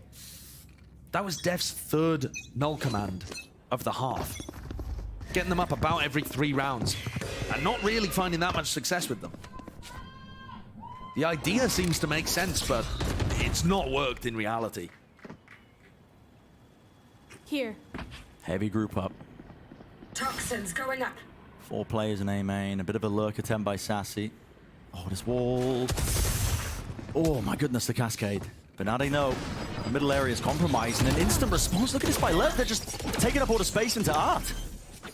Don't want to give anything away. The plant's going to go off here, but they've been perfectly happy to play for these retakes, especially when they're handed these. Bit of aggression from Sentinels over to Art. Might catch Taco. Yeah, he is separated. Oh my goodness. The drone missed. Drone missed. They're not fighting it enough. They've gone for a compromise where they just kind of stand on site and slowly die. And picked apart. from every particular angle. The difference there, Leviathan's so decisive on the Thrifty round that we saw from them, and Sentinels just didn't really know what to do in that moment. Yeah. It's crumbling. Crumbling fast. Really seeing the depth of the map pool as well when you've got teams that might be competing for that middle of the pack and that top 4. This is really where the difference gets separated in moments like this. Gotta be honest with you, Brent. I thought the difference would be more palpable watching this game. I thought that we were going to see Leviathan come in here and showcase that there is a tier gap between them and Sentinels, and that really wasn't the case at all, map 1 and map 2. Even in places where we would talk about the map pool being really good for Leviathan on Ascent. It's murky. That's part of the joy of watching Americas at the moment. It does feel like an element of any given Sunday, but not here on Pearl. 9-2, final round of the first half. And Taco going for a familiar play. Timing, oh my goodness, he's just missed it. Like ships in the night, but he is aware, missing the shots. Shorty's out, look at the coverage. Casino, happy to oblige, happy to help him out. And Tens wants to take a fight. Flashed up. What? What is that? Oh, those are ones you really can't afford to lose. It does get traded, but it puts them at a player disadvantage still. Oh, damn. He's going for an aggressive play, and he's just giving away everything, man. They're just spammed. Common angles watched for, all down to Zekken. With the most to do. Take flight. How do you manage this? Drone being used, taps through, sticking all the way through. Is it enough to try and break it? Not quite, and Taco gets away with it. That's 10-2 at the half. An absolute dismantling of Sentinels, just degenerating into solo plays there towards the end. And Sassy, after a really, really strong map 2, back on the Viper, back to 1-12. Yeah, an absolute dominant half so far by Leviathan, but well, let's see what the desk has to break down so far for this first half. Well, thank you very much, gents. It's hard to go much further than pure dominance from Leviathan in this one. A 10-2 first half. I mean, this is nothing like the rest of the series that we've seen so far. Yeah, I mean, definitely dominant. I think dominant isn't even the word to say. It's like absolute destroying, it feels like. Honestly, from my POV, just looks like Sentinels is kind of like all like fumbling all over themselves. I'm not sure if they're playing on-site, playing retake. Like here we actually see like these rounds where, you know, they have so much that they can stay on site and take the space, map space with, but then they just choose to like fall off the site, give up the free space. We have double controllers that can just retake the site, put up a wall and completely deny that information, and we're just letting them have it. Like, I really don't get it. I think the retakes, like you mentioned, were phenomenal from Leviathan, and this is something we thought we would see on this map. Sentinels struggled with it all half, but where they really lost this half was that eco round, the one where Leviathan stacked B, they roll all the way back to A, they get the Thrifty, and then the next round, it's like they win another Thrifty because the null command gets popped, which takes away the Blade Storm from Taco, and he still gets 3. And this will bring us back to that comp discussion because the Harbor has been a big piece of a number of those retakes, right? And we're seeing some of the difficulty from Sentinels on the attacking half with where they're planning the spike and not having the ability to protect the planter to then put it in an open position for, a hold or a post-plant situation on these B angles, for example. Oh, these B retakes, they were just coming off aces for Leviathan, it felt like. And I'm going to say, I don't think the KO really got the value that they were looking for on Sentinels. They had 3 null commands. Sideshow pointed out they were farming orbs on def all half. All 3 of those rounds were losses, and I don't even think any of them were close. So they farmed 24 orbs that half, and then just threw them all away. That was just, you wanted to see more come out of the game plan for Sentinels. That's where I think it was missing, and now they're going to go into the tougher half, where actually Leviathan average 8 rounds every attack zap. Oh, average 8 rounds? Average 8. Well, they only need 3. Yeah. So that less than half of what their average is all they need to wrap this series up. For Sentinels, it's time for a miracle if they want to get the dub this time around. Back over to our casters to close this series out. The uphill battle, isn't it, for Sentinels now? Has to be win on the pistol round, and even then, so damn difficult, because look at that, just to reiterate what the desk was talking about. Leviathan with the highest attacking round win rate on Pearl among all teams at VCT Americas, 68%, Josh. Yeah, that's also helped by the fact that Furia were playing a comp that couldn't defend. Oh, that's true. Forgot about that. But yeah, they are very good here. Extremely good. Call it an uphill battle. It's like trying to climb up Everest with no shoes. This does not seem feasible. Yeah. Working with one ham sandwich. Yeah, not too many supplies. Trailblazer to clear through. This is interesting from Lev. So, curious beginning on their pistol rounds with Pearl. Do like to explore towards Art. They do this quite often, but them taking mid is a new element to it. Really pushing deep. Okay, offered a bit of a kill there. The first pick is great. If Pancada can find something else over here. Backing away. Yeah, it decides to just play back and watch for any post-plant aggression. It's because they've lost that mid control. They pinged it out that they're watching for it, possibly through water and this fight. Look at this, being taken. They've got an aggressive post-plant setup that's going to decide so much, and then King also on a It's all about these kills. It's all about these kills. A bit of spam through, right through the window, jump peeking. Right click's doing a decent amount of work there. 40 health for Nosworth. Forward position. Is he going to be traded? Is he going to be dealt with? The answer is yes. Inside the pit, I don't think King's got anything for this one because, yeah, no util in his hands. Discipline there by Sentinels, making sure that they stuck together there for the retake.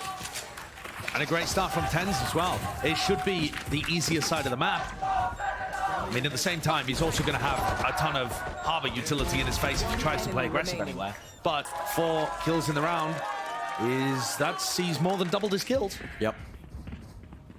Got to keep it going, though. Yeah, I mean, one round at a time. Not only can Sentinels not afford to make any mistakes, but they've got to win rounds like the bonus round where they're going to be working with a weaker economy. So it's still extraordinarily difficult. But if you think about the big picture, Sentinels were losing a lot of those pistols. They'd only won 2 out of 10 coming into this match. So those are that's already a better sign for any Sentinels fans. They've clearly put some work into the pistol rounds, and also their early round game plan as well, I think, is much improved. Aggressive angle here. Mid was compromised for about a moment when Zekken was pushed off the angle, but... Oh, okay. Flick of the wrist there. King was hoping some sort of value there with a lurk on the eco. Yeah, I heckin' love him too. Cleaning them up though. Just trying to go over those contact plays. Nosworth going to be the last one standing. And this is going to give TenZ Bladestorm, actually. If he gets this kill or decides to challenge, I mean, might not have an opportunity to do so. Honestly, with 40 seconds left, you know, I think that'd be the better idea. Don't let anyone kill him. Save him as a tasty little snack for TenZ. Because seriously, that adds just so much more into your bonus round. Second's gonna troll TenZ though. Steal the kill. Not thinking about that. No.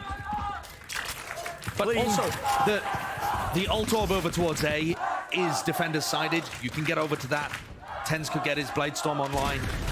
They could add a lot more bite to this round. But this is the round that matters, isn't it? Bonus round against the bye. For any chance of mounting that comeback. Yeah, this would be an enormous one to get. And we can tell by Leviathan's positioning that it looks like they're just going to send it B. Look at all of those pings. Pinging out TenZ potential positioning, perhaps? Onto the close corner. Deep knife there on towards A main, so that's going to be given the space for TenZ to get the orb, so he's going to have his knives online. Viper wall in the face for the Leviathan players, but not for much longer. Okay, as soon as they hear that Trailblazer, that's going to be the pull. Snakebite, layering the utility on top to make sure they don't get too much value out of it. But now drop down, that's going to be a plant. Anything to try and stop this one? No spam into it. Plant goes down without too many problems. Now, how do you play this retake? This is the bread and butter of the comp. Except that Pancada is not playing Harbor, right? So, where do the Astra Smokes come through? And it's going to be difficult. Trying to wade your way through. That's an updraft play. Dash still active, making their way through. Cascade in their face. No kill to be found. And look at all this util. Viper Orb right on top of it. Anybody tries to stick it, they're going to be bursted down this way, that way. It's so difficult to play against. Sassy against the world. Beautiful little attempt at the end, but not too much else. So one big opportunity for Sentinels to get back into this game a little bit, and it doesn't quite go their way. And that means that not only do Leviathan get up to 11, but they have the economy now to be able to start working their way forwards and get on to match point. Tens picks up an operator, but I just don't see where he's going to be able to get value from this unless he plays towards mid. Mazzino's utility is always going to be in his face. Mazzino and Nozra are going to use a flash and a cascade to take any space where they want on the map. I think this might act in biting them a little bit. There's the flash, there's the cascade. Not that Tens is playing there anyway. Just impossible to anyway. Reckoning skirting its way across the site there. Going to be using the pull in response to a lot of this. Just try and slow down again the push attempt. And back horse control is still going to be held for now by Sen. Dashing right forwards into them. Pop flash play! Lovely by Pancada to contain. The second's out in the open. He's removed. Pancada got a second here and he's still in back horse. And this is anyone's game still. Slight angle. Oh my goodness, spraying it down. Moving forwards. That's Mazzino. And now Pancada's stuck. He could be pushed from any angle here. On timing. I love this decisive reposition. The repeat, his crosshair placement's not on it. Doesn't suspect it. Tens is miles away. I mean, he was opping on A all throughout this round, hoping, praying that they would come back to him. Does he get a free one? Not quite. Dashing forwards, he needs a better gun for the job. And look at that. Lev have no intention of taking a fight with him. Goodbye. Running all the way over towards A. He didn't get a rifle. That's interesting. So this is going to be a retake with the operator. Very difficult. 30 seconds in a must-win round. Spike planted. Spike's down. And set up for that post-plant. This is so hard to play against. Crossfire setup.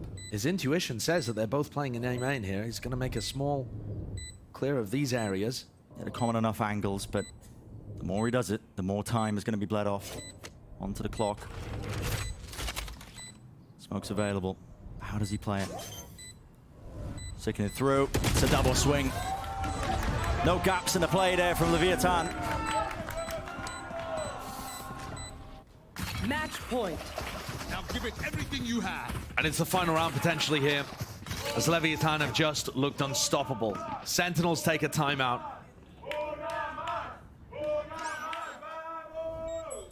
Mazzino's 20 and 10 currently.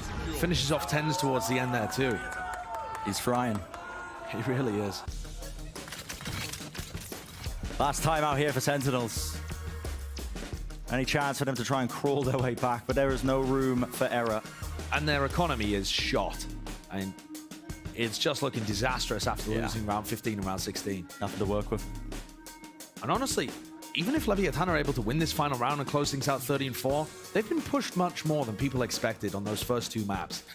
And really, like, coming away from this game, do you feel more confident in Leviathan just because the final map was so decisive?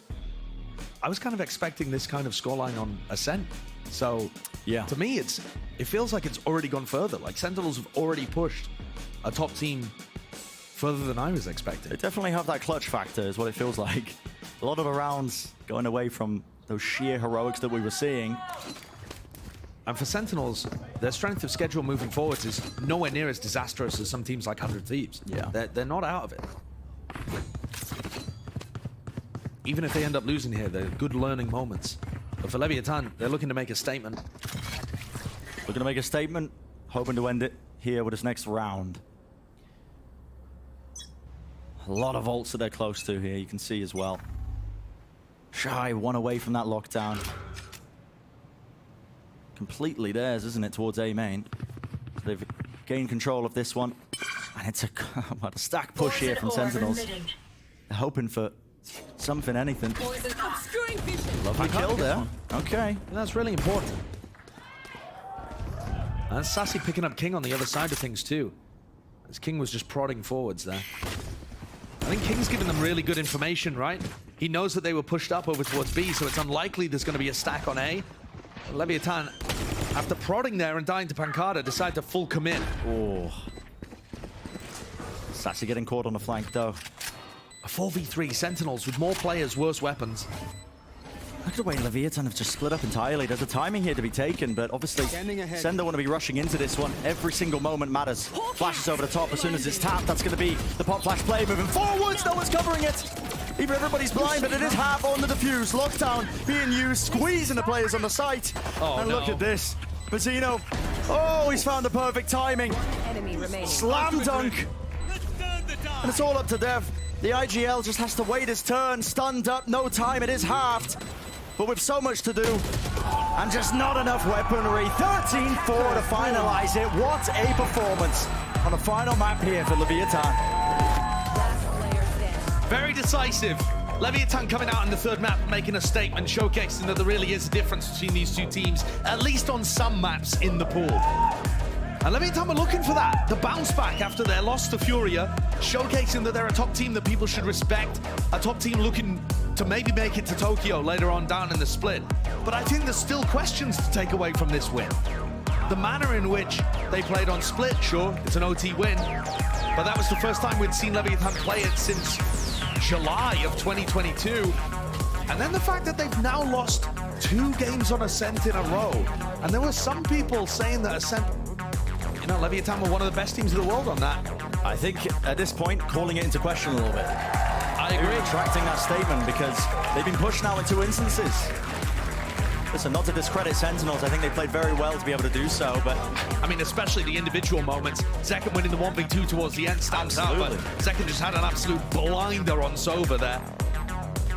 You know, maybe maybe there's no team in the world that stops Zekken from winning that map.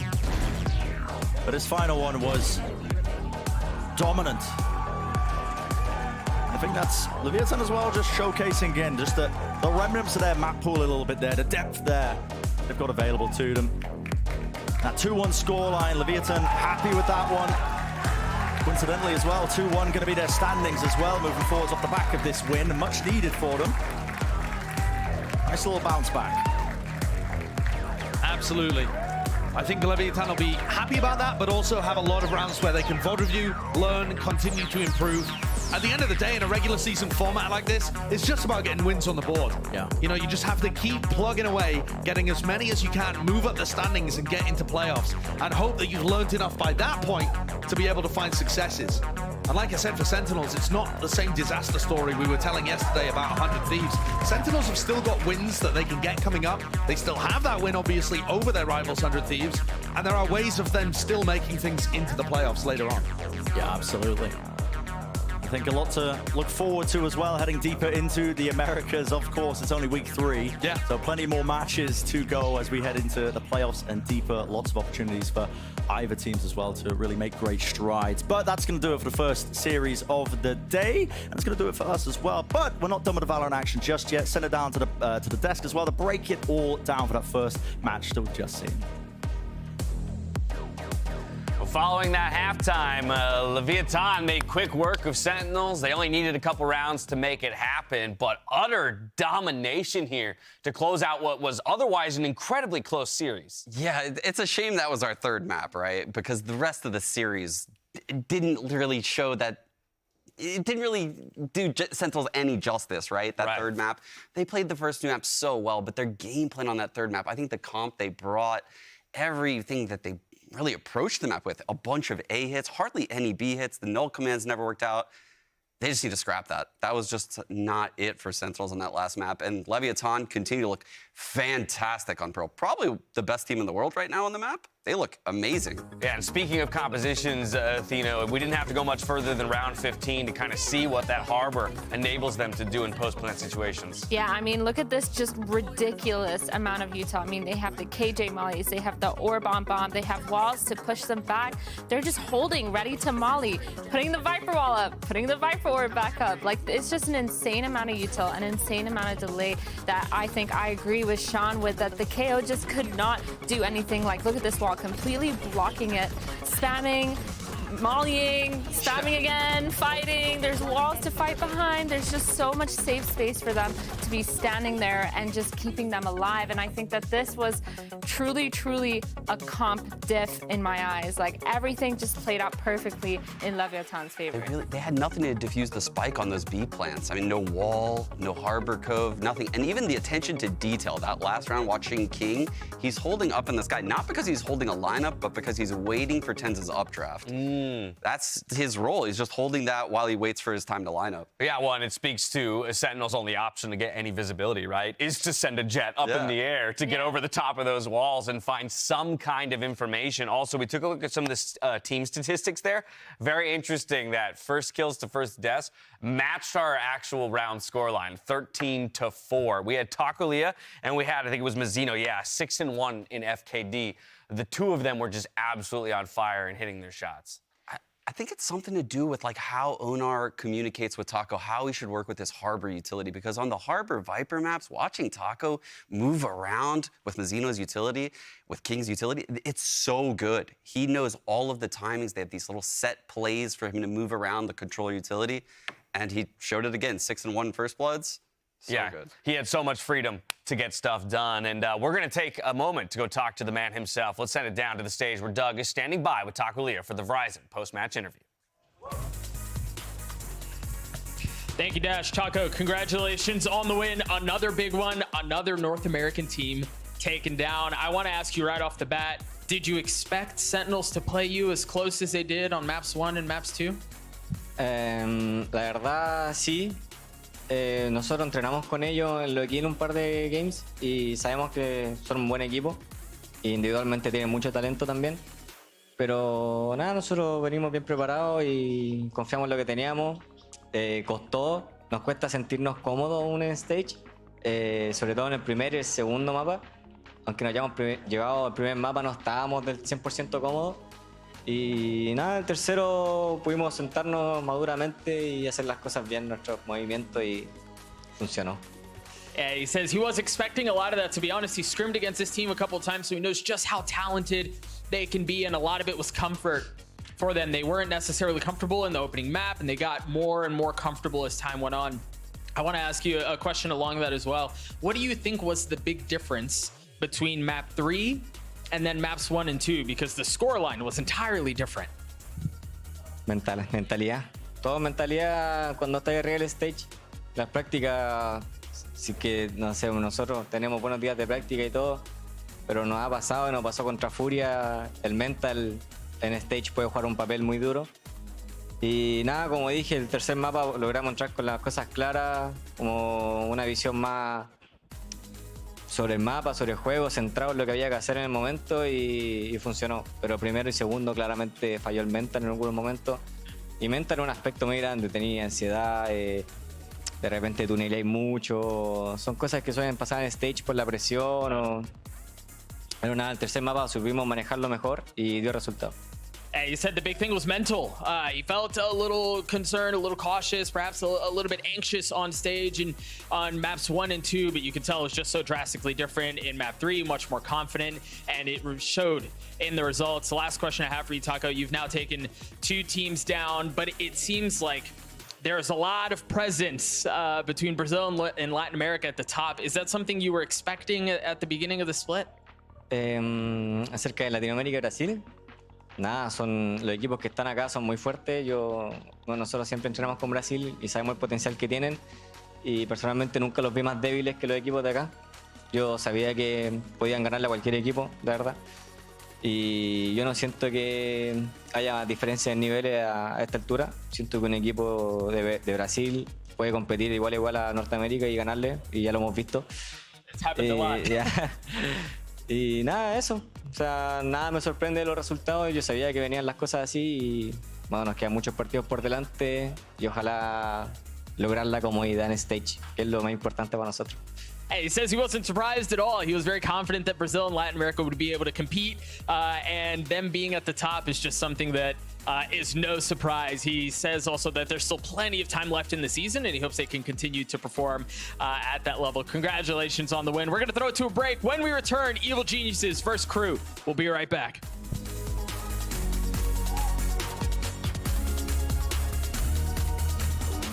It's a battle between 1-1 teams, and for a winning record here in the standings of VCT Americas Sentinels versus Leviathan. Both teams still trying to find their identity and put their stamp on the league. High-low setup, span onto the angle, Mazzino, spray transfer. It's immaculate. The shorty does the job, just trying to wade right into it, and none of the util has been cleaned up yet, Deb. Crosshair placement's good for one, still finds it. Look at a wrist, and it is good. Util in his hands, finds it, a target, and that's the ace. Bit of spam, seeing if they can find a kill onto the Viper would be beautiful for them. Tens, it's cleaned up. That's Leviathan claiming map number 1. What a great finish out. Looking very clean in overtime there for Leviathan. Yep, left click from Def as soon off the alarm bot. Yep, there it is, and a re-swing. Beautiful trap play. Love to see it. Paranoia in the face of Pancada. Run and gun does it. Spike Plant will get a bit of extra money. It needs to be favored. This is so aggressive. Wide out in the open. Short end is traded away! The map's secured, and second is the man to do it. Sticking it, spamming it down, need to break it all the way through. No one's dealing with King, and he just sticks it through. Patience, patience, patience pays off. 2 kills, rifle gain, a bit of an upgrade, and what is that? Sprays them down. 13-4 to finalize it. What a performance on the final map here for Leviathan.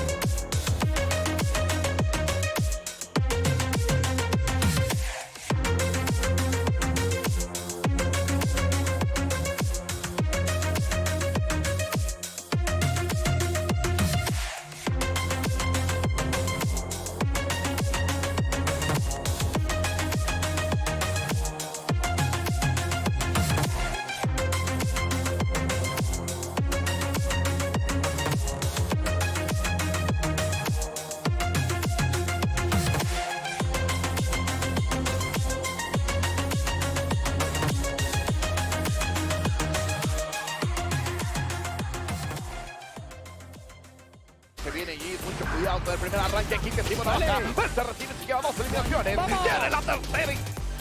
Joggable making a 1 versus 1, and Joggable comes in!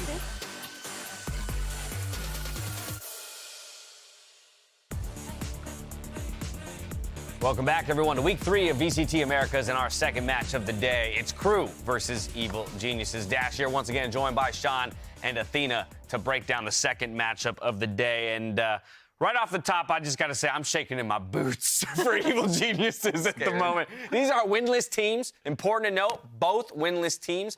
It's still early on in the season, but as we've already talked about, Week 3 is where we want to see teams start finding themselves. Reality is only one team can get the dub today. That is indeed the reality, and I'm scared. Like you said, I'm scared for EG right now because they're coming into this game, and we saw a tweet come out a couple days ago. They're putting BCJ on the bench, and I think myself, along with the rest of the community, are thinking that's a little bit crazy. That's your experience. That's probably your most skilled player. There has to be something more to this.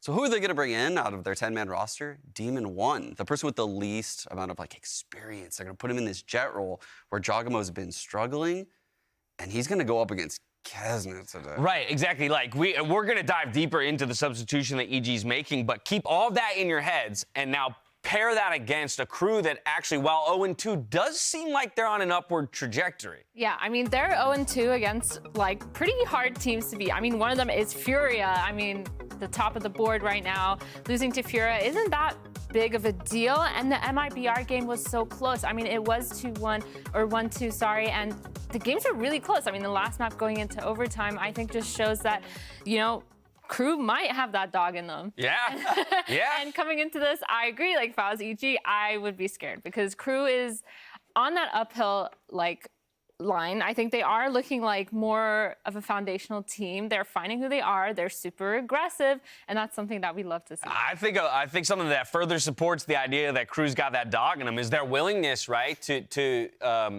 recover, or rather to go swinging back at their own mistakes or their own defeats, right? Losing in Week 1 on Ascent versus Furia, they pick it Week 2. Yeah. What? That's insane, right? Furia picks Ascent into them, slaps them around a little bit, and then they go into Week 2 and they just pick it back, and they look amazing on it.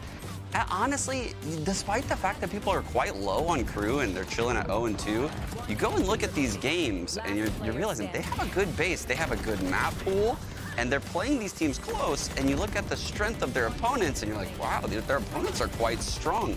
Maybe KRU is a little bit better than what people are giving them credit for. Yeah, strength of schedule-wise, in terms of the two opponents they've already played, they've had essentially the toughest schedule of any other team so far in the league. So sitting at 0-2 is not, the most drastic, terrible thing. Of course, again, now is where it's important for you to get the dub because you are up against the other supposedly weakest team in the region. Yeah, I mean, this is where you kind of want to get out of that, hey, I'm at the bottom of the scoreboard type of deal. Because for KRU, winning this would be a pretty big deal, kind of putting domination over EG would be super, super important. And I think it should be something that they're looking to do. I don't think KRU should be happy with a 2-1. I think they should be happy with a 2-0. I think that's what they should be striving for because as a team, that's just how good they're looking to me. I genuinely believe in this KRU roster, and I think EG just isn't sitting right for me right now. I like it. We're setting the bar high here. Not only do we want your first dub, we want it to happen in 2-0 fashion, but I really couldn't agree more, right? Because that's, I think, what they need to kind of prove to themselves even that they can be competitors in this league. Again, it's top 6 that go for playoffs. You're well outside that position at the moment, but with still a lot of room to run. Kesnet, though, is who I've got my eyes on if it's going to come down to a single player to watch. Absolutely, and this is the star duelist behind this KRU squad, right? You see him a lot on Jet, a lot on Raze, and I love watching Kesnet for his continuous aggression. He's always going to be fearless in the server. It doesn't matter if he's having a bad game. He knows what's necessary in his role, and he will always bring it. And in this matchup today, that's why I'm really scared for Demon1. I think doubly important that he's such an aggressive player considering that substitution. Already we know that EG is going to be working with maybe a lack of synergy. And then you go ahead and you put somebody who's going to be hard pushing you early on, challenging you in those duels, not giving you time to find set plays or get set up on the map. Oh, come on, that can't be a tougher spot to be in for EG. Yeah, I mean, even the players on EG in that interview, they were saying that they think that Kesnet is crazy, and I think that that's something that they're definitely thinking about. Maybe they have something up their sleeves. Like, I don't know, maybe Demon 1 is kind of a demon. Maybe he's the counter to Kesnet. Who knows?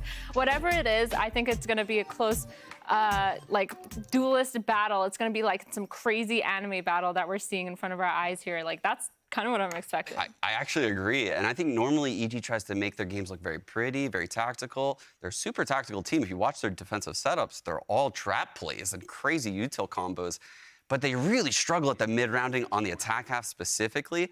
I think they're going to make things really scrappy today. We're going to get some jet duels all over the place this series. They're definitely one of the squads that's been the most two-faced, to your point about like attack versus defensive side win rates, right? Where they look fairly solid on defense, being able to set up, unfortunately struggling, as we see here, on the attacking side with a 34% win rate. And actually kind of mirrored in the statistics, actually. So KRU supports the idea that they're aggressive. They like to be the team on the forefront or on the front foot. Whereas EG, okay, we want to look pretty, we want to absorb that pressure. I just don't know if you can get that done against KRU. EG's win rate on the attack actually went up last half. It was terrible. It was so bad. They were averaging 3 rounds a half. It was abysmal. So that is something they really need to work on. They got no success out of the Gecko comp they ran, and they're about to play a team that's proficient on the maps that they played Gecko on. So I think they might have fixed a lot of that in a couple weeks, hopefully. But those mistakes are just costing EG time and time again. Absolutely. So, Athena, let's return to that kind of point that we kicked things off with, right? It's a roster update here for Evil Geniuses. They posted on Twitter a statement saying that Demon 1 was in for BCJ earlier this week. And honestly, again, it left so much of the community just aghast. Confused? At, like, what? Yeah, why? Wait, what does this mean? I thought BCJ was synonymous with Evil Geniuses in this kind of, you know, modern era. I like to see that BCJ, though, he's taking it in stride, right? Weighing in on the topic, saying, time to prep my resume, I guess. Yeah, I mean, the tweet itself was confusing and the idea is confusing. It just kind of seems like EG as a whole maybe is confused because, like, us as a community, me as an analyst, you guys, like, it's like, I don't really see the benefit of this. I don't want to take away from Demon 1 for sure. But again, like you guys said, he's inexperienced. He doesn't have that experience. And he's going up against Kesnet. Like, yeah, there's a lot of weird things that seem to be wrong right now with EG, and that's one of them. Like, for me, it's not even about a comparison of the two players. Like, that is a good discussion to have, right? It's just that you're only two matches into the season. Yeah. And you're making a swap for one of your most integral players in BCG. That's the part that's confusing to me. I could see, like, hey, post-Super Week, you're sitting at 1-4 or 0-5. Okay, change something for the sake of changing something. But again, we're left for wanting answers. And with this team's performance at Americas as well as the swap, it raises questions about the direction of the team, right? So we decided to go directly for the source, or to the source, for some answers. Coach Potter for her take on the situation around last week and what she had to say. You can see here, despite our first win results in Brazil, they weren't what we wanted. And we saw maybe there was an opportunity to switch up roles. During the past few weeks in practice, Demon 1 has proven himself as being a gifted jet, specifically. Coupled with our losses, it was the right time for us to figure out our skills ceiling. With our reserve roster, we have the opportunity to trial different players in these situations. So a direct call out to his jet play specifically. Do we feel like that, you know, is enough? Is that what they're missing? A little bit of firepower? I think in certain instances, yeah. I think Jogamo has really fallen flat a little bit this season, given what I expected of him. I think Jogamo's a star player, and he's proven that. He's been, like, I think, rank 1 on the rank leaderboards. This guy's insanely skilled, and the rest of EG is as well, but their cohesion and ability to trade off of him in a lot of these early games just was not there. I don't know if that's going to be there with an inexperienced player, but maybe you could just kill everyone. That's what could happen. Yeah, I mean, we were looking at Tens and we were just talking about how, like, he wasn't really being set up in the best ways, or maybe, like, he was overstepping. And I think, like, in this scenario, if you have a team that can't even set up your players in the best ways possible, then how on earth is that jet going to have that impact? And so, yeah, like, I feel like not having that team cohesion is such a big, big issue. And I don't really think a roster change is what they needed, but maybe again, like I don't want to be negative about it, but maybe there's something. Maybe there's something going on. No, and in general, right? Of course, you're going to put some expectation on Demon One to live up, right, to the substitution and prove that he was worth taking a risk on. But more often, you want to look at the other 4 players who remain, right? That's the core. You guys already have that synergy, and Giacomo is a big piece of that core. We'd look for him to maybe step up where BCJ can't anymore because he's not in the lineup. Exactly, and this is where someone like Giacomo, part of that core, as well as Potter, who gave that quote, this is where she comes in huge, right? Because last year, she had so many cool little trick plays and gimmicks that got them through in deep runs into LCQ. She did so well, and we've seen flashes of that this year with the Gecko play specifically on Pearl, but we haven't seen really the set plays on attack. I think this week we might start getting that, and I want to see some cohesion between the initiators and the star duelists, more so than what we saw in the previous weeks. All right, well, we're going to need to see it if they want to get that dub and move to a 1-2 scoreline overall. Now, before we get into this match, we want to lighten the mood just a little bit with a quick game to see how well we know the players here at VCT Americas. It's called Who's That Pro? It's a pretty simple game. I'll walk you through how it works, okay? We'll run a clip of a player answering a question. Their face and their voice will be obscured. We'll write out our guesses on our little whiteboards here as to who we think it is, and then we'll play the undoctored version of the clip to get our answer. Now, I will just say right off the top here, because I don't have high hopes for our performance in this game, that during our rehearsal this morning, Athena and I rocked it. We got the test clip completely. Sean, not as lucky in that one, but I'm only saying that now because I feel we might sport a 0% win rate at the end of this game here. Let's go ahead and dive into the first clip, shall we? I'm gonna get owned. Cuando tenía como 18 años, me surgió como una cosa como por ver animes de cuando yo era chico, como Naruto, Dragon Ball Z. Como que dije, tengo que verlos de nuevo y terminarlos, porque cuando chico nunca los pude terminar. Y ahí empezó como mi amor, y después dije, esta verdad que estaba One Piece, voy a ver un poco, y me enteré que tenía 800 capítulos, y dije, se ve muy bueno, y empecé a verlo, y desde ahí me enamoré, y encuentro que era el mejor anime de la historia. I have absolutely no idea, by the way. I'm just going to say that right off the rip. Wait. Couple things. First of all, the question was, what is your favorite TV show? Naturally, so we're trying to pinpoint the weebs out there on the different teams. Yeah, I'm just putting a guess down, and it might be wildly wrong. Yeah, I'm also just gonna put. I'm just putting a guess down. This, we're ready for the reveal. Okay, we're all somewhere different. JZZ, Mazzino, Kesnet. Wait. It's Nags. It's Nags. Dude, that was my second guess. Yeah, oh, was that where you're gonna go next? Okay, I was like, I'm already so mad because we got the first one. Damn it.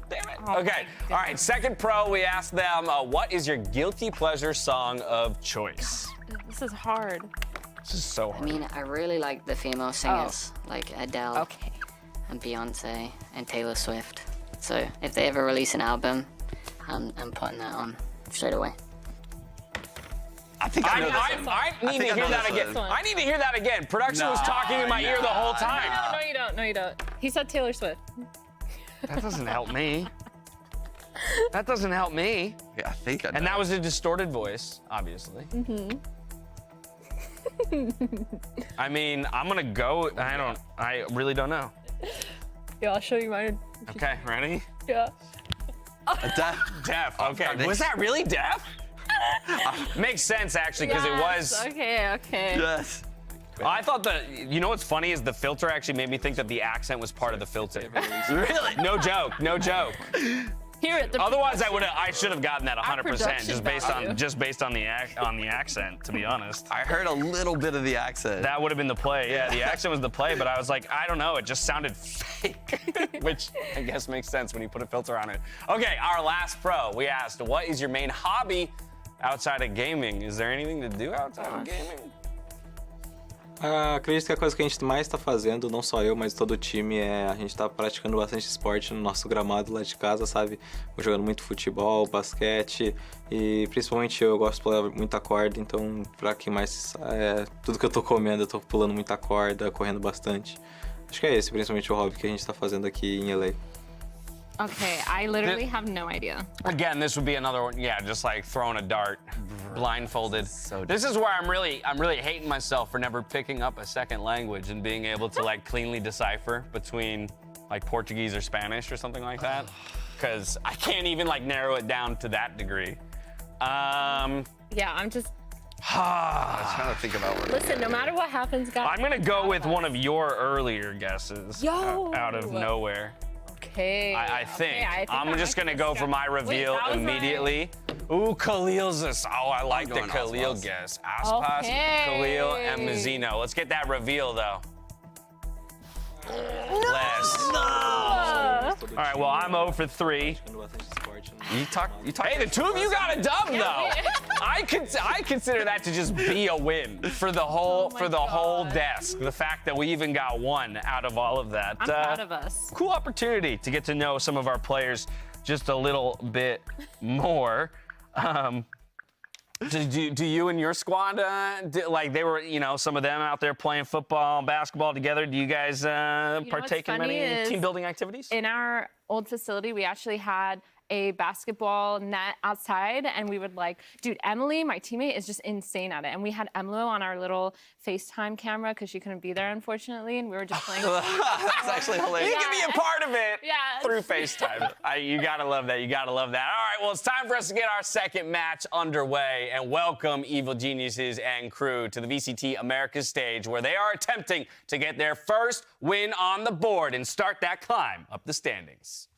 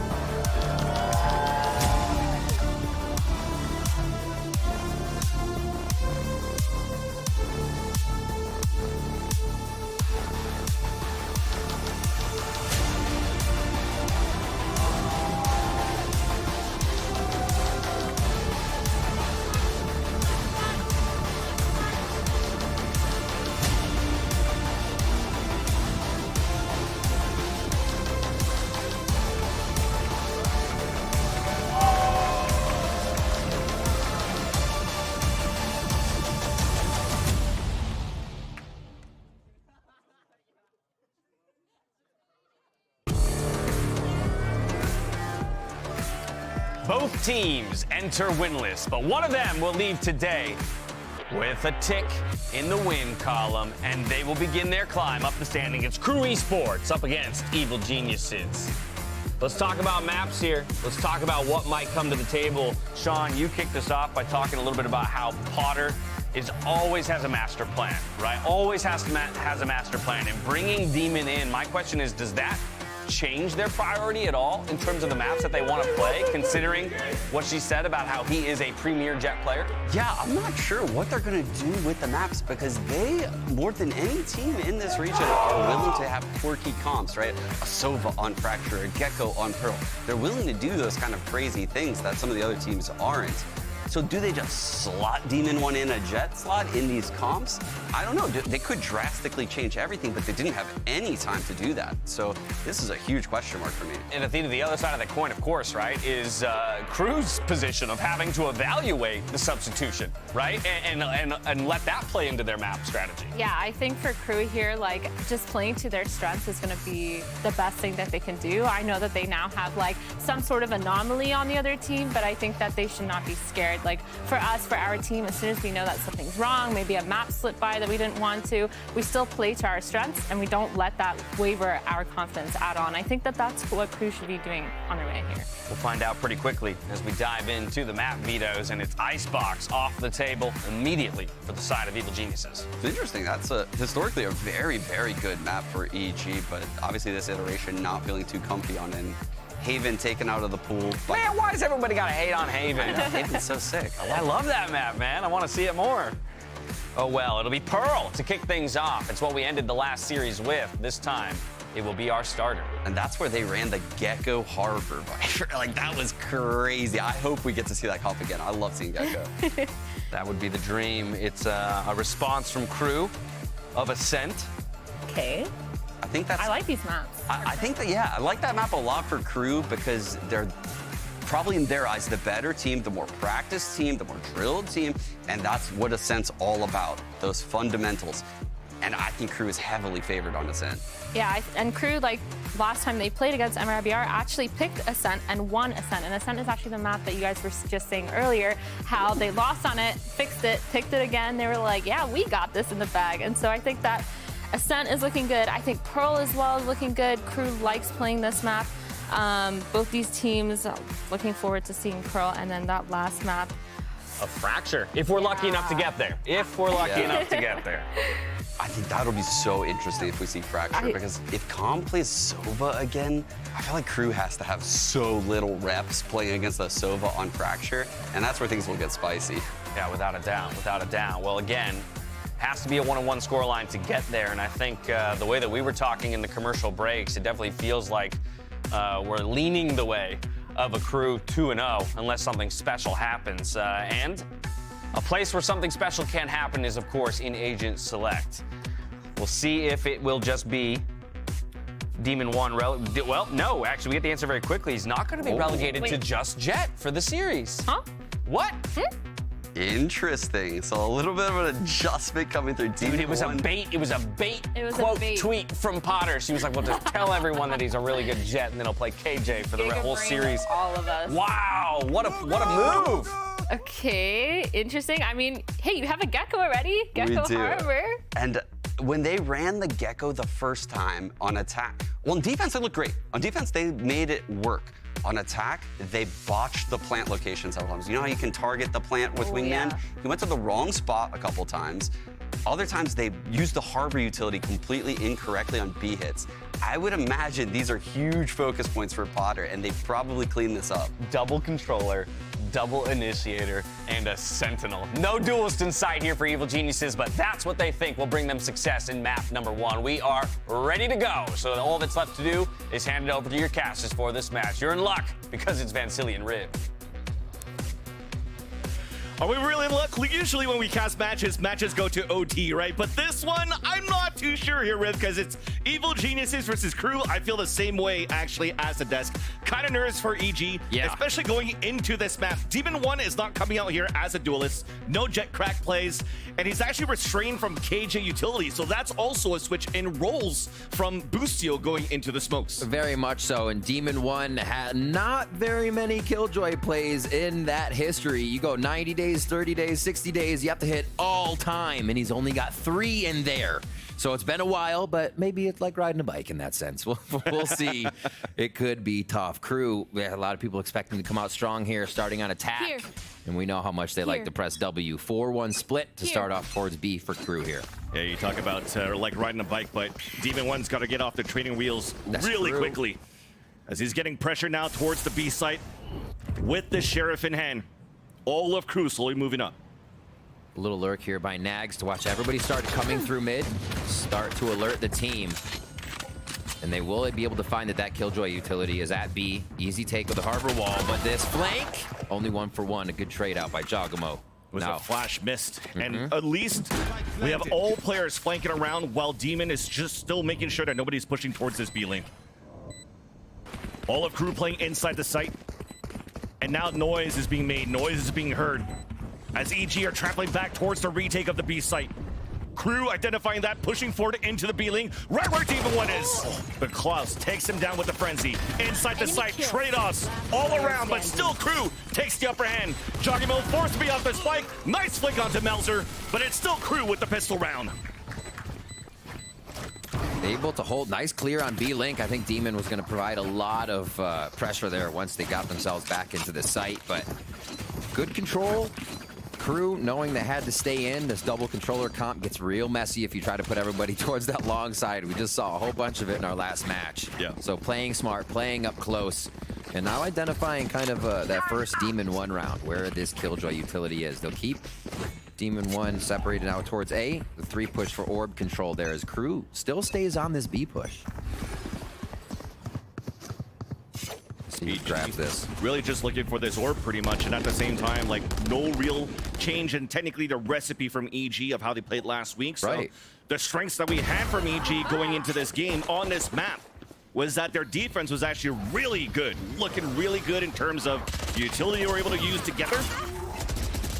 And we'll see that once they finally get the money right. This time around, it really looks like KRU gonna wrap up with 2 easy rounds. Only 1 player inside the site, and that is that Boostio switch on this Astra, already connected from a couple of bullets. Looking to be for some safety at least, but there's just too much pressure from KRU. And look at the money. KRU setting themselves up nice. Davies still with the Sheriff into this round, so rebuys or purchases for a teammate can happen here in the next few rounds. Just putting the little pieces together so the puzzle fits if it can't work in a few rounds for KRU. Here's the last kill onto Ethan. Nagzit takes that one down. And 2 rounds for B that KRU has tried to get the advantage on. A noticeable push Nagzat was able to stop from EG coming to that A side. It might even 4-0 for Kesnet, have ult soon, so that could be a big one if they need to as well play towards that economy. Getting an op in there, Kesnet would rush that straight down B. We know how these guys play. Spike drop. Looks like they'll leave it down for this round, so they really want to feel out what EG does for this bonus. No full commit yet for KRU. This is just going to sense out how the map is going to work for Evil Geniuses here. Quick control. Orb for anybody here, but they are going to start to focus Klaus on that ultimate.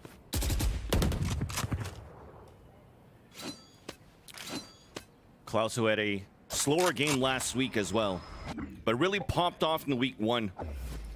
If he could find that form back into this week number 3, this matchup against EG, it might get more one-sided than we expect here between this matchup.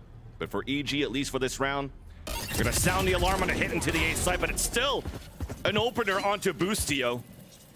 The alarm bot was too far back. That allows his player advantage out from KRU.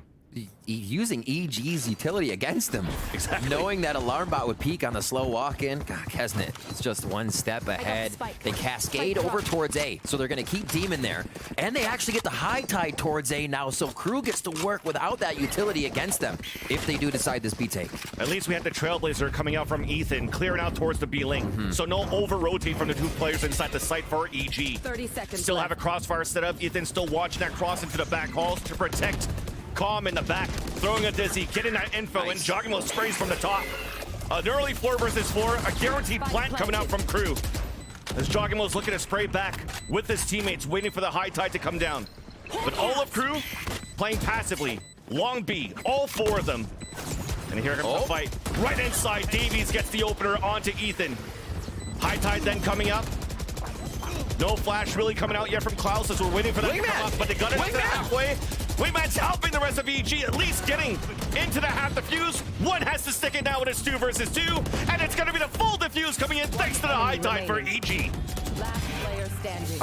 A few rounds ago, Van Stille, you praised KRU for staying in the site, understanding these retakes and how tough they'll be at long. Well, they go long for 1 round, and we see just how tough the cove play is, the walls after walls that you can use, or even smokes here, with Boostio not being on the Viper. So that retake has to be placed smokes, and then within that time, to use the angles you're creating. Really great push, and big for EG as well to put themselves out in that dangerous position. You can't just try to get small peaks by jiggling long. You have to get out there, show yourself, and bring the fight to KRU. That's what EG did. Another B round for KRU as EG focuses that A orb. Whoa, Reckoning right away. Yeah, a really quick one. It's going to be an open site, at least for now.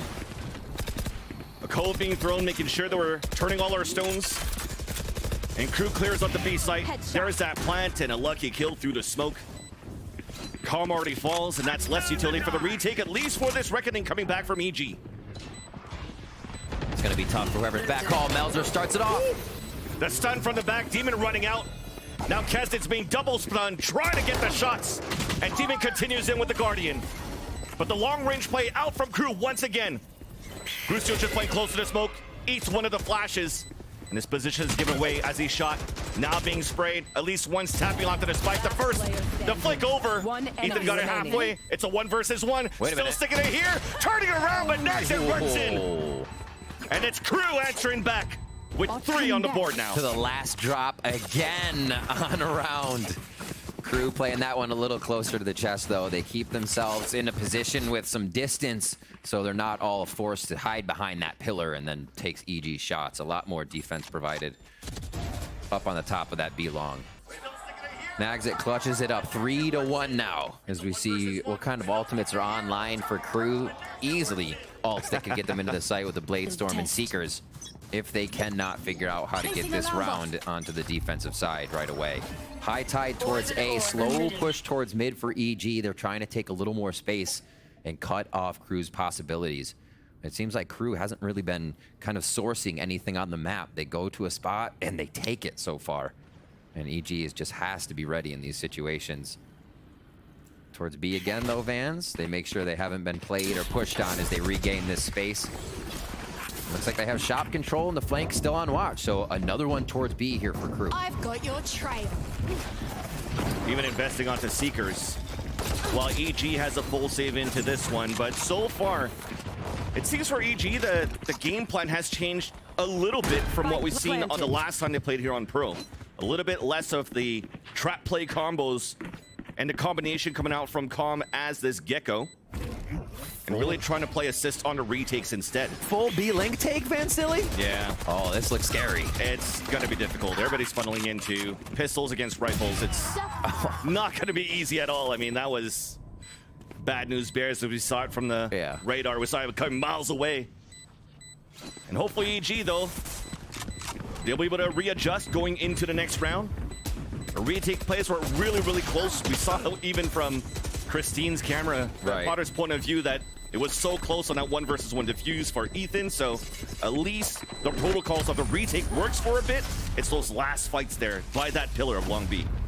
And I has to confirm for KRU, B is just one of their lockdowns, right? If not lockdowns, that's kind of confusing. But B is one of the easy sites for them to take on those low buys for Evil Geniuses. The retake was tough, and KRU was able to just waltz into the site. Looks like we'll get a timeout here just to sort things out once we get another buy coming in for EG. We'll actually see whose timeout it is, honestly. But these ults haven't been used by KRU yet. They're still able to secure rounds and be able to counter what Evil Geniuses has. And if this is a setup, we'll try to see where Calm is, if they have kind of a trap protocol here coming up with Thrash. But I think EG's taking space on the previous rounds were good. Getting that mid, it made Nags consider a little bit more before rotating with the team. And if it's just separating KRU's numbers inside the site by keeping that flank away from the team, away from KRU, that could be it, right? EG just needs to find the numbers right now because they're not getting into the site very easily. Or those 1 or 2 numbers are what they need when the defuse happens, because it's coming down to a 1v1. Yeah. You have an opportunity to be very strong here on a retakes with what you have available for EG moving into this round. You talked about B having a lockdown. Well, technically, if you actually still have Demon 1 playing this B side, they do have a lockdown for that retake. They do indeed. And the Cosmic Divide, as well as that Thrash, is going to help push and clear that space back. But that's only for 1 round, right? That's only one answer that they may have. But for the rest, when they don't have these ults, what can they really do here against KRU's aggressive, very fast pushes on B? It's 1 round, I think they kind of only attempted a contact play, was it, at A, right? Every other round, KRU has just hit the site. So I think the retake for EG has been working. Make sure you're alive, get out of there, play your life, play the discipline, and then be able to swarm back in. I feel like EG still has the shots. They're still hitting their trades. One of the things that I noticed in a lot of Evil Genius' previous games is kind of understanding the current state of the game that they're in, whether or not they're focusing on a play so much that they forget there's an ult on the other side that quickly counters that play, whether they play a one and done, but the other team has a res, right? These advantages you're trying to gain, but really only put you behind a player in that play, in that thought. So seeing where they are, making sure that they're viewing all the ultimates, viewing the position that KRU has been playing, the precedents that they have. I think EG just needs to iron out all that. They'd be good to go. The aim's there. It's just they need to cooperate for everything else. Here we are, 4 to the right side for KRU. It'll be his control on orb, lockdown as well as something KRU could grab here if they decide to get it. And the spikes dropped as they just mill about here for the beginning of this round. Guiding Light up B to start. It's Kesnet. Everything out of the gate. Really trying to dwindle the numbers of EG down here with that updraft into Bladestorm. And the rotation over. EG says, okay, Guiding Light didn't hit anybody long. KRU has been there. This is that learning from the precedent. Everybody rotates over when Ethan's Guiding Light doesn't hit anyone. The second one does hit somebody, though. Could be a fake, though. Oh, and they thrash it. That's well done for that. Wow. Wow. Get that info, but KRU still patient. Still disciplined to stay very far behind. Cutting noise into this moment. Nags slowly re-clearing up towards long. And EG is trying to really be proactive around this site. Using a thrash in the first place, having Dizzy on the second time, we're really trying to rotate our utility with this double initiator to get the information. But as they still have nothing, everybody's playing way passively back towards the spawn to react a little bit more because they have this lockdown to work with. Welcome to my world. Push inside sight. Easy grab on the ultimate. 30 seconds left.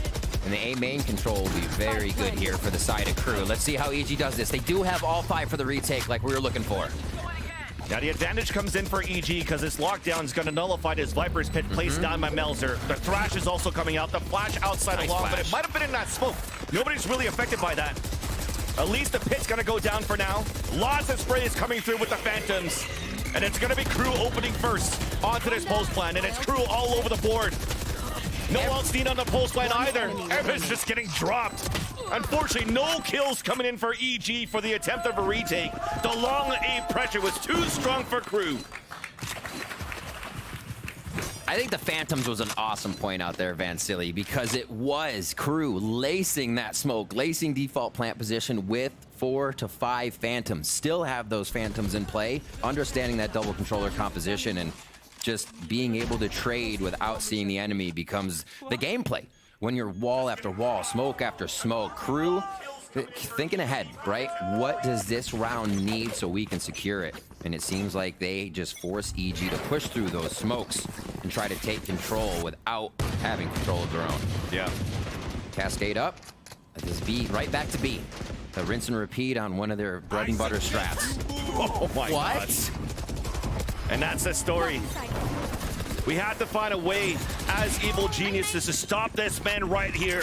Kesnet on fire, head to head. You have an opportunity to do it with Demon 1, but you're still putting him in here into a role that's not a duelist.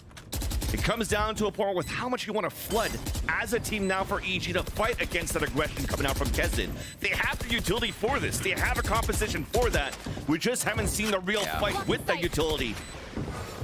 In Vans, the floodgates are open at this point. Oh, yeah. The KRU punishing through these situations, a reckoning on an eco for EG. They said, no, whatever. Solidify these rounds, keep it going. Do not hesitate on the momentum.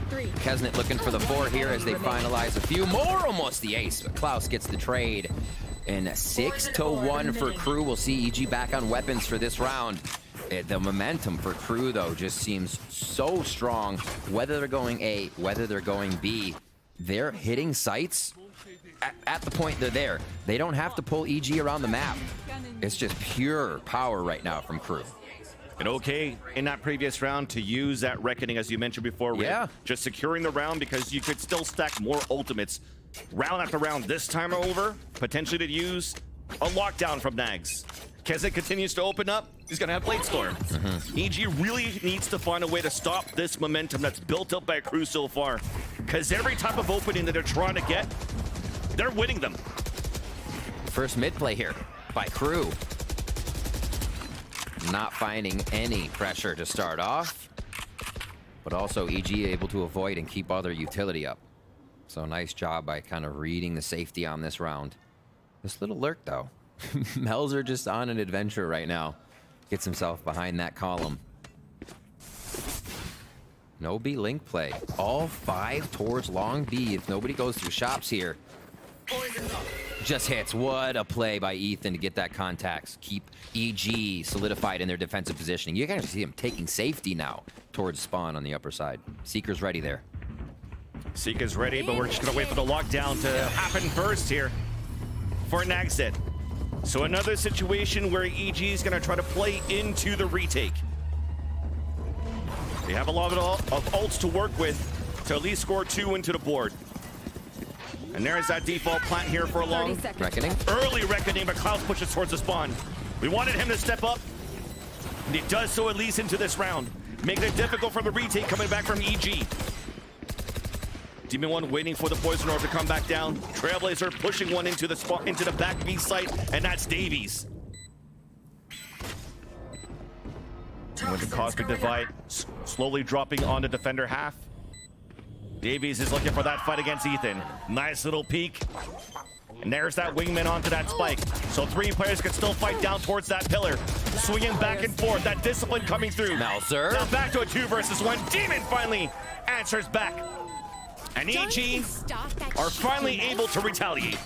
A lot cleaner and much more paced out for EG there. Able to get into the site one by one. Props to Ethan for the first guiding light that detects Melzer already hiding towards long B. That allows EG to stay in position. And then the follow-up kills from Ethan. So very big round there from the Sky player. 6-2. A lot of big rounds needed still for Evil Geniuses. They just got back into a bit of that money here as they build their bank. And now they have to wear out KRU. The 4-1 split continues here for KRU. No ultimates really on. Actually, Kesnet could be there with a Blade Storm here if they go for this orb after they get control of long. Wow, right up, Vansili. Yeah. Doesn't matter for Kesnet. He really just wants to get the opener by running through with the Phantom, which would initiate the Blade Storm no matter what. Yeah. Leave the orb for somebody else as you gain control of long B. But a lot of resources were exhausted from EG on that previous round. All of their ults are gone. And this is this question mark coming again for the defender side of EG.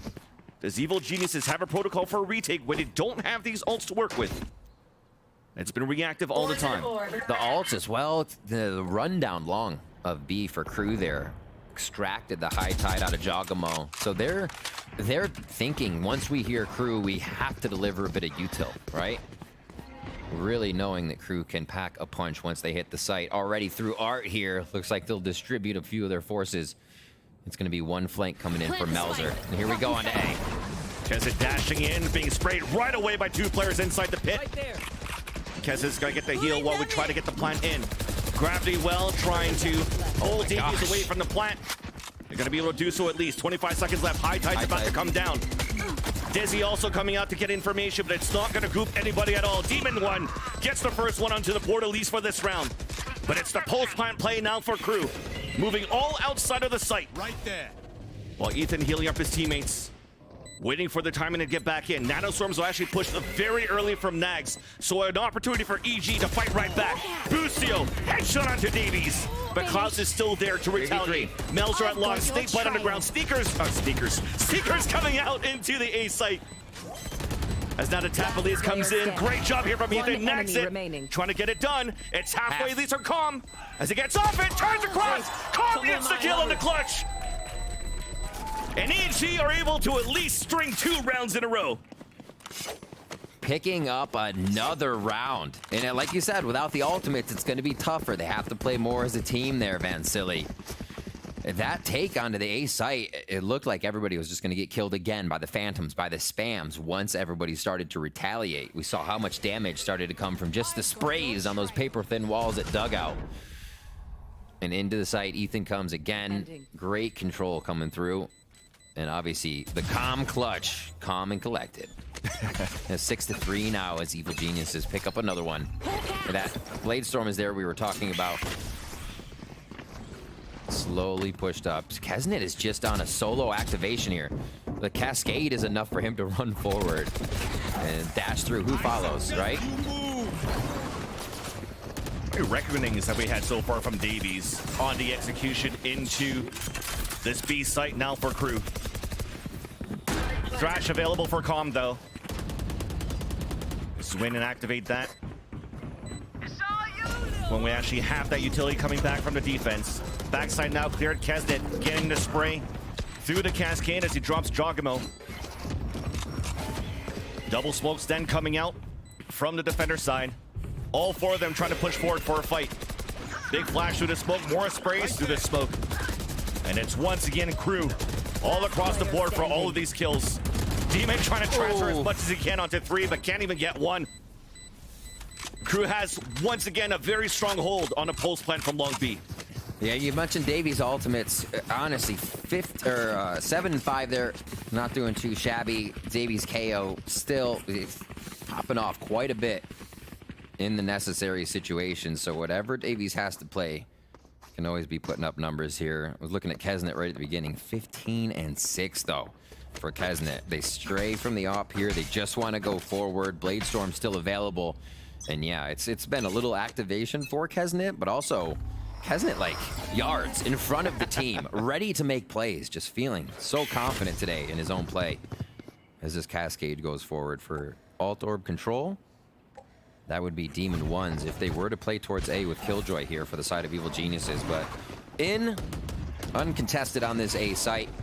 And it is going to be the save here for Evil Geniuses to try and get back in and create a little any trap that they can to do some damage. And that's the thing, is there's such great reads coming out from KRU right now, from Melzer.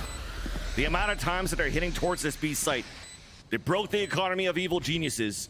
Evil Geniuses says, well, they're always hit towards this B site, let's gamble sec towards B, and there you go. KRU moves into the A site, gets a free plant. With the weaponry now, could play very close range inside the Viper's Pit too. And they're gonna pretty much run away with this round, unless a miracle happens. Oh dear. And there's no miracle coming through today for EG. A flawless round, no damage being done at all. Nobody even got tickled onto KRU's side as they move up to 8 rounds against 3 from EG. I feel like we need to have a stat that compares how many people have died without being seen this game. It's just like a lot of strafing and shooting inside those smokes right now with the Phantoms are coming out on top. We actually only see one Vandal in the game currently onto Ethan looking for those head taps, but the operator does come out, Van Silly. Demon 1. Gonna bring that out in the Killjoy. Took 12 rounds. Yeah, at the 12th round, at the final hour, say, yeah, why not? Try it. Deep into the pocket they reach for these credits. I still like it though, because it still falls into that same play style of EG. We see Busio opting onto this Killjoy when he was playing that role too. And Demon 1 also a crack jet player. It just makes sense they could bring out this operator. Lock it down towards the long B though, but nobody's gonna be moving there from KRU. Ooh. Quickly taken out. So let's see if they can convert KRU. Usually able to find one of these numbers. That was been the big thing for EG, having everyone to retake these sites, because KRU is making it so painful. Here able to draw, they might even change what they do here, destroying this util. Once they see it, they could go straight back. Get out of it! Oh no, they go straight forward. Who would have guessed? KRU pressing W. Oh, Demon's there. Looking to land some more.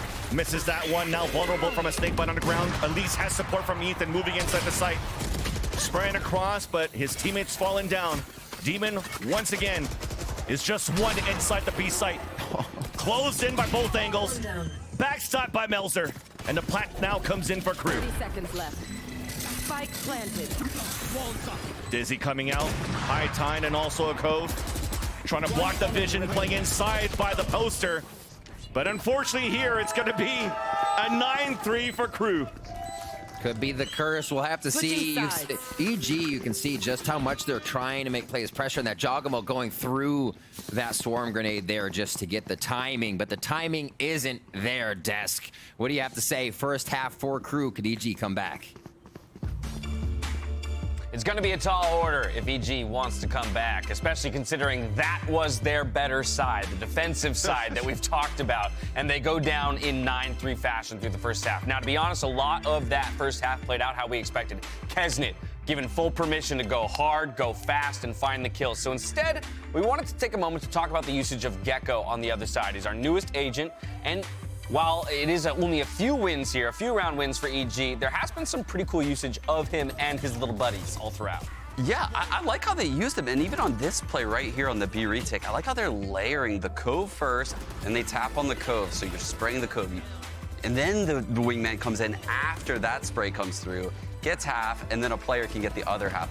I really like how Calm used the wingman on some of these takes. But ultimately, KRU's phantom spams through the smokes were insane. It's like 150 bullets just constantly coming through the smokes on every retake. You're just getting slaughtered. Yeah, it feels like half these kills this whole map so far has been through smokes, through Viper Pit, through walls. Like, there's just a consistent spammable entity here, but like, I mean, KRU just playing back, playing patient. They kind of figured it out, you know, denying the wingman. As soon as they got the wingman to half, those are the 2 rounds that EG did win. Exactly. So as soon as they figured out to just deny that half, it's just like after that it's over. They're just playing back, they're playing post.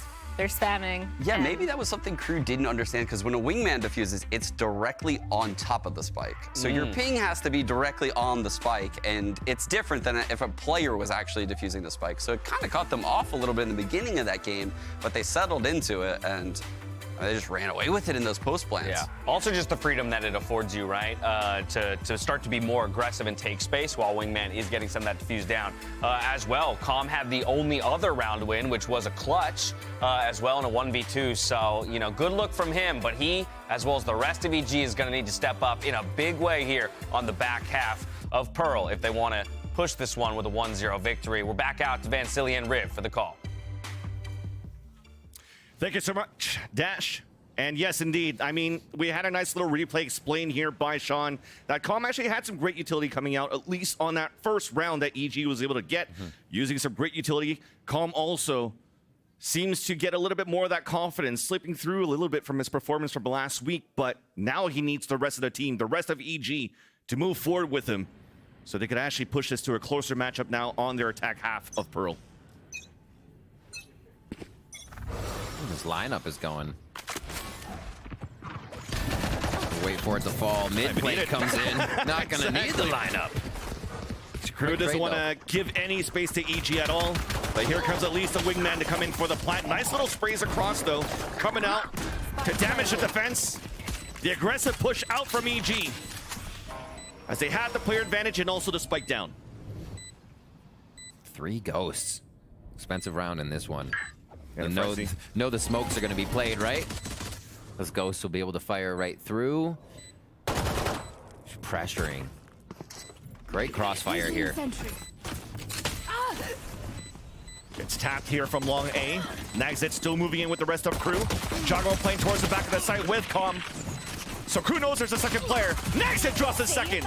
Cove. And now it's up to Ethan and Boostio. Nobody onto the spike as of yet. They got to push. There's no time. There's no time. It's going to be EG with the pistol. Can't use that yet. Last player standing. The start they needed. You can tell a pet. We said it was an expensive buy. With those ghosts, you are going to get a little bit less utility with that buy as well. So EG really had to work as a team to make sure this one worked, to make sure they could break that cove as soon as it went down. And put everything, all the pieces together so it would work. Orchestrated well. 4-1 split. Their rotator, or rather lurker, is going to be Boostio here on the Astra now. Demon 1 stays in mid. You can almost see how much it works to have a new player on the team hold a lurk spot, right? Yeah. If you think about it, the synergy is there with how the teams are taking protocols, countering things. So while it puts a lot of pressure on Demon 1 to be solo here, it kind of gives a little bit of freedom for him to also work. Being a Jet duelist, it can't hurt to make your own plays, right? I agree with that, especially when you're coming into a new roster for EG.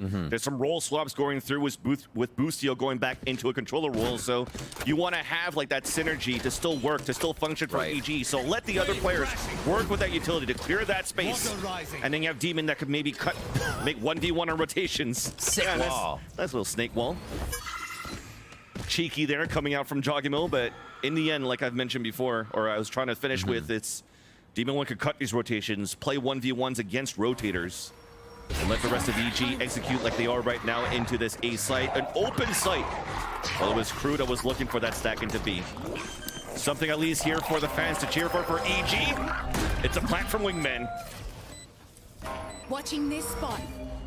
All right, how's this rotation work? Cove is there, High Tide's back up, you have a flash, and maybe some mollies to kind of break EG off of the angles they're holding. If Nags can get those deep, this Guardian's really gonna hurt. Demon 1 ready to make the shot, High Tide's through, and Ethan's just holding the dugout right now. Nice Nebula being thrown down by Bustio to assist Ethan there. To let every single player of Crew run out of it one by one. And building up closer into the ults. Trying to build those up very early into the second half, which would be really great for EG. Halfway for Jogimo, halfway for Ethan, and a flawless on top of that for the second round for the Evil Geniuses. All right, smooth play for the first two. This is where it could get scary. What does Crew have in store for Evil Geniuses here? A few of those buys are still coming up for Spectres. You just watch Ethan destroy on this backside. It's Bulldog for Calm.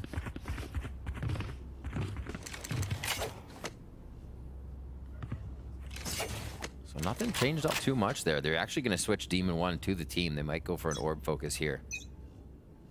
In mid. Quick guiding light. Up and over through that A portion. Wow, that's a lot of damage to start out on Melzer. Healed up quick by Klaus. They're in sight together, so not a problem. But they do find where the Viper is playing here, considering the wall is going to be used off of that A hold, right? Yep. So they can tell that Crew is trying to hold the map pretty steady right now if they're going to have Melzer playing in A and wall B. Space taken towards mid here. All right. And it looks like they're just util destroying. Back and forth, trying to get Crew to react. Which will allow, it seems, an execution into the A site. Mosh pit now being thrown in. Being set up right now towards the back of the site. High tide clearing out the end, so it's an open one for EG to move in. 45 seconds left. So still plenty of time to avoid this nanoswarm and get the plant. Not really planning for long at this time, though. But we do have low-end weaponry for EG. So for some of the players that choose to stay inside the site, but the first one to get spotted, sprayed now by Melzer, one on top of the wall, it's gonna be Kesnet. Now Poisoner up. Flashes in high tides as Crew is looking to get the retake. The tap onto a gravity well to push him away from that defuse. And the sprays continue on both ends, but Calm lines up two right there behind the high tide. But then becomes a 2 versus 1. Wingman to assist the spray, at least a half onto Nagzit, and it's a half defuse for Klaus. So close for that kill, but no clutch coming in for EG as Crew put up 10 on the board. Comes down to a bit of the gun diff, but also smartly played with the util towards the end, right? It got hectic. Those last two members of Crew slowed it down, made sure the defuse came through. And you could just see Nagzit kind of playing protector here. Get down, Mr. President. The shots just miss, and they're able to get the 2-shot after. Klaus with the 3K on that retake. Now, Evil Geniuses have to plan a little better now. It looked like they had everything covered. A few towards R, a few towards A. But Crew was able to get all 5 in the site without really meeting too much counterattack. I think that's the space that allowed them to win the round. A check on the extremities towards the right. Ethan throws out a quick guiding light. This is one of the first times we see a big push towards mid. Nobody's really been playing here too much. We saw Crew do this on their attack side maybe once or twice, but it was always the extremities. This turret destruction seems to be a focus here now at the beginning of the rounds. And a Reckoning Vans? Yeah. It's like they're just kind of playing with their food right now. EG is not getting too many fights, but they know they're getting space. Especially for their Seekers as well. One spotted inside the pit. Nice little combination, allowing Jogimo to get the frag. Oh no! Utility in his hands! The Klaus still stays him! And now he fights inside of the headshot of the Klaus! A second one on the Keston for the third on the board!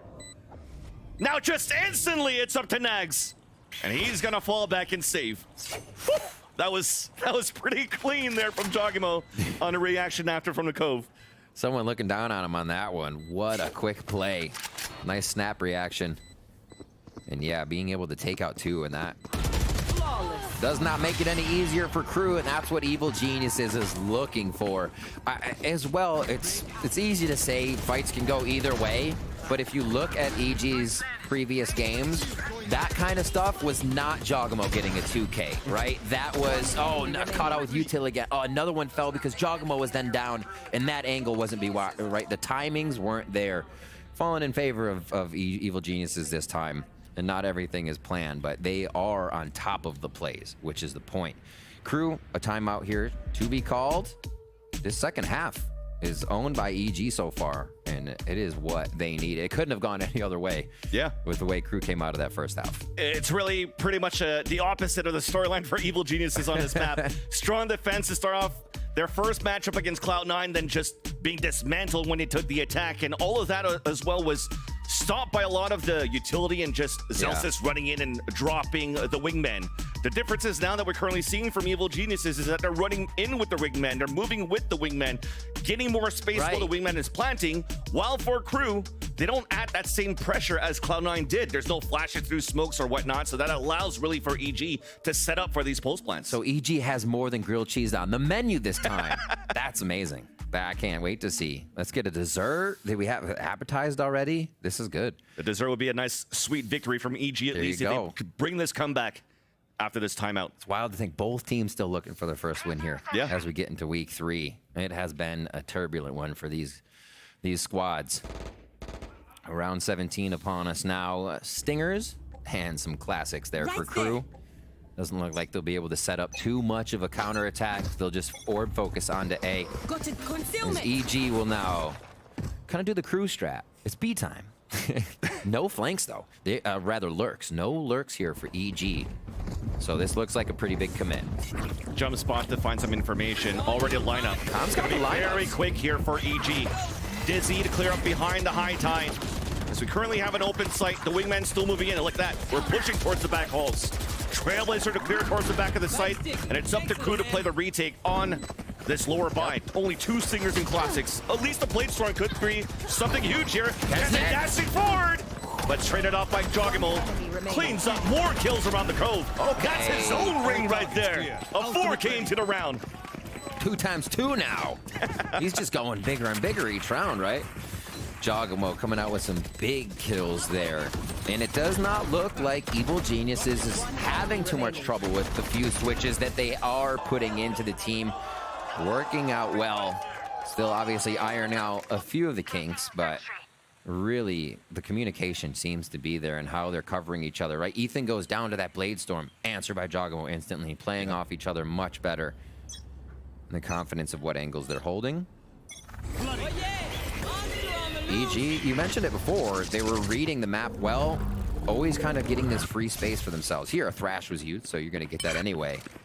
But they look for a fake on this orb control. Pull out the Trailblazer. Still the mind games. Ooh, that's some big damage, though. Yeah, that's a little sting. 140 on that Phantom. Ethan is now going to be a crucial point of this EG hit as they cut some noise, and with 10 HP remaining, he's probably going to have to play a little bit more passively. But thankfully, there's another Thrash that's available. There's a Reckoning that could help clear out the sites into B. There you go. Immediately launched by Joggimo. She's still gunning for you. Thrash, Wingman, everything. Few ultimates used here for EG. There are Seekers. I don't know if they'll use them though. Once they get to B, they know everybody's straight down this long side, so that wouldn't really be helpful. It's not planted that deep right now, but thankfully there's still utility to stop. Nanoswarm's still available though, and there's that first delay.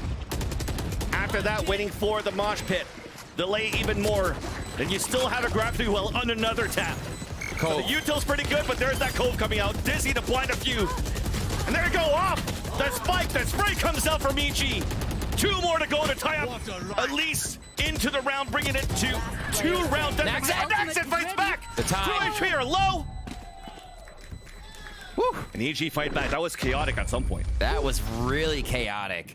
I mentioned before, it's really neat to see or watch teams, how quick they approach the long B fight, right? KRU kept going, pushing into the extremities over to the right, behind pillar, kept pushing up. Yeah, KRU know you have to retake that space at B. And like you said, EG identifying that as well. Keep safe as KRU pushed up. And B does seem to be that really tough site to take. It just becomes an all-out war each time, and it's kind of like who uses util first, right? Yeah. You know, if it goes out and you don't have it, it almost seems to be the problem. So you're holding just for the last second to be that one to use your util to get the upper hand. 3-2 split to start off. A little bit more of a rotation from EG, but they are running away from a big squad of KRU right now, and Sheriff's running up B long. It's definitely a change of pace from Crew, pushing more aggressively here towards B. Nags looking for a shot. It was aimed at the body as Calm was trying to swing out. And we're going quick into this one. Wingman's gonna plant spike. Seems it continuously quick. Do they know there's that many behind, though? Great setup by the util. That alarm bot's active. It actually stopped the spike carrier. So that slows down the pace, allowing this flank to happen. Booster reacting onto that, hearing the noise, and now looking for some help, at least some support. Was being pressured by 2 players. Now the Trailblazers comes in. Davies at least moves in with the Sheriff for the kill. High Tide then. So they're both moving in. One weapon will get picked up here by Klaus. Quick flash. And I'm blind, but Target was there for the save, dude. Drive-by. Bren's gonna be happy with this one because, you know, there was a time when there was talking about a gulag agent. And Jogmo's really doing that with Harbor here on this very map. It's like you're in here fighting, or you're in here with me. Just flies right through. Dude, Rip, just like that, we're actually 1 round away of tying up the game. And this has been a very fast second half.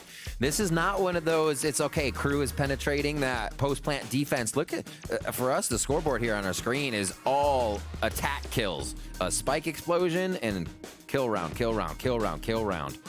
Really nicely done by EG, getting to the opponents, taking Crew down, and really stopping Crew before they can exec any of their aggressive protocols on these retakes, any trap plays. I think they've been doing a very good job sticking together, and the team synergy looks on point here to come back for a 9-10. This is a false comeback, though. Are they tricking us, Van Silly? As Crew calls a timeout. We come into this next round with a reckoning and lockdown to stop EG. To answer you, probably not, because it looks really good here for EG, right? Okay. They get these plants, they're really fighting inside the site. They're making it very difficult for Crew to come in for the retake. 1 round separates these 2 teams. Evil Geniuses on a comeback. We have 2 ults now available for Crew for a strong retake. Both of these teams looking into that playbook to play the retake style, and nobody's really winning it. So it's really the attack half that's paying off. But EG looking much cleaner here once they're into the sites. Flash back and forth. 4 players from Crew fighting forward towards long A. And Jogimo almost got caught once again. Manages to fall back just on time. Crew has now taken long B to the max and now A to the max, just continuously pushing 2 rounds in a row. The extremities, they just want to own it. Squeeze the map in. What a great timing to put that alarm bot down. Yeah. Last second. Gets destroyed.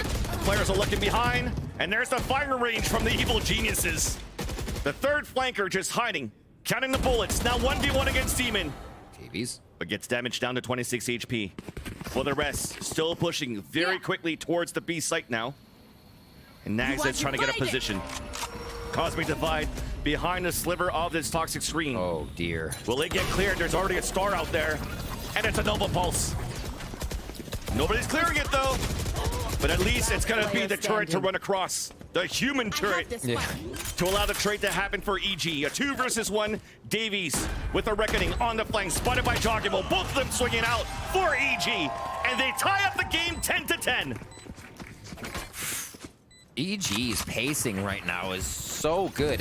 If they slow down at all, that's Crew on their heels immediately on these rounds, forcing EG's play and what they have to do. Great reaction to the pressure from Crew pushing long there. And I think a mistake from Crew as well to consider that EG is rushing everywhere. As soon as they cleared the alarm bot, Kesnet just stampedes out into mid. It's like, who wouldn't be able to hit that shot if you're mid? No util used there. They assumed EG was already hitting a site. So EG definitely being able to fake out Crew a little bit with how they're playing here. Yeah. And Crew getting antsy on the pushes. They slow down for a round here, Vans. Back to the defensive style. But not for EG. Reckoning right away onto B here. Stopped by some delay mollies, but they'll be in. When the utility is just really good for EG, falling behind that Reckoning. All of Crew push behind the site. Oh wait. Okay. We're just trying to clear space here from the wingman being thrown, but it's actually going to be Crew that regains that space. Jogging will running across with that tap and the kill. A second one will cancel out that pit, but Crew still fighting forward. Spike is now down. Seeker's coming out. Big flash, but it doesn't affect Boostio. Unfortunately, cannot get any kills in, and that is actually going to be Crew with the lower buy to enter back and regain the lead on Pearl. I missed the entirety of the wingman play, but instantly my brain went, did he throw that out? To get because if you hear a wingman through smoke, you're gonna start shooting at it. You're like, that thing has spike.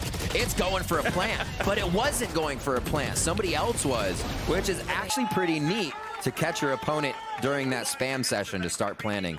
Little trick of the mind, but it did not fool Crew.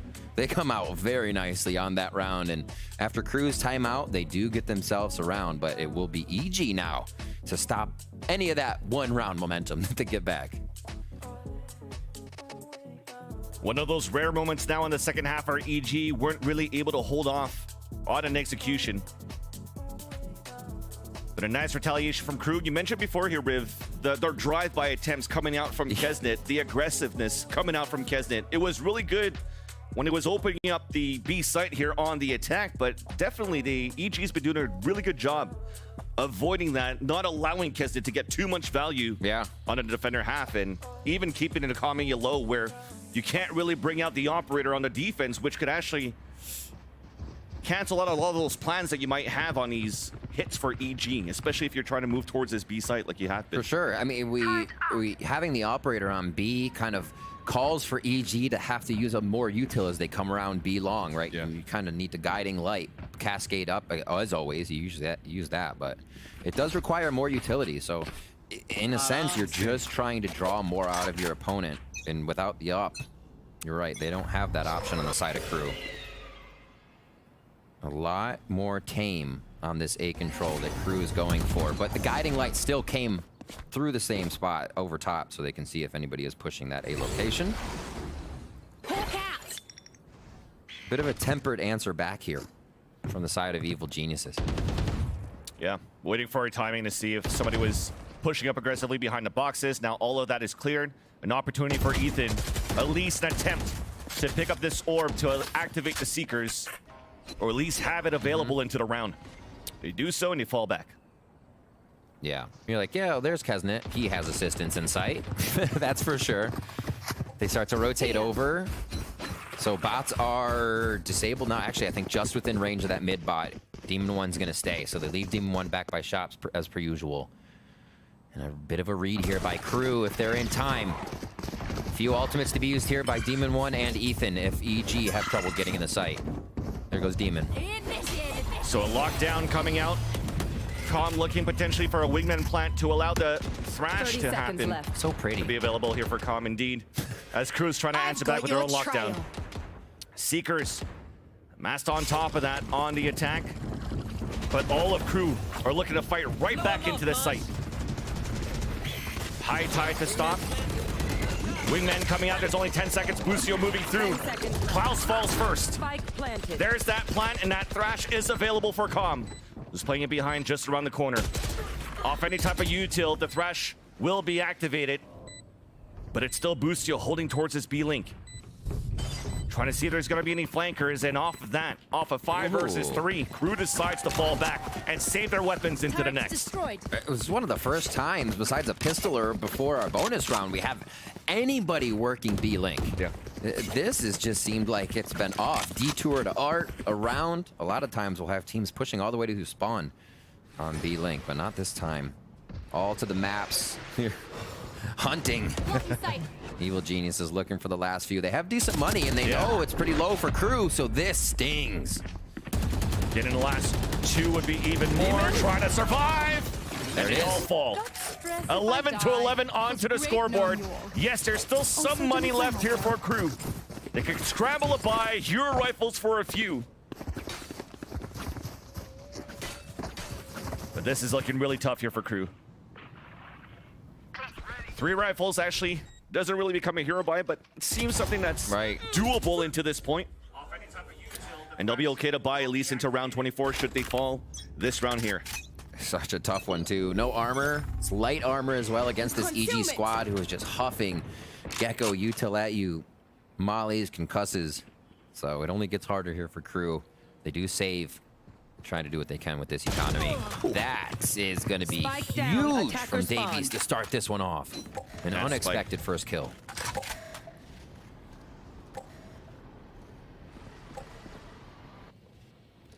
A timing attempt, and now after the poison orb comes down, it'll get delayed here by Melzer with a snake bite. Trying to read clear for information. Is that Trailblazer coming out from Klaus? Look at Kisnet moving forward here.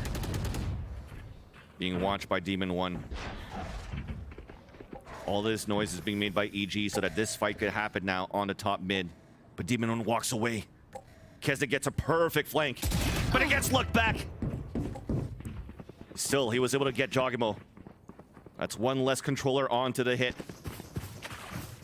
Thankfully, the Cosmic Divide is available for Busio. It's up to Davies to try to move forward. He's going to hear all of his footsteps. Oh, God. He's hiding behind the wall. Should they clear this? So far, no. A fake clear, but Demon still flicks across to get the kill. 20 seconds left on a 3 versus 3. Flash to clear out the site. Crew is looking for a timing to run through. There it is, a 1-for-1. Demon 1 answers back. 10 seconds left. It's safe. It's a safe plant, though. Oh, there's a shot coming in. A second one. Not connecting. Ethan allows EG to take map point. Ethan with a huge pickup there as Melzer had the back of both members of Evil Geniuses. The Cosmic Divide almost being enough to pull that round through as he snuck up to it. Thrash here for Evil Geniuses. Blade Storm for Kesmet. This next round could be big. Oh. Evil Geniuses knowing exactly what that round meant. Potter excited. What's the push, Vansili? What's the play? EG love to tempt this A as they see guiding light from Crew hit there. Jogamo goes for the orb. Reckoning again. We've seen so many. Davies is even off one here. They've been controlling the sites so well. Yeah, denying the orb away from Davies, who's currently playing it from the B link. Thrash is ready. Now you have Thrash and Reckoning available. Fourth player now who is defaulting back towards the B side rejoins EG. One more. Here's more. We're gonna attempt for a hit into this A site. Thrash clearing it out. No hits coming through, but it's still a snake bite combination that puts down Jogimo. No matter what, we have a plant, a push in towards the flowers. Ethan with an aggressive one gets the first one here. Calm also fights back on the other side of the map. I've got your trail. And it's looking pretty good for EG so far until Nexa comes in for the backstab. Seeker is now on the attack, spawning the last 2 players. Boostio on a late lurk, but here's the footsteps. Knows that Nagzet is close. Timing. The first one in, a 2 versus 1, but the spike's still down. Klaus is closing in. Trailblazer is also coming out, but now it gets shot out. They know exactly now that Klaus is hiding inside the flower pot. Busio and Ethan moving together inside the side. Stars are being placed down. Nova Pulse, the swing out, and Busio comes in for the kill. EG comes back into the first map, and they win it 13-11. And what a way to capitalize on that win. Insta and accurate util for Ethan and Busio to take that down.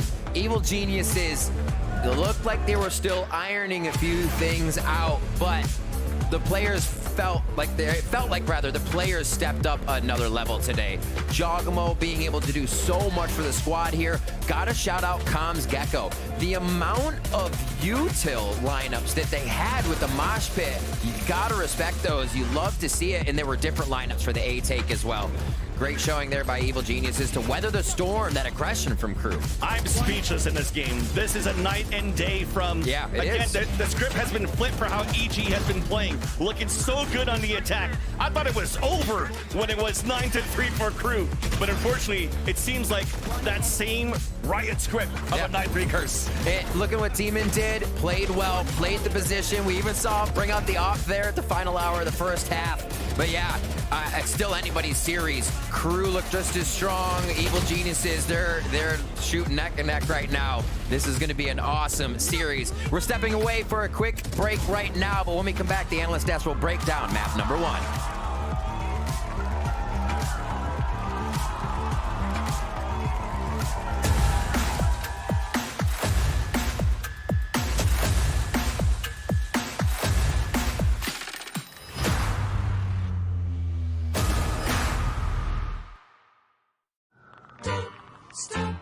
Cause I'm having a good time, having a good time. I'm a racing car, passing by like Lady Godiva. I'm gonna go, go, go, there's no stopping me.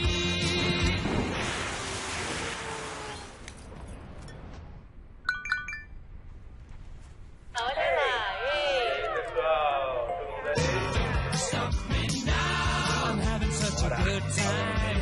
I'm having a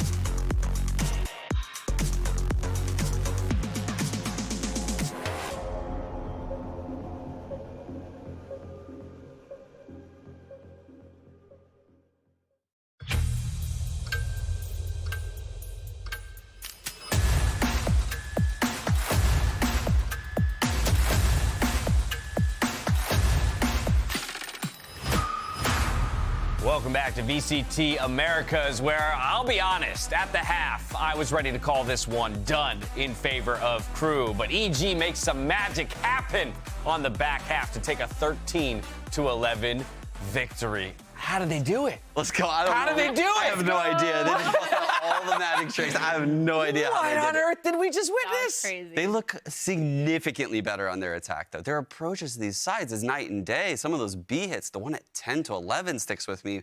Calm sends Wingman into plant Gen on the safe side. I thought for sure they were going to lose the spike because it was going to get killed on the way to plant. That isn't what happened because of the plant location.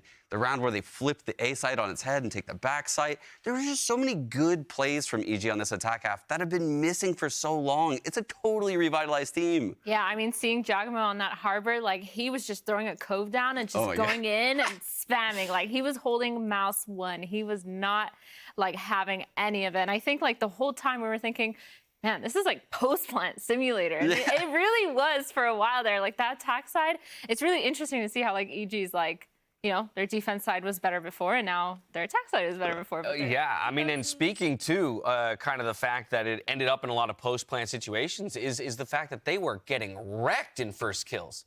Still they get the map win. Yeah, I thought Kesnet did his job on this jet roll, forcing the issue, getting a lot of these first bloods for the team. But it was the late rounds where EG thrived, right?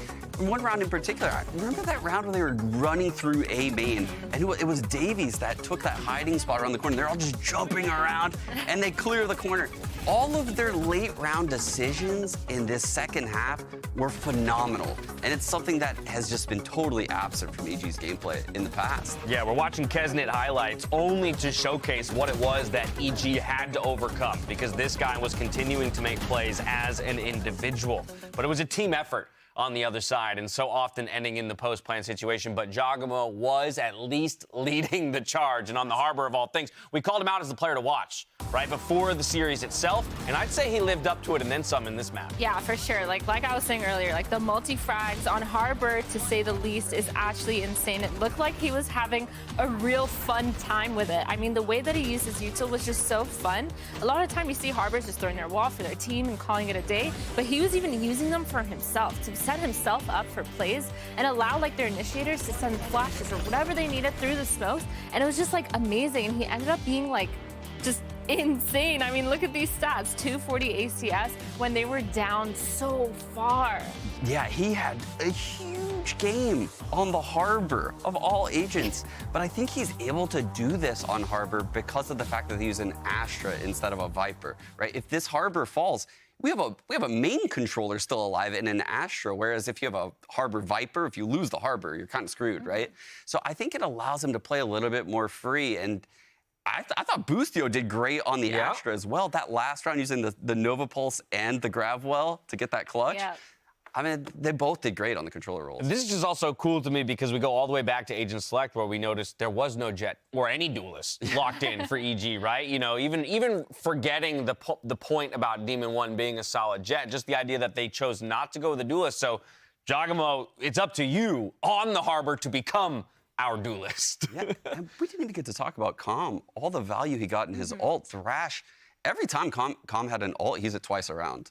I mean, that is so much value. Yeah, he just loop it around and go pick it Yeah, back they'd use up it to clear A main, right? Yeah. Just to secure the orb, and then wait another 20 seconds. Boom, now we have it to enter site as well. Exactly. He mastered the kit, I feel like, that game. He did a great job. Not only that, the Thrash, right, or Wingman rather, was a big reason why we end up in a lot of those post-plant situations, and it did feel like in so many cases it was smoke spamming you know, to victory for either team, to be honest. But in a lot of cases, EG after getting that plant down. Yeah, I mean, this round was just ridiculous. It's literally like 3v3 just spamming through this smoke, as you can see here. And it was just really, really funny to watch, but also kind of the name of the whole map. Like, it felt like all these rounds were so scrappy, and kills through walls and kills through smokes, and just really utilizing that controller, double controller util to just spam your way to victory. And that's really what it felt like. That replay there is my submission to the dev team for the new agent that we've been theory crafting.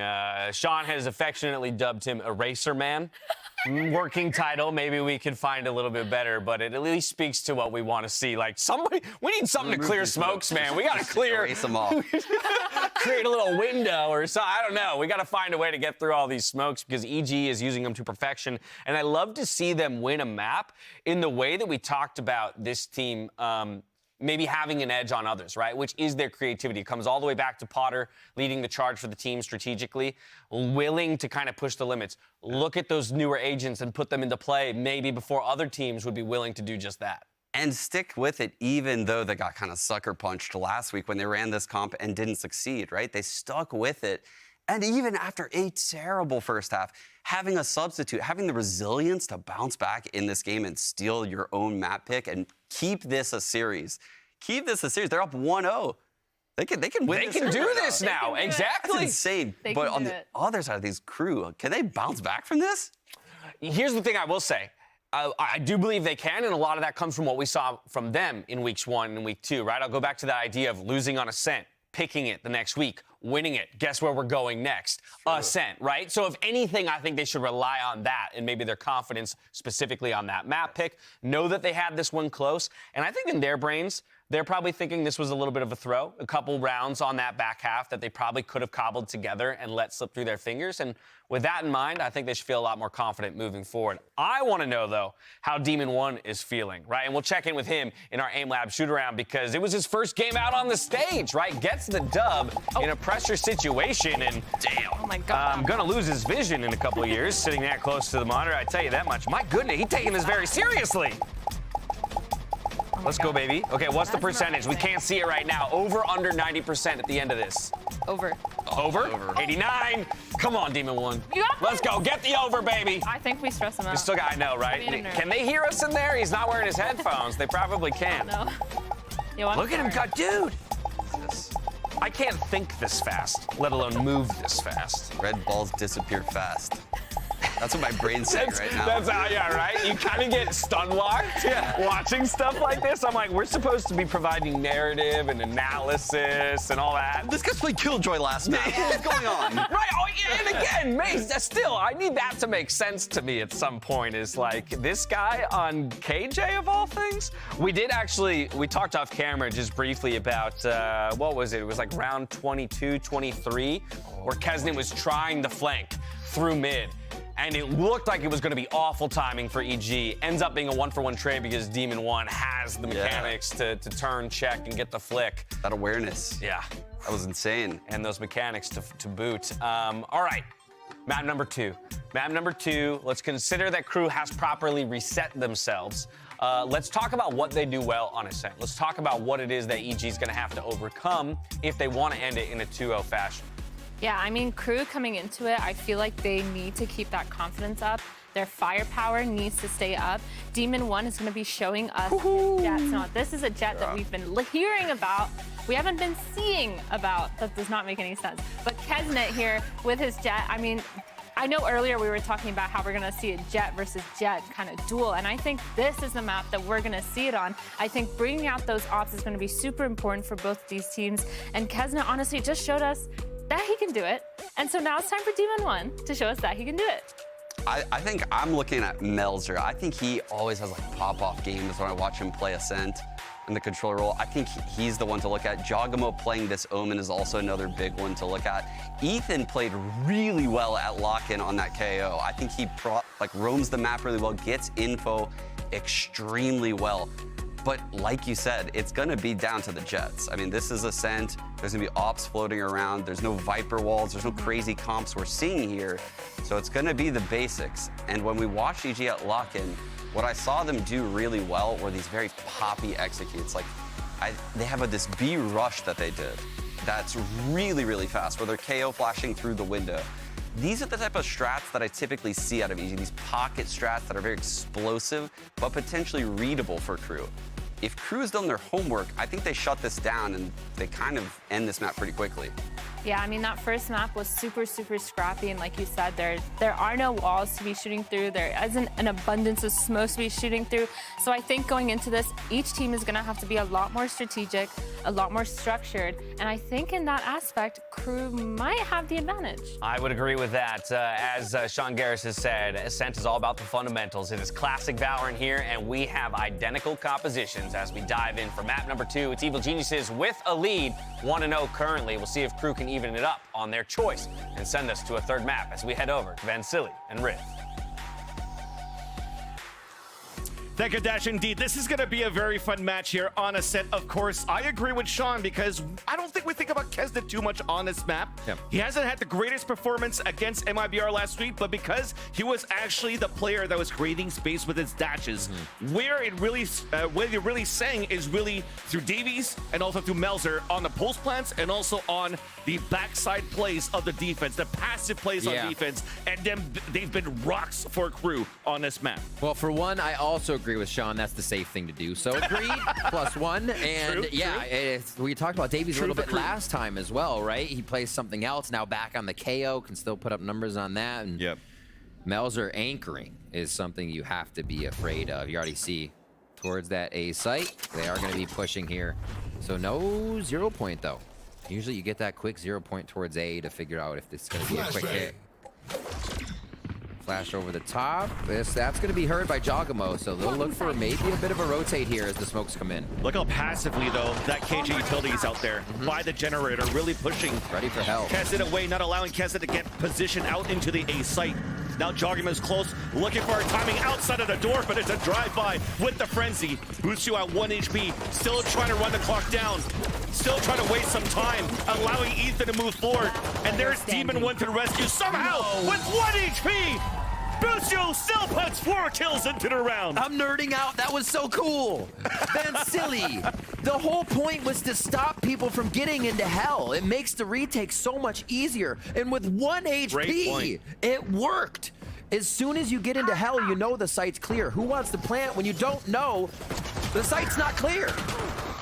Busio did such a good job delaying here. That I've never seen the objective to just be delay the hell take. But it prevented the entire site take. Really cool stuff from Evil Geniuses. Even some mistakes there on that utility being thrown by Davies. A little bit too far out, but even the flashes from Ethan were impeccable here to allow EG to flip back on that retake into the site. Not allowing anything to happen for KRU. No force buy coming in now because they have the full eco, just worked on the orbs into this round. Recalling my bot. And also because they didn't get too many kills on that pistol. So you're just going to dance around the world here, build it into the later rounds. Already Nags potentially even coming to more than the halfway mark on his lockdown. EG's just playing like the information game, really. Recon darts coming out here and there. Knife, there he goes, going to find even more information. But they don't care. KRU doesn't care. They almost feel better to get hit by the dart, right? That's almost what Melzer is trying to do when you have your Omen sit up deep into A on the attack side. If the Omen gets hit by the 0 point, they're more than happy, right? It means it allows you can play the rest of the map. Now they're pushing all 5 towards B. That recon dart for Klaus is up. Paranoia is not there. This is going to be a tough take for KRU. They're going to have to be all together on this one. Yeah. Piggybacking 30 seconds and left. Com's okay to get hit by this knife. He already used all of his utility as is Silva. So he's there to support with his teammates, lining up a few. Spectre up. Busio behind, coming down the staircase. Still a 3 versus 2. Delays coming across. 2 guns. Plant coming down with 13 seconds left on the clock. Ethan trying to get a timing. 10 seconds left. Davies watching it. Paranoia comes across, so there's only 1 player to try to shoot, and it's towards the back of the site. And through the smoke, Jogamo gets the kill. And EG comes back for the defuse. Nice swarm of the site there by EG. Also cheeky, I like the way that Davies has the Sheriff, runs by it, tells Klaus, hey, there's a Spectre on that lane side, you need to grab it. So KRU thinking of everything they could to grab that round. But still, EG swamped the site, come up with another W, and now we go into the bonus round. See where the Guardian might push here with a little bit of recon bolt if we're looking at EG side. They're considering what to do. Actually, all that initiator utility right behind Demon 1 for this round. It might actually come into play. 3-2 split here from KRU. See if this 0 point goes over towards market if they decide to throw it from KRU as well. There you go. So a little bit of mid play for KRU. They're going to start to feel out the map on this first round to see if they can get the long range fight to EG's low buy. EG with the low buy was looking for a combination play towards B main, but the split's coming into the B site for KRU. So that forces away the flash opportunity from Ethan out towards B main. But two players are moving forward, trying to fight against Nagzet. The dash in to break the crosshair. Nice shot by Nagzet to get the second one too. And now all of EG looking to fight back, regain control towards middle. Juggernaut gets long range on the Spectre. Melzer playing the off angle. There's that first kill. And a nice flick onto the second one. This bonus round for EG doesn't turn out to be too fruitful. Ethan looking for an opportunity to move back towards Cat. Win that fight against Melzer. Pick up a rifle there. Just the eventual will EG push round. KRU, I don't think we've ever seen him that passive on a first gun round. I'm just waiting now to see where Ethan is. So even from the start, they didn't 0 point right away. So that means the 0 point of Davies is kind of looking for EG to occupy the space of market, maybe even push up a little bit. The beginning of the round, if you just throw the 0 point, everybody's waiting, they're backed up. So you can kind of see the intentions here KRU has. They think EG will be pushing, rotating, and also waiting for that early utility. So that may give us our slower KRU game here from round to round. 2-1 now. As we watch, this mid control for Melzer was so strong. EG is one of the things we mentioned about them was they rotate really well, right? They'll find their opponents. If KRU waits for that with just somebody on the wing or for that crossfire, they can get EG on every one of those good rotations. Odin, here for Calm. Let it rip. And that, and then an attempt to push Demon 1 forward. It's actually going to be contact play more on Demon first. Yep. KRU moving forward to break the alarm bot. Slightly being watched here by Busio. But EG still has a lot of numbers here towards this B site. So a correct read to start. Even a smoke to not allow Kesnet to really get a pick. And there's the late knife, the late information. I like it, at least for EG. You mentioned it here, Riv. They want to get that information much later into the rounds. Neat little play. They push Kesnet in. Oh, they're causing the chaos, though. You should run. Busio's playing close. Oh, the smoke dissipates, still gets the first kill onto Davies. We're trying to fight back. Kesnet moving in here from the market doors, just trying to get as much kills as we can, and they do! Demon! Not even giving a chance for the lockdown to go off. EG pushes in, and they put 3 here on Ascent. One step ahead and preventing a death that could have come from market. The push from Kesnet and Davies that got Kesnet and market was with Davies with the spike when that happened. So I feel like if they had gotten a kill on that market push, they go right in. Instead, they don't. Rotate Davies back around, and EG's just ready for it. Still holding defense, still with that Odin, and not really revealing that they had it, right? Taking that early space you mentioned from Demon 1 into B main, I think gave them a good idea of how to play the rounds. Now it's a change of pace. Early knife to get Ethan into wine. Support now out from Demon 1-2. Fragment into one corner to swing out. Klaus answers back with 2 kills, and Klaus even opens up the A site with the solo play. The fight now towards mid, the timing onto this. Melzer with the TP, so he's gonna look across towards the left. Saw the little shadow at the bottom. Yeah. Naxid then at least comes out for the trade. Calm, who's been good with the utility before. A 1 versus 1 on the site. Low HP is Davies. Now swinging behind, going with the Odin. But Davies does the good play to push forward. Cooling down. Odin left on the floor too. They don't want that chance to be grabbed back up, and they have no reason for it. So spend the money, they say, evil geniuses. Hunter's Fury up for this round. It could change a lot of how KRU plays. We'll keep an eye on Klaus's positioning. Right now has a spike, so going into sight at this point, it may be dropped though. 3 push here. They're going to try to get the KO knife and a bit of activation towards A main for Evil Geniuses. They want to try to get in KRU's face for this trap play eco. They may actually come up. This is where we see Melzer maybe playing with that 0 point. Jogimo with a shrouded step. Did a bit of damage, so forced to fall back. And that was being watched here by Melzer, identifying that early. For KRU. Slowly moving up towards market. It's not too much of a stack happening from EG inside this B site. They're playing it safe, at least, no matter what for KRU. Null command activated for the push in. Uh-oh. Yeah, Boostio's in the back there. The right click still from Calm. Okay, we answer back for EG. Even an null command's down. More sure shots coming out. And it's a 4 versus 2. A nice recon. Melzer's the last player standing. And has been ruthless on this B site. An opportunity to clutch. Players then closing in, and Demon1's the one that moves down. I could not have made that Avenging easier. his teammate, allowing EG to win the Thrifty. Just let them try to catch me. 4-2 now. None of those ults really being used. On one side, we did see Davies trying to come up with something there. But yeah, hunkered down in the site. Evil Geniuses, a frenzy shot's coming up huge, and they cooperate with each other to be able to take down this gun round. So a Thrifty, and they don't even start on the correct side of the map here. Yeah. So the fact that they had Jogamo push out into that A main, find that it was just Melzer, did alert EG with enough info to get their butts to B for that hold. Holy. Got a few, one more. Oh, So close. just the damage. Damage there onto Klaus. And that was a play that was done before. Last week when all of those shots missed, this time actually connects onto Davies and Klaus. And now for KRU, they're starting to fall back. Reassess back towards his B site.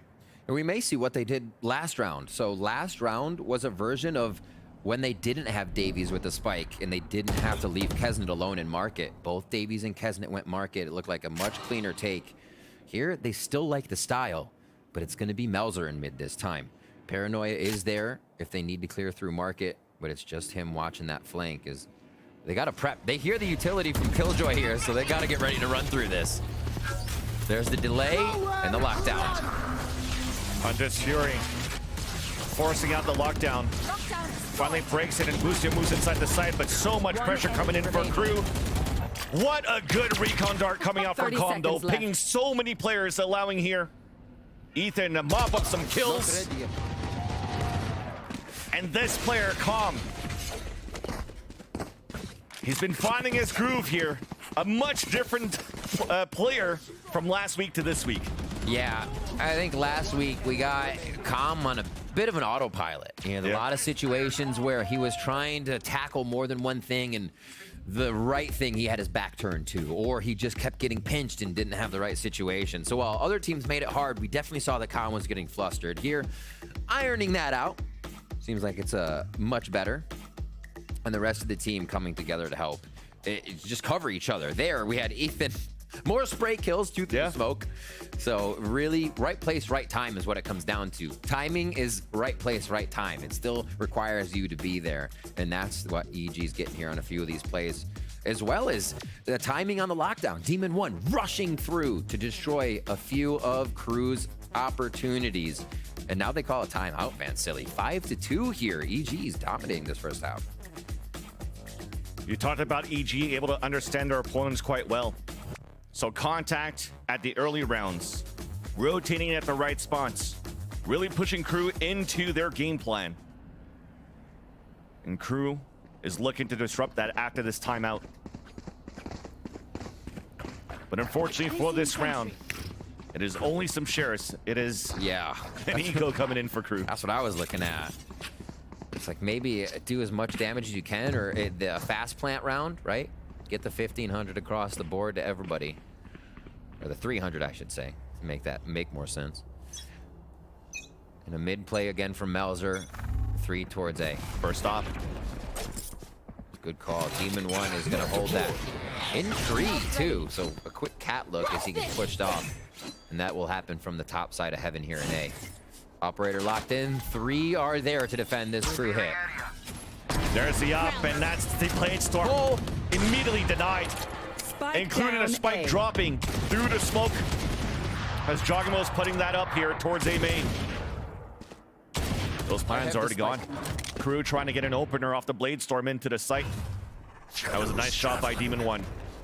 Talked about that, trying to pit the duelist versus duelist. Yeah. And this time changing things around from Joggable into Demon 1. And it works out quite well, at least for now. Yeah, Demon 1 didn't seem to have any troubles using that op when we saw him on Icebox. Definitely pushed forward, so activate him here. Why not? Like you said, use that power if you're going to put him on. Almost got double peek there. Yeah, but easy take. Still gives away the position of his teammates, so they both get mowed. EG is looking pretty good on defense so far. You can trust my bots. Only malfunction. Trust the bots and trust the thoughts right now. EG doing well. Bladestorm ready. Null command to shut down KRU if they do want to get into this. And they have to be aware of the lockdown they can receive. Do they play a little further back here? It does look like we're going to get Jogamo pushed up towards the front of this site just to get that one way out. And the push from B main once again. Placing swarm grenade. It's not going to be an activation on the Odin, so this is going to be help from Ethan. Maybe a flash, maybe getting in. They switch the operator over, though. And unfortunately, Demon was trying to clear some space, trying to find some information. A recon dart to find also that information outside of B main. But it still nags it, that sprays inside of that cloudburst and takes down Demon 1. Really cool play. You expect to walk up to a corner and see that Demon 1 will be holding that, right? Imagine coming at you with a Phantom. Doesn't confuse KRU this time. They take it down, but I like the way the EG switches that up to make KRU think of what they may be seeing. And that would have been a Demon 1 with an operator. Ethan's still here for the pick. Big knife. Hands on the info, null command 2 to not allow any of that utility to come out early. As he spotted all of the KRU players looking for a B hit. And after this, you could definitely see KRU waiting for the lockdown to happen. As it comes down, a fragment gets thrown. Winning for a timing here as Calm has the recon dart available if needed. While we push towards the site. There's that recon dart going out. No sprays yet. There it is. Calm getting the off kill with the recon. Counter paranoia on the attack for KRU, allowing for them to move inside this B site for a plant. Time for EG to play the retake. With an operator, this is not going to be easy. 2 shock darts to file in here. Jogamo getting ready for the paranoia. Exactly. You need to get Jogamo into place right now. Paranoia's already being thrown towards the sidewalk. Blinds a few, playing close range. Down at the bottom of the staircase for KRU. Delays off utility on the attack. EG now finally coming in. 1 for 1. But finally, it's a great hold by KRU. Calm. That's up. Save it. Brown's going to come in for the attack. Yeah. Pat the stats, get some kills, make it expensive on the exits. There's a second one. But it is not going to connect. Melzer was faster and KRU. But 3 on the attack now.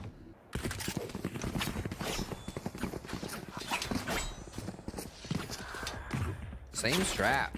Really just kind of out fighting at this point. I think KRU is left to that point where they're breaking it down to fundamentals.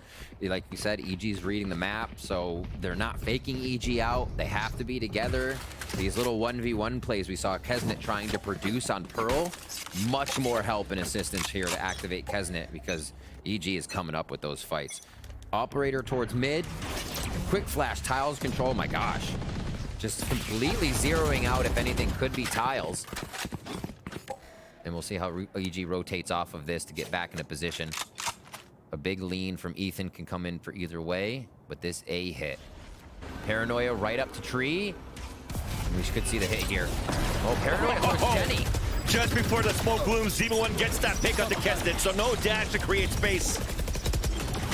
KRU still looking to fight up here and maybe even fall back. Yeah. But the thing is, beginning of this round, they tried to do a recon dart right into the spot to break the alarm bot, and they missed it. So this will give an opportunity here for EG to get in for that information and move in. And there it is. Ethan pushing forward inside the smoke. Whoa. Demon 1 on the top from spawn. Getting a dagger in the head of Naxit. Everybody's giving out hugs. Right into that smoke. But in the end, still a plant comes down for KRU. 2-player advantage as Melzer's looking for the play.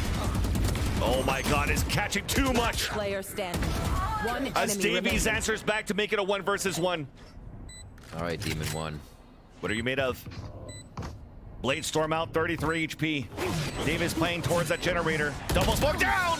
As Davey gets the kill. The hero play by Melzer pushing towards the spawn. Catching EG, setting up for the util for the retake. That's gotta hurt. Super smart. We just praised EG for their kind of step ahead timing, being able to get by, or you see Jogamo rushing through utility as well as the other teammates just to get that positioning. But KRU here with the aggressive W once again. And that was gonna be a tough one. One Vandal shot would have done it at 33 HP. And now 6-4. EG calling the timeout. A lot of these rounds, maybe one defuse there, right? As EG, we had to get back in, but this has just been a brutal battle of 5K, 5 kills going down to win the round. Definitely, it comes down to Elise to start things off because it looked really good for EG on how they wanted to push forward against KRU's executions.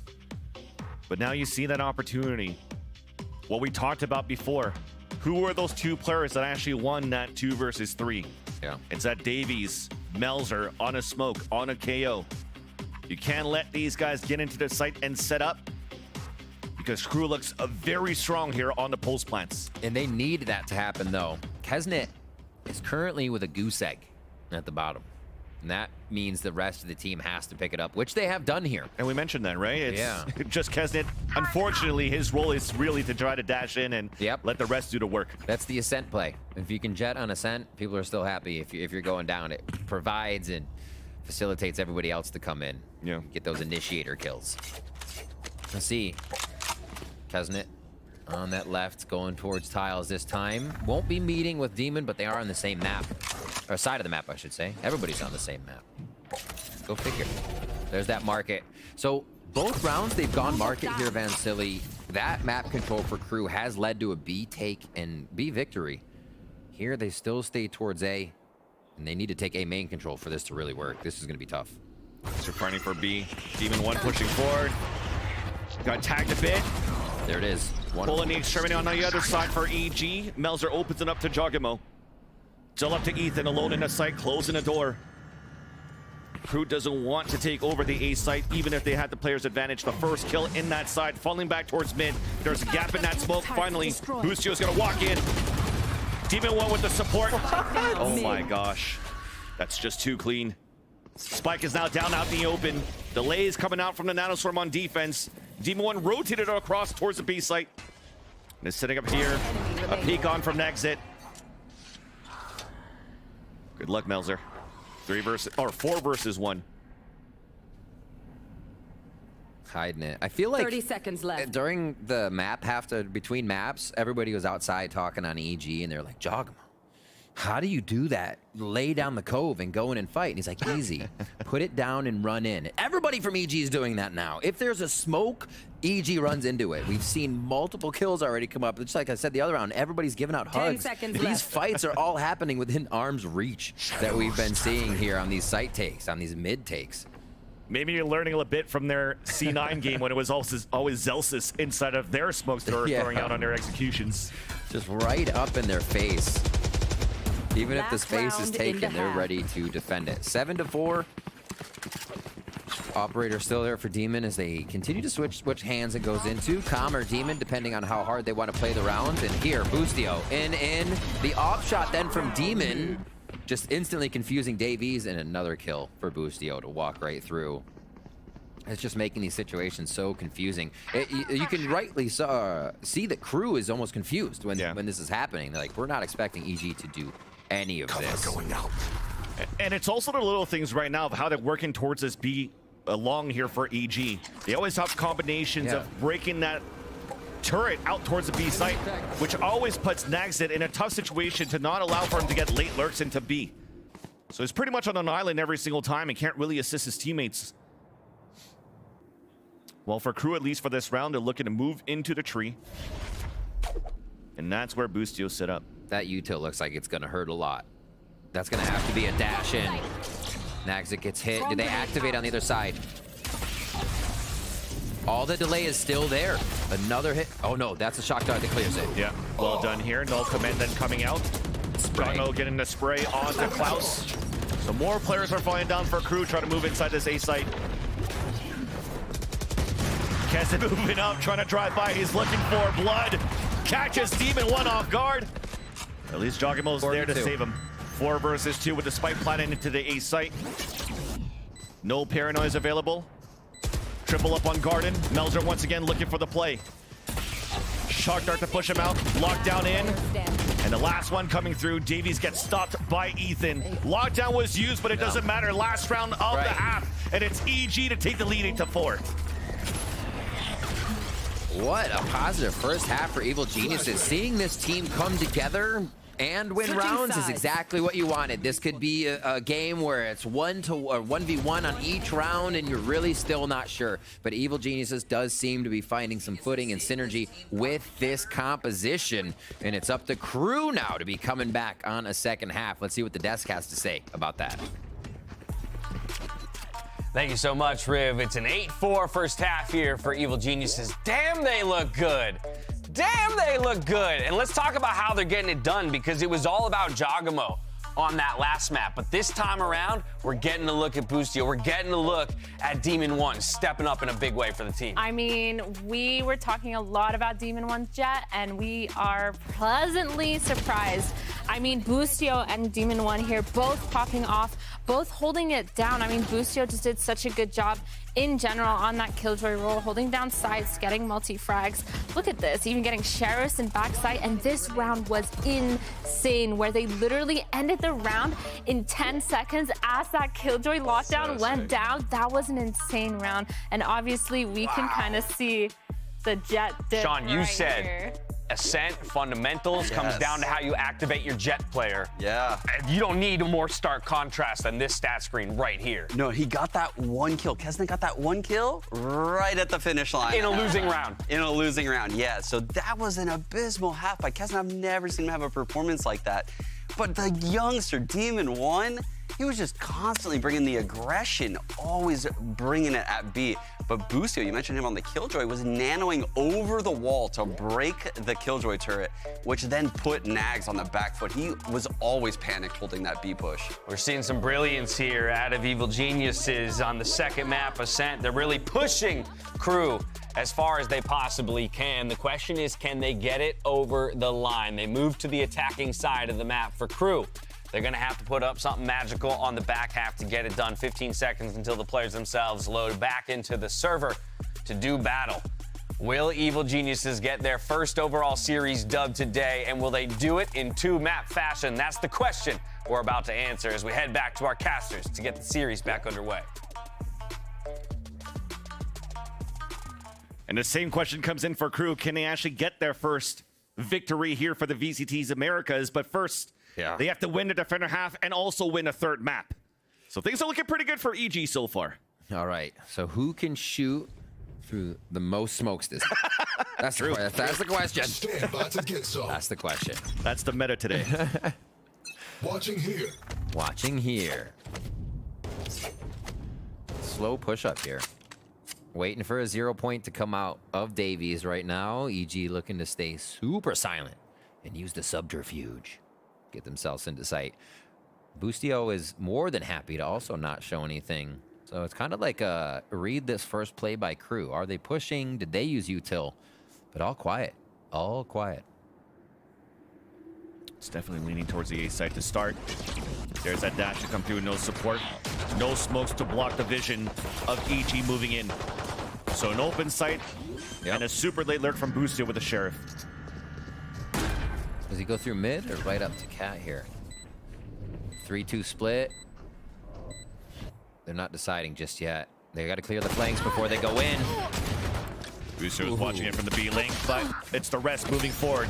And Kesnet actually gets the first blood into this round. Recon out for the defenders. Double stack down towards hell from Ethan and Jogimo as Davies finally jumps down with teammates. Support coming through. Klaus comes in with a frenzy. Jogimo cannot fight back. Only good for one.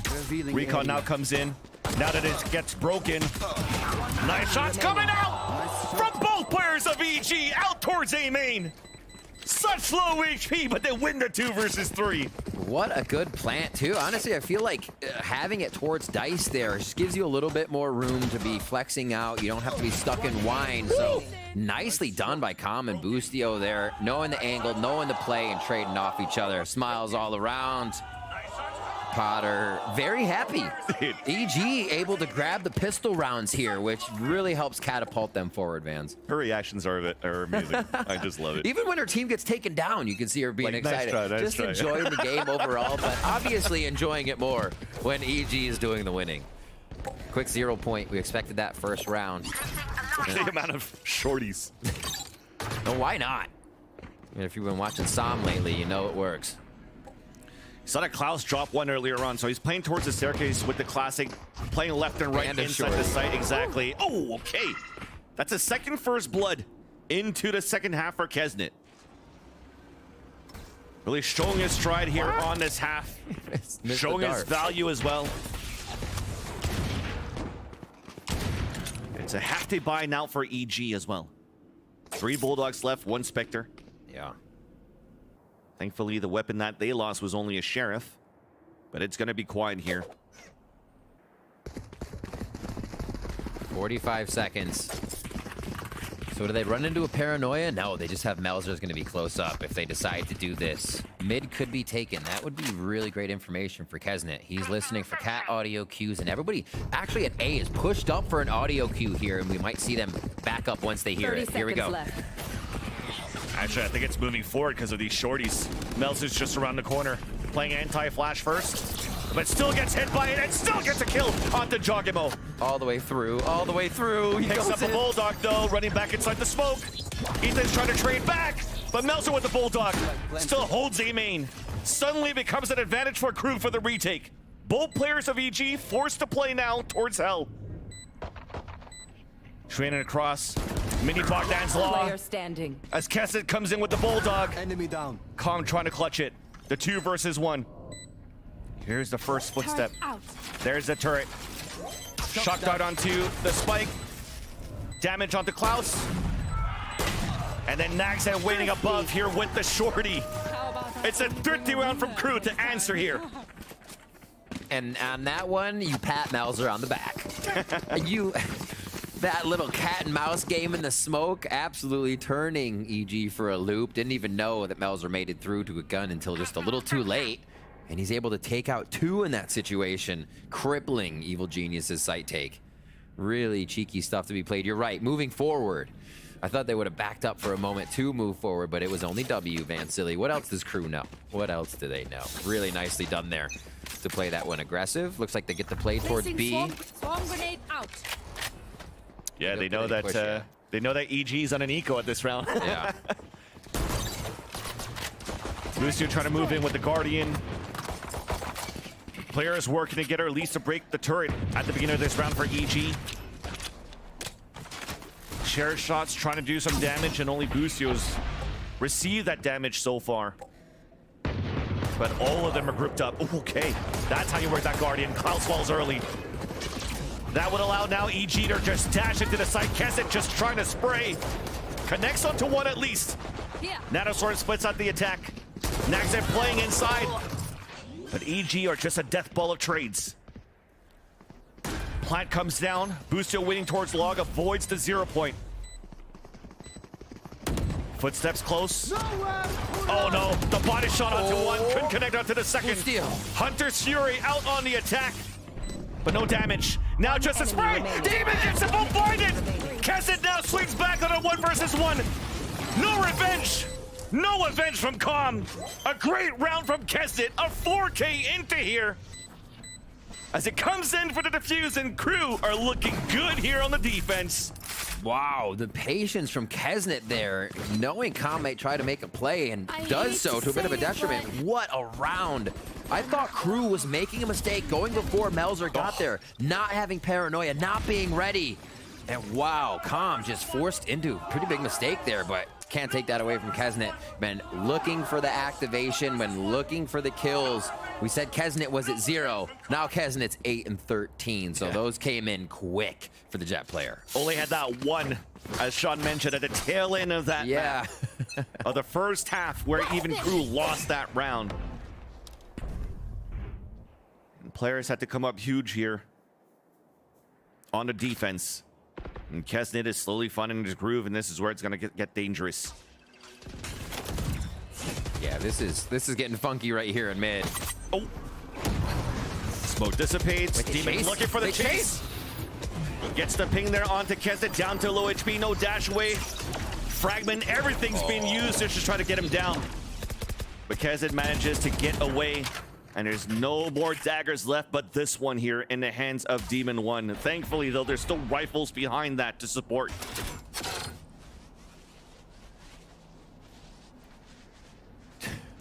Davies is just looking for the time and a jiggle peek to get the knife here onto Cat. At least now decides to use it for information.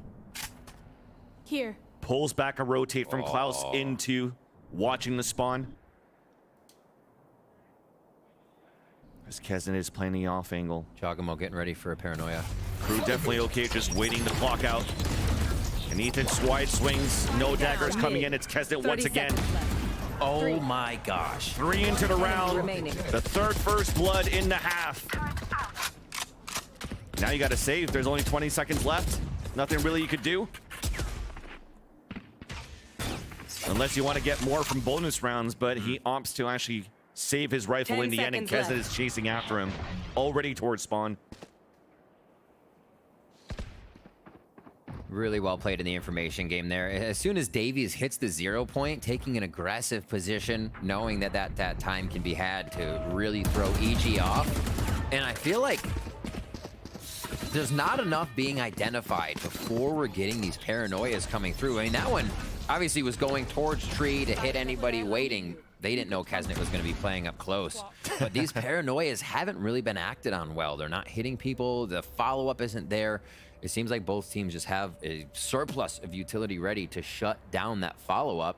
And then the team is left kind of going in dry, trying to take that space. KRU absolutely punishes EG for it. And we see the setup again towards long. They try to gain control with Davies. But it's going to be that B play coming in now. A bit of pressure. The dash in from Demon 1. Ooh, and an opener. Oh, gosh. Nintendo answers back, dropping down towards the side. Nagset was playing passively towards the back of Boathouse. Nagset with a second one. Down B. There's really nothing left here for EG. It was his half buy with the spike now down out in the open. Calm separated from his teammate. At least Jongmil's able to pick up a Phantom. Cover going It's a big smoke that can happen. Picking up the spike. Could TP away, but not after that. Shock dart to dash in. Wow. And Kesnit, as much as he's getting first blood, he's doing a good job creating space for his teammates to at least avenge him. And KRU's only 1 round away from tying up the game. Is this going to be a flip now that EG calls a timeout? A flip of what we just saw on Pearl before, where both of the teams are so good on attack. Yeah. This time it's both teams looking really good here on the defense. It's going to come down, like, last time we said, too, it came down to a lot of the timing, the smoke plays, right? Rushing in, Jogamo going into the coves, and everybody else making plays. So you almost don't know. It comes to, and not to a way like we don't know what's going to happen, but they both are figuring each other's strategies out. Whether or not Kesnit comes up and around is going to be an operator actually coming into play here. So if EG can identify that, it switches the round. It's anybody's coming out to make those timing plays right now. A few change up from EG within the rounds to kind of source out where KRU is. We saw a lot of mid play there to figure out if they can get space, pull back, work maybe off the alarm bot strategy, and the fundamentals of destroying util first before hitting a site. But the A-hole, Davies pushing up. KRU's just been getting so much info that's paying off on EG. Yeah. For EG's end, though, we could definitely see that they're trying to fight against Kesnit earlier on. Yeah. Trying to keep that econ low, not allowing this operator to come into his hands. But now it will. So this is going to change the pace a little bit here for KRU as well. Is Kesnit going to start playing a little bit more aggressively? That might catch EG off guard when they were the first ones that were setting the pace into the rounds. Using that utility to gain that space. But that could definitely fumble this time around. Quick tech pause coming out. Just looking at a scoreboard we have in front of us. To say it, Demon 1, 17 and 10 on top.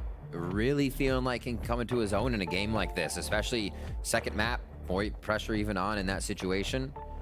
And we see the op being still traded around between the team of EG, Boostio, and Demon. So they still get that flexibility. I mean, Comms even grabbed it for a round 2 when they wanted to go forward. So still, it doesn't seem like EG's lost the flexibility they had. It's the question of if the team works together, right? It's been the question. First win is just on the horizon, 4 rounds away. And they have that answer for us. Yeah. And Jogimo switching away from that role. From a jet over to the smokes. Yeah. So taking that main role now, we've seen it a bit from a couple of maps where he started pivoting towards the harbor, this time onto the Omen. Yeah, maybe not the best numbers in terms of the fragging department, but at least with 8 assists so far has been supporting the team, allowing players like Demon 1 to really get those forward positions, to really help the teams get the retakes that showed such a strong defense. And you mentioned Demon 1. At 17, yes, very comfortable. Second time that he's on the stage. Yeah. Boostio's there just behind him as that IGL.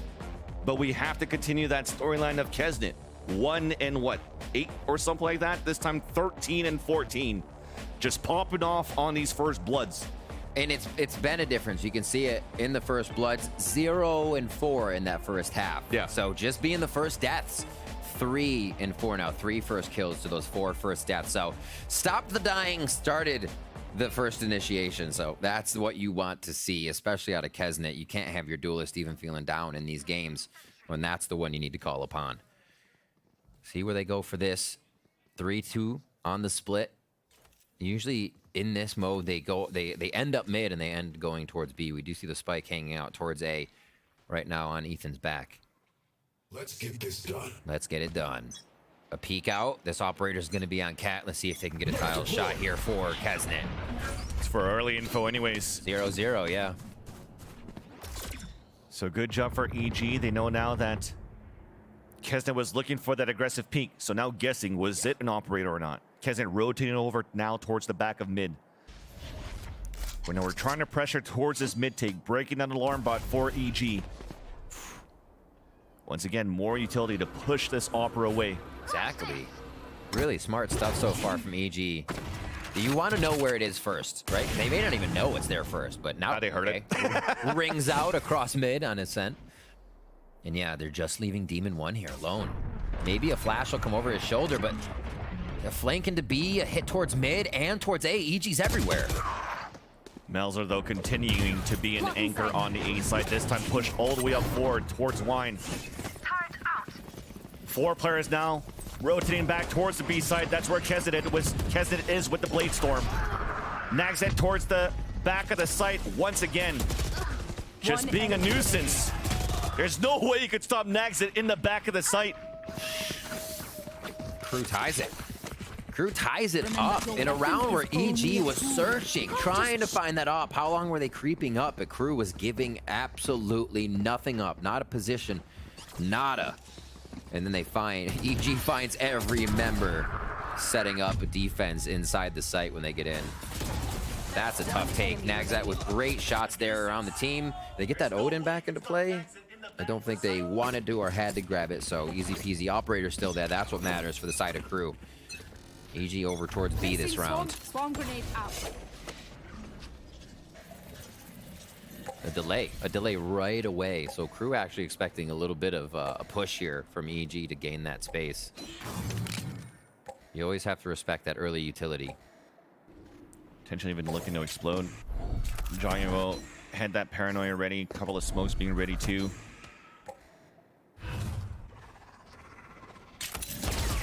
There's a nanostorm. So the nanostorm being thrown and it gets shut off.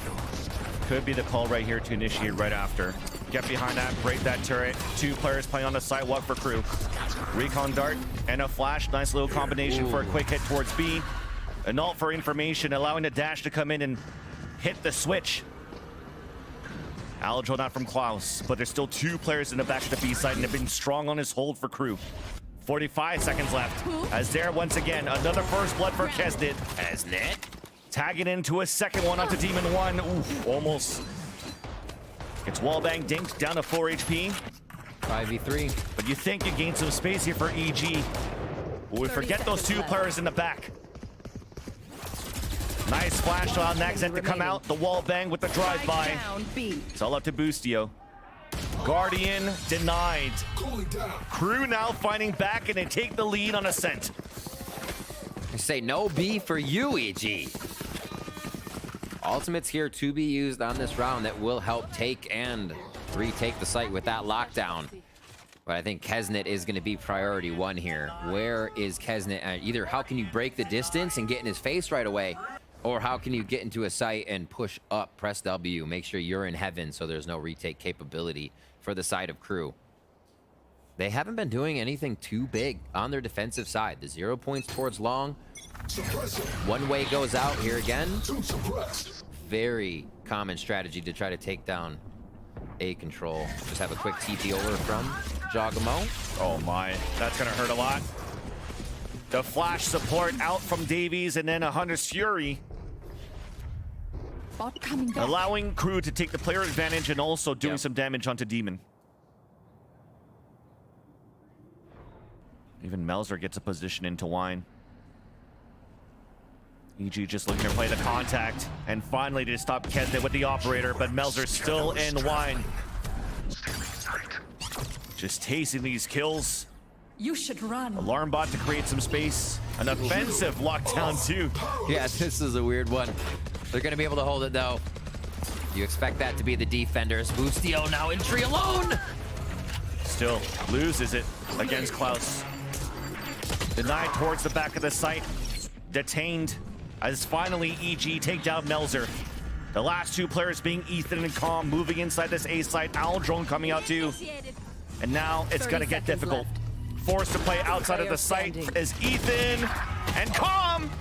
Wow. Was only good for one. EG's low by next round should be, and even with both pistols here, KRU says we're gonna do it mid-game to late game. You can have the pistols, we'll take the rounds, and they have done such a great job at breaking Evil Genius's defense. And on that one, EG had what? 3 people who were only able to defend the site, and the way they had to take the site left them scattered for the post plant. So KRU doing a really nice job of dismantling these strategies EG's using to get into the site to make the retakes easier. Look at that. 7 rounds in a row for KRU here. Yeah. That's crazy, Van Silly. EG only getting pistol, and the economy being broken by the plays of Melzer on that second round. Yeah. With the Shorty and Bulldog. And it's been difficult for EG ever since. Turret down, orb grab for shock darts. Get out of my way. Didn't even hit. Oh, a little hit, okay. Love tap. A little love tap. Static shock. Indeed, indeed. Spike to be picked up. Here. They rotate all the way back over. So it seems like they'll give up mid on this one and just try to death ball it in once again. B has been solid for KRU. They're hardly even losing any members when these sites get taken. Just a little bit. Maybe a hair puff on Demon 1 there. I'm not sure if he did see too much. Great defense for KRU there. This is on EG to be able to break all of this. 5v5 take coming in. The 0 point actually didn't suppress any players. The dash missed though from Demon 1. Nanoswarm that comes out. Nice little ping. Allowing Demon 1 to get the opener into the B site. Looking for this kill onto Klaus. Gets stopped by the 0 point. Klaus still in the back. The util is too good here for Klaus and the rest of KRU. Wow. The recon dart pinged so many players, and KRU is pushing this to a third map. Match point. Demon 1, the stub of the toe. It does not allow the strat to go through. 8 rounds now for KRU. They look to just sweep this one after a thrifty.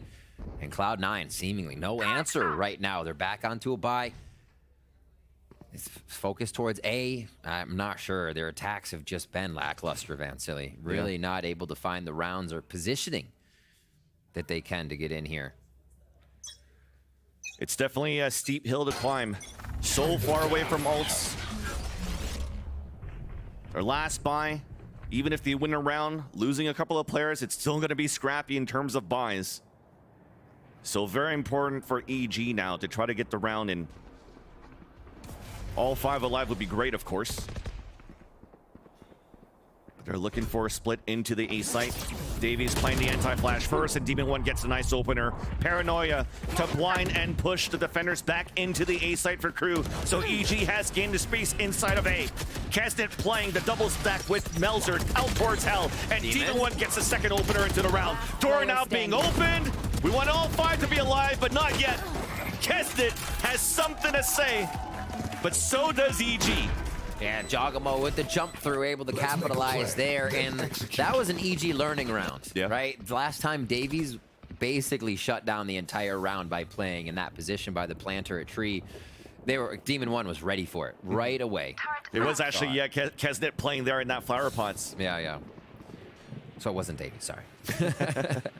But yeah, switching it up, watching that position, and now really playing to what they've seen from KRU. Bladestorm, Hunter's Fury there, so we can see KRU play very safe on this round to deny the plant or get the post plant that they want when they retake the site. Jump out. Would have been safe, unfortunate. But I don't think too much is given up from that. Now this is all a ruse here while Kong is setting up this Aldrone towards mid. All of EG are being set up towards the A side. So that single smoke that went out towards A, and also allowing for the alarm bot to actually hit Calm. EG is just looking for a really late hit towards this A site. Noise being made here from Boostio as well. Trying to sell a mid to B split. Especially with the knife that just went up. Clears out towards Wine now. And there's that call finally for EG to move in. Paranoia Jenny. Melzer's in the back of that side at Hell. Hunter's Fury out on the defense. Jogimo still opens up first. Demon 1 minute on the top of the generator as a flash comes out from Davies. 30 seconds The left. smoke does not allow for him to push forward. Plant will come down for Evil Geniuses as they have a 2-player advantage. Defensive post plant utility now set up here for EG. And it's a turret to trade off on Demon 1's death. But Boostio lines up the last 2 trying to come out towards Heavens. And EG are 1 round away of pushing this into the extra innings. Well, the Econ's still looking pretty good here for KRU. It is. They'll be able to buy. But Coach has something to say about this one, Van Silly. Owner going to figure out what the deal is, how we're working this. And at this point, it comes down to full teamwork, control, no ultimates really ready to be grabbed on either side. Jogamo can go for from the shadows, but we don't really see that turning the round on its head. So this one, KRU has been playing up towards mid. They get their cat control, and we've seen Davies over at A. They don't change up too much. I feel like this is on Evil Geniuses. If they're gonna play mid, Demon 1 gets the push again. This one, I think, is pulling the teams. Both of them are kind of pulling their hair out, trying to figure out what to do next, because it's just... I feel like once EG gets into a site, they're swarmed by KRU, right? They almost don't like the situation they have once they get in. It's hard to clear KRU out of a site. That's a good point. That's the good point right there. It's really hard to clear KRU out of a site, so getting the spike down just becomes almost impossible. Well, the last attempt now from KRU of trying to bring this into a third map. No operators coming out into this round for Kesnet. Well, they definitely had the money for it. But they're also really looking for this pressure on mid. Potentially even trying to walk out, trying to get a B-link, stopping Calm. He's currently working towards the B-link. And EG are about to throw an early knife here towards the market. Early Aldrone, the ping onto 1, but there's still the crossfire set up towards Kenchbench. Revealing area. Recon dart. As it gets shot off, it pings a few. Got him. That's the call potentially here for EG to hit towards the A site. In they go. Mollies, the delay though, they have to clear this. Just by running through it off the alarm bot, but all of KRU is already here towards the A site. Recon dart, nanostorm kill onto Ethan. Paranoia to flood back into the site. KRU is looking to fight right away. Spike has fallen. Players are stuck under Hell. Demon 1 cannot do anything, as it's instantly up to Calm on a 4 versus 1. Spike down out in the open. And there is Naxit to help KRU to push this into the third map here on Fracture. Just chaos in that round, man. Silly, like, where's the plan? Why does Spike go hell? This is the kind of stuff why I said you just don't know how the round's gonna go. That is not a round we saw at all from EG. They look scattered. KRU also, I felt like the utility was there, but where's the dice plant, right? The KRU makes these sites feel they scary, right? You don't think you can plan even though there might be a chance. Like I said, it's hard to plan against these boys. And that's it. That's KRU making you think that you have gained that space, right? Because you had 3 players on mid, a recon pings 2, and they all instantly rotate for a flood, opening the floodgates back into the A site and just owning EG on that take. The attempt of a take that was denied. That's what we're looking for from KRU, but that's also what we're looking for from Kesnet, who really stepped up to the plate here on that second half. From what, 0-9-1-8 to 18-18. It helped because Boostio and Demon are both on the top of this scoreboard at 22 and 17 apiece. So you have 2 huge fraggers for EG, the rest of the team coming in. This was a big team effort by KRU to pull us to a third map. Time for a quick break now. When we return, the analyst desk will get us ready for map 3.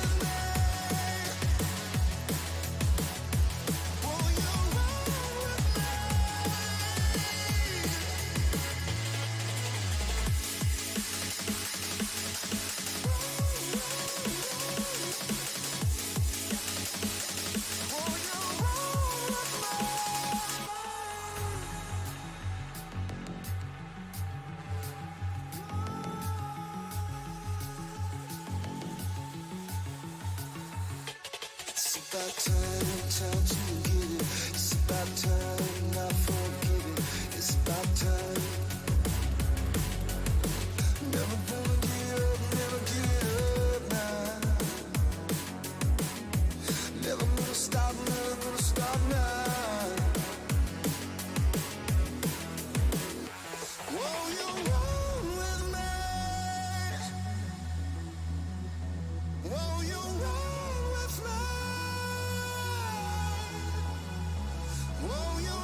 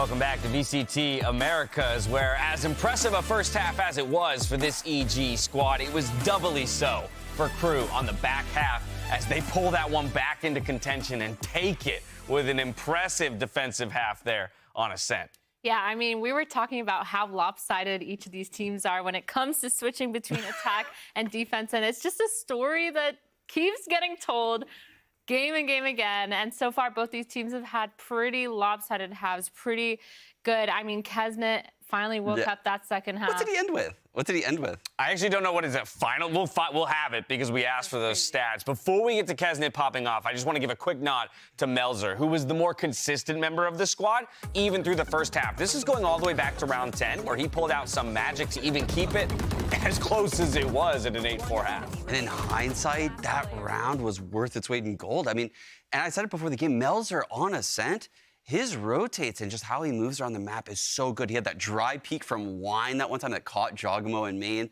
The ult rotating to B, won them that round as well. Just huge rounds coming out of Melzer right there. Yeah, I mean, it got to a point where it looked like he was kind of like the king of Wine. Like, he was just there, like, for the rest of the half. That's the kind of king I want to be, by the way. The king of Wine. King of Wine. That's what I strive for. Call someone about that. But literally, he just had A main on lock. He was not letting anyone in. And the second that they kind of started letting them into the site, they realized, hey, let's just play retake. Let's fast flood his site. And that last round just showed, like, their floods were insane. That fast flood last round was crazy. There's 4 people coming out of heaven before EG could even get situated. Yeah, end of the day, Melzer's performance kind of bridged the gap for Kesnet to finally turn it on, right? Because we showed how abysmal his first half was, finding only 1 kill in the final round in a losing round. And then just like that, he starts popping off on the back half and quickly climbs the boards. And this clutch right here early on against Calm, this was an eco where Calm used his Hunter's Fury. So that one-on-one was so big in this comeback. And it just kept coming. Kesnet just did not let his foot off the gas all half. Yeah, I know for certain he put up 14 kills in the first 7 rounds of the second half. So that was 2 kills per round he's averaging just to kick off the back half. And in the end, you can see it there. His KDA jumps to near 3.0 after picking up only 1 kill. And up to 386 ACS on defense. Crazy. What? It's actually a crazy. I thought the same map. That's the same map with all the rounds played. That is so gross. And honestly, I was gonna try and ask you guys, like, what could EG have done? But when somebody's performing like that individually, I'm not sure there's a way you outstrat that. You know, you can't get more creative than headshots. Like, you can't out-creative that. He was catching a lot of timings and just his positioning moving around. I like the positioning moving on Cat that one round that Demon had 1 blade left, and you see the bait set up with the KO right next to him. Kesnet is just a master moving around the map and understanding those angles on the defensive side. It all looked so easy in the highlight package. Those kills were free. Yeah.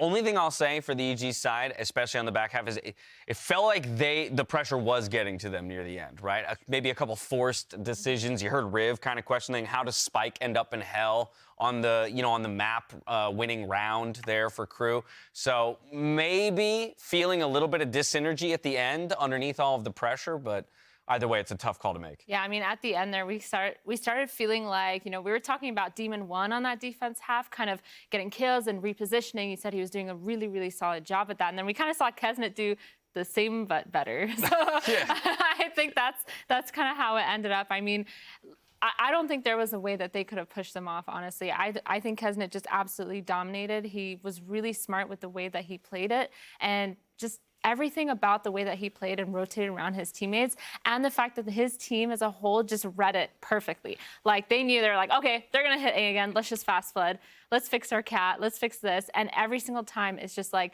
they were ready to counter the way that EG was playing before EG even knew what to do. Well, KRU and close matches seem to go hand in hand. They've lost 2 close matches already, but Nagzet is confident that the team is finding their footing. Take a look. El KRU antiguo es un equipo que no partió ganando todo. Era un equipo que se demoró en encontrar su identidad, y una vez que lo logramos, después de como un año, se empezó a jugar mucho más cómodo y nos sentíamos mucho más cómodos jugando en stage, y siento que está pasando lo mismo en este equipo. Hemos tenido muchos cambios a principio de año y estamos a punto de encontrar nuestra identidad, lo siento, porque hemos tenido muy buenos días de entrenamiento, así que siento que pronto se va a dar en torneo. So claims that we'll be seeing that identity soon enough. Do you feel like, Sean, through 2 maps here, that this is going to be the series that helps define that, or are you still left searching for a few things from them? I like what I heard right there. He said based on the scrims. So they have that vision, right? It's happening already. It's happening behind closed doors. We're just not aware of those changes that they've made and how successful they are. But in practice, they're seeing it already. So that is a very optimistic sign if you're a KRU fan. And I'm willing to always side on the side of practice when I hear those things come from the players. I was big on Leviathan actually in lock-in because of that. And I'm going to say, if he's saying that, then I think I would probably favor them going to the 3rd map. Very cool. I'll expand this question to you, Athena, as a player yourself. Like, do you feel like, or how do I want to ask this? We as viewers, right, we get robbed of so much of the data, right, in terms of scrims, right? Like, we see 18 games or something, right, over the course of a season, and you're playing hundreds. How often do you find that, like, the results that we're seeing, the standings as they are in the league at any given moment, actually accurately reflect what's going on in scrims? Yeah, I mean, it's kind of hard to say because scrims is a good time to kind of see your opponent's play style and really understand, like, their comps, the way that they use their players, the way that they use their map space, the way that they default. There's, like, a lot of aspects when it comes to scrimming against a team that if they're showing their hand and you're also showing your hand, at the end of the day, what the matches come down to is genuinely who can read each other better. And I think that's why it is a pretty good read on, like, how teams are and how the skills are and, like, the standings. So I think it is a good way to showcase it. I think it works. But at the same time, when it comes to scrims, like, people are in their comfort zone. There are flaws. And so there are flaws, sure. yeah. Like, people in their comfort zone, you kind of play the way you play, and then when it comes to performing, you might feel the pressure and just, like, completely underperform. Well, and like we said, maybe pressure getting to EG in that 2nd map. Either way, we go to map 3. As we talked about earlier, it's going to be Fracture, maybe a small edge towards KRU. I lean towards a team that is more aggressive like that. And if Kesnit's finding his shots like he was in the 2nd half, and he's got 4 different points of entry instead of maybe just 2 towards a couple different sites, like, that becomes a scary thing to have to try and deal with. I'm going to say this, though, Dash. When EG played this Fracture map earlier in this season, their Fracture was very good. They won both pistols. They lost both 2nd rounds of their halves, and they still put 9 on the board. Com plays the Sova, and he has these crazy lineups on the defender side for, like, north side pushes and bottom pushes. And I don't think most pro teams are comfortable playing against Sovas on Fracture. It's very rare. So you're not as aware of where those darts are coming in or how to break them. And because of that, if EG do go with that again, it's going to get weird. It's going to get weird. I'm going to say that. We live for weird here. What are your thoughts, Athena, in terms of the way these 2 teams will match up specifically on this map? Yeah, I think at the end of the day, when it comes down to it, I think EG is definitely finding their footing, but KRU kind of looked a lot more put together. So I'm kind of expecting KRU to kind of be, you know, maybe unprepared for the Sova, but at the end of the day, they could bring it back, have that teamwork makes the dream work moment, and really pull it out of the bag. My boy Cypher's back in the meta. Let's go. Let's go. We knew we couldn't get 2 chambers, so something had to happen there with the grayed out picks. A Fade Breach. Fade a Breach? This is these are both unique comps right now in the Fracture meta. I like KRU's choice here.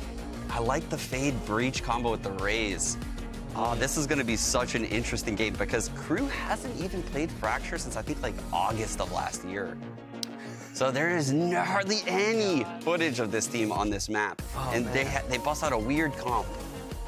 All right, weird comp, and it's where you got to put all the marbles. It's the final map of the series. It's Evil Geniuses and KRU. Both teams still hunting for their first series victory here in VCT Americas. Back over to Vancillion Rib one more time for the call.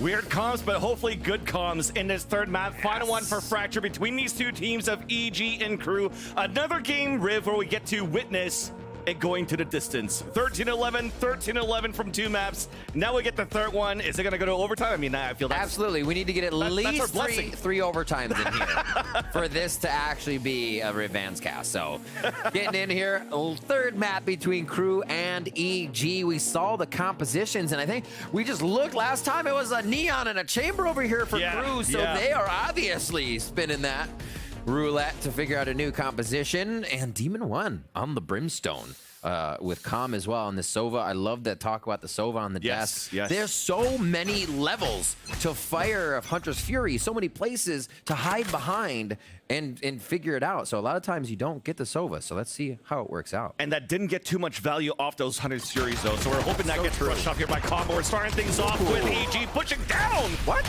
Off the fault line assist from Ethan, but Melzer was waiting for that. So the first blood for KRU into the round. Melzer re-peeked as well on the stun. He was like, nope, that doesn't bother me. I'm Brimstone. 4 underneath. The re-hit to come in as they are watching the flank, and they've really got EG sorted now, moving across the map. EG thinks it's a hit to the other side, and joke's on EG. Here goes KRU into B. Not into that contact, so Jogimo's actually rotating back towards Arcade. The pitches are coming through. You need a strong hold from Ethan that gets instantly popped by Kezen inside the site.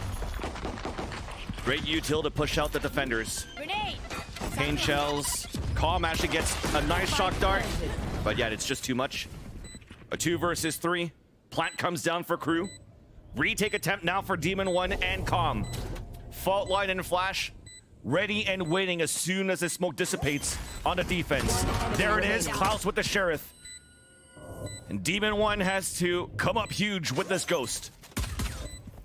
I mean, there's gonna be a haunt, then there's gonna be a tap and a flash. There's that swing. And there's the round for KRU.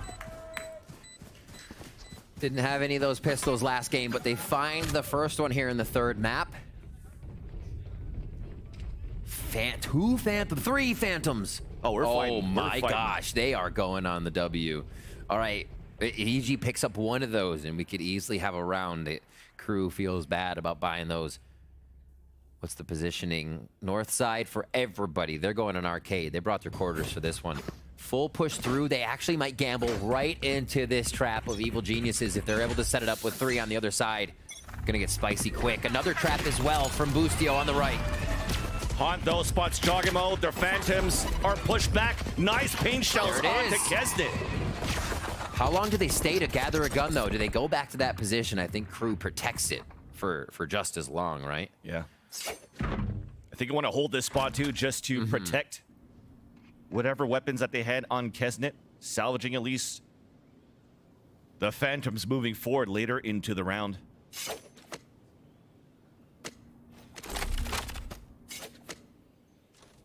Yeah, that's going to be watched over by Nags. No problem about losing that. The death ball of classics stay together for EG. We'll see if they can add some cheese to this classic. Just fair. Fault line back available for Ethan. As now the lurk comes in. Goodbye. 15 HP left on Nags end. Meanwhile, all the rest of EG are falling down. More econ damage if you can. 40 seconds left. Macom is now pinned. Aftershock to flush him out. That could have been a different story, though, if Nags actually did get picked off on that lurk. How do they go about this round? There's members with 0 credits on the side of KRU there. So Evil Geniuses is going to feel really good about this buy, even though KRU has the first 2.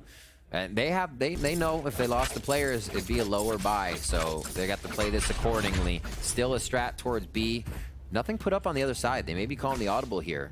Usually we see if Nags is going to go towards the north side, they put the cam up. Oh, okay. He just wanted to come back to put the cam. A reconsideration of what flank will be watched. He'll do it personally on the top side. Kezen's already running up. Ping to break the tower, the turret. And now orbs will be collected. It was actually 2 shares. You mentioned what economy we had here for KRU. Not too much. So getting these orbs might be the plan. Maybe find this ultimate for Davies, get the Rolling Thunder, create that space for those Phantoms to move in. But Jogimo wants to prevent that. Moved all the way up towards A halls. There's the contact and the paint shell to delay them even more. Oh, that's big. Fault line! Ooh, the spray. Couldn't get the kill. And he's the one that comes out more damaged. They maybe go back to B on this after all the pressure. They destroyed the Killjoy utility just a bit ago, but they're only tempting A. They haven't gone in. Ethan with the off angle, trying to get pushed out. Oh, they're going with in. support from Jogimo, the kill too. But we fight back. Nagzak on the alert from drop. A 3 versus 3 comes in. Let's make that a 2 versus 2. To set up at least to guarantee some sort of plant or attempt some sort of plant into the A site. As finally Melzer's moving in. Melzer's also moving in when he already has the orbital strike. So maybe trying to get him off site would be a huge one. Oh, he's gonna use it. Already has it out. Looking to use it off, potentially even the trap. Yeah. Getting shot. Right in front of the site. Yeah, right in front of the site. Demon though, One still enemy remaining. perfect trades from both of these teams. Busio on a 1 versus 1. Sentinel rolls on both. Busio flicks it for the kill. EG comes back for the defuse, the first round on the board. But for both teams, it's looking that KRU has way more economy moving into the next round. Yeah, the way the round was played, right? It was only Sheriffs. They weather the storm, still losing everybody.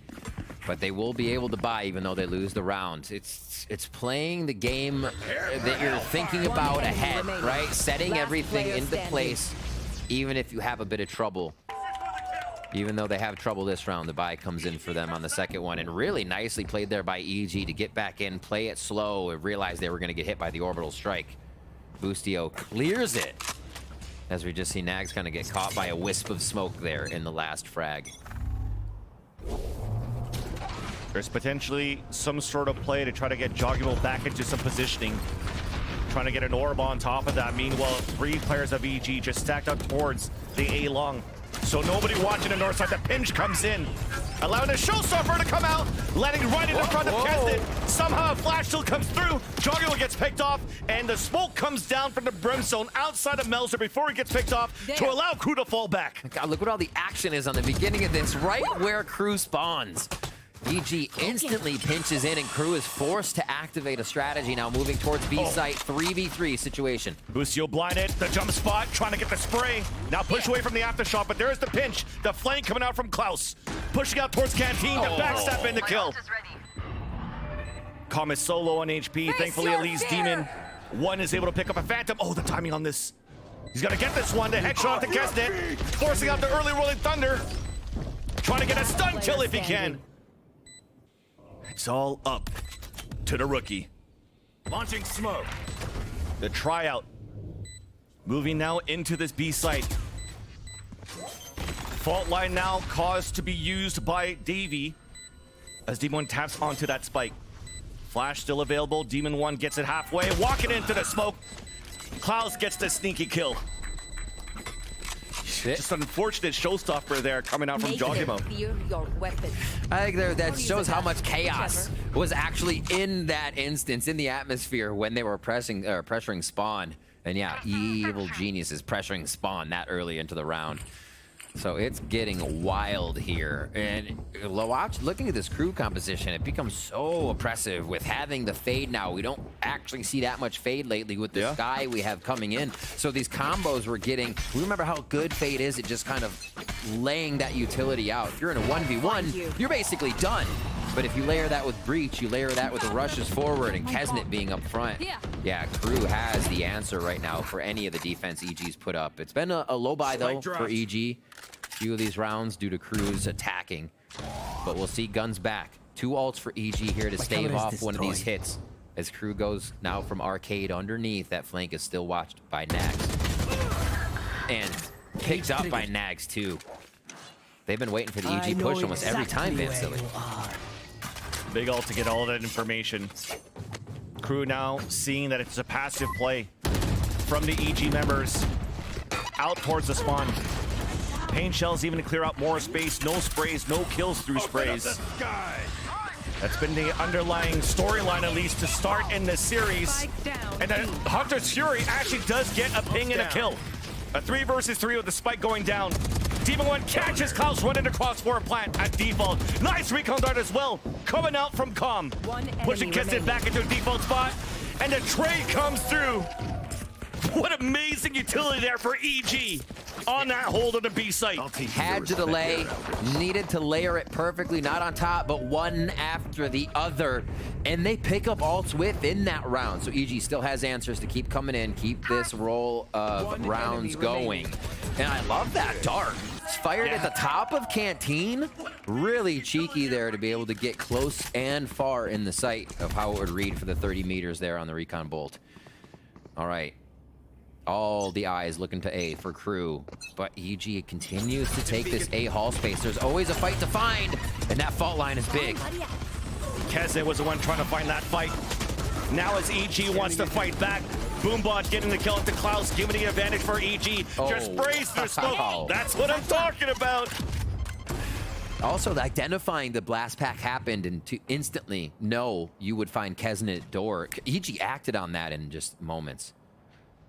Well, it was a lower buy for KRU. Yeah. Melzer and Nags, at least for their troubles, could do a little bit more damage if they can. Well, they still have the spike on their back. They still have the map to work with. Or potentially in their sights. Gun here.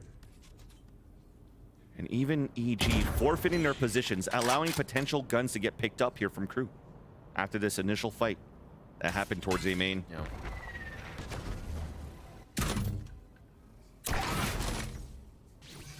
So EG has been retaliating really well. If we look at how the rounds are playing out, when the reads from previous maps to now, where EG has been 30 seconds able left. to pinch their opponents, able to follow opponents across maps from the series we've seen. It was all about finishing, just coming together during the fight. They seem to have shored up that side of the battle. Last player standing. Melzer made it behind at least for a bit, but it's a stinger. It's a stinger that only stings Calm, still turns around for the kill. EG ties up the game 3-3 with a lot of players alive. Much more orchestrated in how EG is playing these situations. Like we said, right place, right time to have these things play in your favor.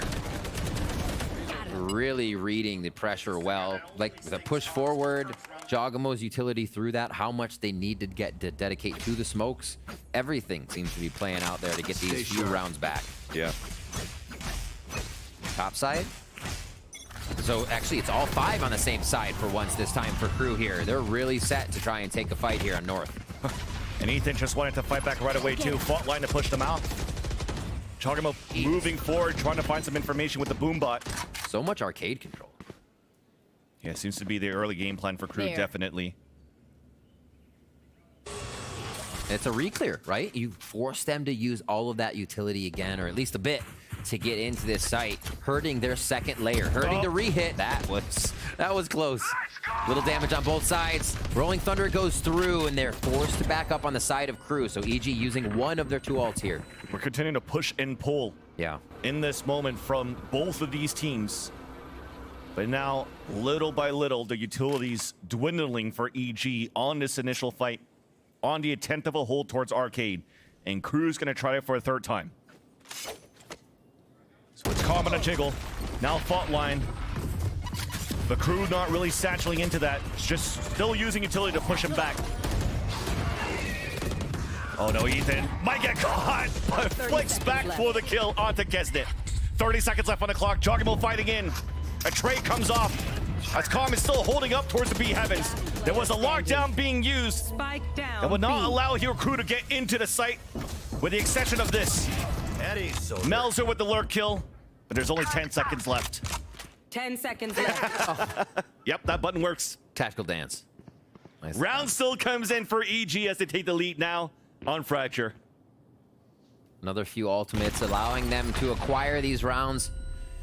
And yeah, I think you were right. The Ethan kill was really the start of that debacle for KRU. 1 HP. Once he wasn't even looking the right way, 3 coming up lane, and once you were able to stop that push from lane, Sight didn't have the control of B main and the tower that they wanted. We actually saw Nags rushing late into tower just to meet someone's Vandal. So you saw how chaotic it got for KRU that round, and strategy not being able to put to fruition, or come to fruition, I should say. 4-3 here. 3 rounds now for EG. They felt this from KRU on the last map. They could not find a way in, but here they have an answer for everything KRU is bringing. Rush towards Satellite, bit of a partial buy here. Kesn down the Hero Phantom. If they can get an early kill, that Cypher ultimate's gonna pay off big here. A little delay. Yeah, it looks like they will gamble, not really gamble, 3-2 stack for EG. They don't have to worry about this low buy. Playing it smart. Yeah. Kisnet with the kill, an ult from Nags. Potentially even a plant coming out from Melzor Davies. They could be looking pretty good into this round. So Kisnet still is looking for this first blood. Swings down, but it's stopped by Demon 1. The prediction right now to slow down KRU, actually fantastic. Just considering how they play off of, you know, seeing Kesnet on the other side. If there wasn't much noise after that, it could be a hit on the other side. Just all of the things EG is thinking based on seeing one person we're seeing as they use their utility off the actual play. And this spike is still milling about under Arcade as we see Davies coming back up, whether he's going to meet with the team or not here. 30 seconds It was left. a pivot towards the A site from a weapon pickup, and then a turret getting shot from both ends of the A site. And there's a slow rotation from EG out there. They push forward to take control of Tree, but KRU is slowly, once again, moving out from the Arcade side. Ethan getting hit by a fault line. After shot to push him out too. 10 seconds Hits left. off here by Klaus. 7 seconds left. Calm is looking for the shock darts right into the spot. Planted. And Jogmo's fighting on the flanker. Full moving in close with the shorty. Jogmo is able to get that kill. Showstopper available, might be used, and there it comes. Just to try to get back into the site. Misses his satchel as he moves forward. Remaining. Not even need it. It's just to instill fear while Demon 1 comes in to get those 2 kills. And EG take the lead by 2 rounds. Van Silly, you said that just even today or a series ago. You want to see the showstopper held a little bit more. Add the pressure, right? Having a giant rocket on your arm is pretty freaky for everybody else. And we actually see there, Dogmo actually switches off it to then again uses Vandal. So really nice use of the pressure there. Like you said, didn't even have to use it anyways. Yeah. If he really did have to fire it off. But KRU with a timeout. Sort out how to use 4 ultimates now under their belt as they come into this round. The only one they're missing is the showstopper. So this is going to be big. Potter probably saying the same thing. Prepare for this. Be on your toes. This is going to be a big one. A lot of the rounds KRU has tried to facilitate have started at Arcade, seeing how much room they can get or util out of this fight between what is Jogamo, Demon, and Calm, or sort of that, Jogamo and Calm, and one other. So maybe this fight towards Arcade is something we still see, or that A main extremity. Top side of the map, Satellite has only seen a bit here. So the map has been played out by KRU on the offensive side, and EG seems to be setting up right. I also like the differences here from the Sova from Calm versus that Fate from Klaus. Both of them, by the way, at the top of the scoreboard for their respective teams. But they are definitely using a lot of these haunts to really clear towards the Arcade very quickly for KRU. The only thing that happens after that, though, is that EG has great utility from Jogimo and from Ethan just to push them back and keep them from even moving forward into the Arcades, forcing the clock to dwindle down, forcing KRU to make mistakes into the sites. And that's where the Sova could actually still come in quite big for EG, because if you're going into those last minute hits and you're doing smokes into the sites and you're moving in, you have an opportunity to do the Ethan flash with a recon dart into sight, and it becomes like that Cypher play, trying to get trap kills through the smoke and prevent the opponents from really moving in. We haven't really seen that yet coming out from EG. Wasn't really needed as of yet, because the aggression that they've been really bringing into the fights have been helping them out to get these 5 rounds so far. Yeah, feeling free to step forward and cover each other. And that's basically how the Ethan round came to be, as he walks away with 1 HP on that. Operator for Boostio here on the Killjoy against all of these ultimates. Look at that. Kesnet up front, giving the team a pep talk. Turns, and they're prepared. By the way, during the timeouts, or during the tech pause, Jogmo actually used one of his satchels by accident, so he has 1 less. So let's see how that's gonna pan out. So far, that's not the storyline. It's Melzer getting the opening kill onto Boostio.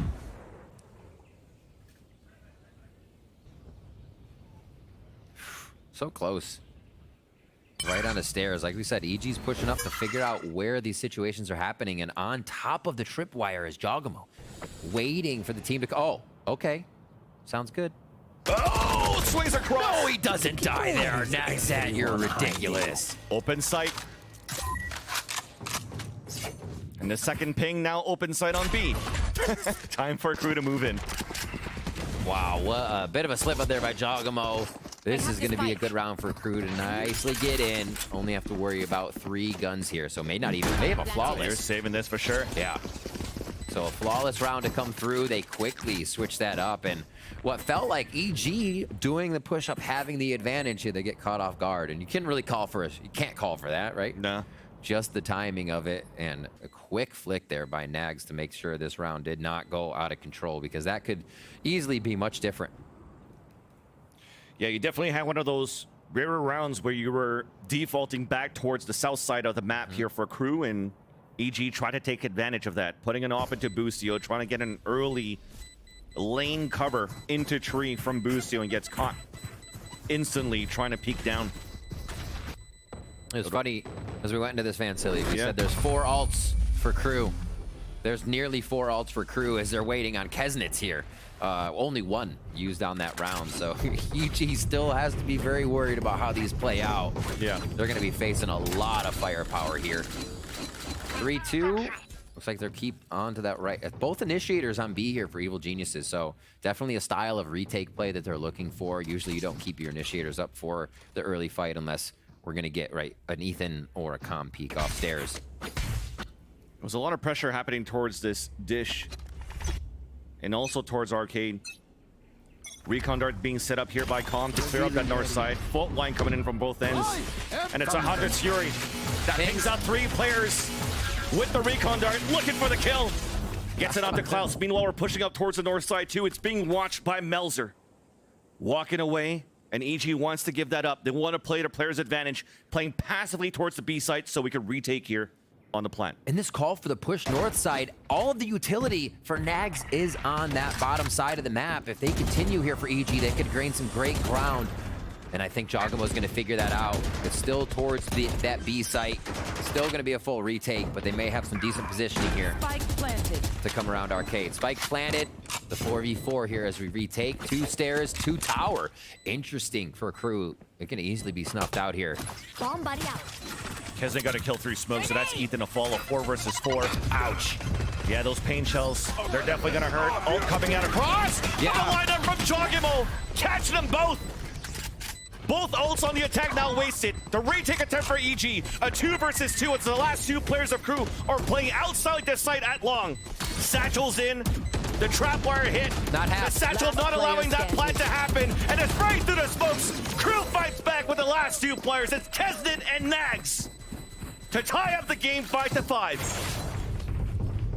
Is that Kesnit coming through for a quick kill on the smoke there before the retake initially happened? Somebody stepped through that smoke and got a pivotal frag on the round. Absolutely cheeky. You expect for everybody to be outside the site, no peeks through smoke until the defuse tap comes through, but you need everything. You need to play the tricks, and that was a pivotal kill to take that round away from Evil Genius's retake. Smokes and all were down, and it looked very much in favor of EG. A timeout gets called here. 5-5 here in our first half as we continue to go back and forth in the rounds, Van Silly. Even with a big push towards the top side of the map, KRU is still moving quick enough and sure enough to their positions that these flanks from EG aren't really affecting them yet. So I feel like EG either needs to eventually get something out of those pushes and not be okay with just silence, or stay in the sights and not push. Maybe you'll be okay with that silence at least for now, because that early pressure that's coming out from KRU towards the Arcade. Yeah. There was a lot of good pressure coming back, and we mentioned it before, the fight that comes out from Ethan, but he had support from Jogamo, not just 100 Fury with that. So if they continue to do that and really push KRU back and run that clock down, as we mentioned before, then with the last minute hit this time to hit towards the B site, could be denied now by Demon 1's orbital strike. But I mean, that's a lot of layers that have to come through, you have to have the perfect call into this, and you're looking at KRU, at least for this round, not leaning towards the Arcade push. It's the south side default again. It's super different. How many rounds now for the last 4 or 5 rounds? So KRU going back here. I think they stopped because EG was putting so much pressure here. You saw Jogamo and the rest of the team popping out and trying to fight this the whole time. got to expect it again. Yeah. There's Jogamo to get in their face. So yeah, they say, no, never mind, it's still there. Gonna go for a rope ride all the way across. Satellite's covered right now, so a little safer on this one. They won't find anybody waiting for them on that side. Camera to cover on their arcade. And we're gonna get a top side hit here. This has been pretty beneficial for KRU on their ability to get into the site from this backside arcade. And same execution and difficult part right now is that you have a nightmare. So playing this B Heaven is gonna be quite dangerous for Busio. A spray across. Demon 1 gets the frag out to Davies. A great start. This is just waiting to see if there's going to be more noise. Booster's just winning across. Nagzet with the lurk. About to catch Calm. Trick shot. Jargamo comes under the drop. The flash to put Nagzet away. The pings are coming across, and we're playing it safely. Kesnet? Push and pull all the time here. Another lurk on the other extremity, now spotted by Demon 30 1. seconds left. It pulls away Ethan, and there's that nightfall inside the A site. Spokes now to leave Jogamo on an island, but an orbital strike slows down that push. Nagzet, and should I say Kesnet, has to come up huge now from the A main. There's only 14 seconds left on the clock. The drop comes down, looking for the second. The spike falls. 10 seconds left. Ping shells now coming in. Ethan's just trying to survive, run that clock down. Had support from Demon 1. And EG, you're regaining the lead. Round before the switch. Vans, you called it there. EG seeing Kesnet at B made Ethan start to rotate. And he was all the way in spawn. When this hit started happening, he still dove as fast as he could to under drop to make that play. It looks super sketchy, but Demon 1 also assisted with the orbital strike to allow that positioning to come in. Really snuffing out KRU's hit on that take. Beautifully done. EG having to call the audible there. And nice fake by KRU. Almost clicked. Almost clicked there. Now to bottom side, it's a pretty good W. Turbo off the gates from KRU. Feels like deja vu. Walking up here, trying to make that turret, but it misses. We're spraying back from EG. This time the storyline differs a bit into the round, or differs a bit into this round, because that turret's still up, and it's KRU deciding to go back underpass to meet up for an arcade hit. Early smokes from Demon 1. You see this deeper smoke a little bit towards the attacker spawn to deny, and then a close for any rush in. So using those as soon as possible to delay KRU's speed. Here. Looking for some darts, looking for the util, and it's coming in. EG to defend B now. Busio's pinging for that recon dart. Eventually, Missed him. when a hit's about to come in. But this is just noise for now. Busio getting the spike carrier down. A second one with the flake onto Melzer. Haunt finally spots him, and that allows Kesnet to get the kill. Satchel in, Naxon on the lurk. The hat then comes out. The 3 versus 3. Now Calm is alone inside A, getting pushed from this fade. Klaus is looking for the backstab, and the aftershock to try to push Kesnet away. And there's that lurk, there's that backstab. And the last 2 players that were spotted by the neural theft of EG are trying to move back in for the fight. Fault line dead into spawn, a tap onto the spike. Jogamo looking at both angles. Oh, misses the first, but gets a showstopper. Gets a long range, hits it as a Klaus. EG get the defuse on the 1 versus 1, the long range. Klaus saw that rocket and his life flash before his eyes. And it's gonna be EG winning the half by 2 rounds. This first kill, it made me think that there was a mistiming from KRU, right? To see Davies just sitting there looking up at what was the turret, that's almost B main's job when they come up the stairs. So a little mistiming there allowed Busio just to look over, take it out, end that round 7-5. Dash Desk, what do you guys think of that first half? I'll be honest, Riv, at this point, we're just sitting here enjoying all the action. About as close a half as you can get. Yes, 7-5. It's the heat-seeking missile there at the end of the half that does give EG a small round advantage, but really, these teams are going tit for tat at the moment. They really are. I think, honestly, the util that I've seen from Jogamo is what's impressed me the most. He got like 4 paint shell kills that half. That was really cool to see. Calm's darts getting a lot of value. The one Riv pointed out in Canteen was really cool to see. And then his ult play topside. KRU was really down to have these battles, though. They were down to just waste util at the chokes in these skirmishes and then just enter the sites dry and try to trade the kills.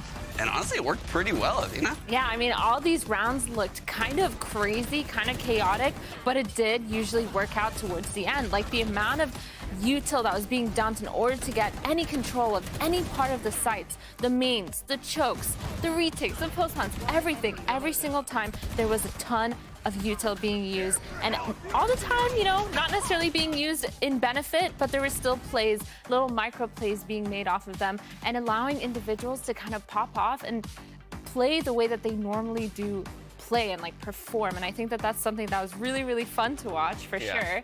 Definitely a little chaotic to watch, but fun. But chaos is fun to watch, right? I mean, that's what we live for as viewers. Coaches maybe might think a little differently, right? You know, they're like, hey, can we please get a little bit more like consistent, some form to our to the chaos that's going on here?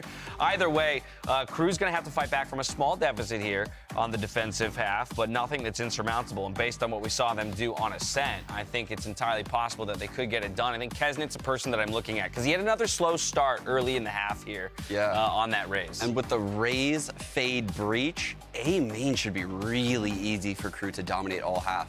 But I don't have much experience with drones coming through. So honestly, Calm might be able to take that from him. Yeah, look, end of the day, we're just here to enjoy the battle between two teams that feel like they have taken the gloves off, and they are throwing haymakers, trying to get a win on the board here and start to climb up the standings. It's Evil Geniuses and KRU one last time as we head back onto Fracture with Vansili and Riv at the helm. That's right, Dash. Both teams right now just throwing the gloves away. Fist fights pretty much into the last rounds of this bout. For one of these teams to finally come out the victor, to get the first victory in the VCT Americas, it's between EG and KRU, and it cannot be any closer than this. Gotta start somewhere. There's a lot of the teams up at the top of that table. You gotta take tabs from, learn from. But right now, EG's done their homework here to have a 7-5 first half and an aggressive start to half number 2. Can they get the pistol this time? Just breaking that util if we can here. Oh, even a camera to ping one, and it's staying on the outside. What? Demon still gets a plant, though. It doesn't matter here at this point because EG's now playing the pulse plant. Calm rotating even on the other end. Boostio playing close out in the open and vulnerable to a canteen push. Nags it, then moving forward, and still Boostio manages to get a pick there. Numbers are dwindling down towards this A site. Demon just trying to bait his opponents. The hot then comes out, but it doesn't matter. He still gets that frag onto Davies. Dance it across. Calm gets caught with a shock dart in his hands. A nice little fault line that comes through, but it's still gonna be Calm on a 2 versus 1, but cannot get it. Shock dart almost did some damage to allow the assist for the kill. But it's still KRU that will come in for the defuse in the pistol. Nags needs a high five on this round. A camera that stayed up at B main wasn't used till late in the round to identify Calm. So when Nags could then identify Calm in this situation, your 2 players on site can worry about only tower. That's all they needed to do. Then they worry about B main. That camera that KRU just used allowed them to sort out the site perfectly. It's the little things that they're using to get the advantage. Play towards B here, we could see from EG. Top side is going to be held by Boostio. We'll probably see this quite a bit with this 4-1 now for EG, since they don't have the Cypher to stay away from that, or get away from the util, I should say.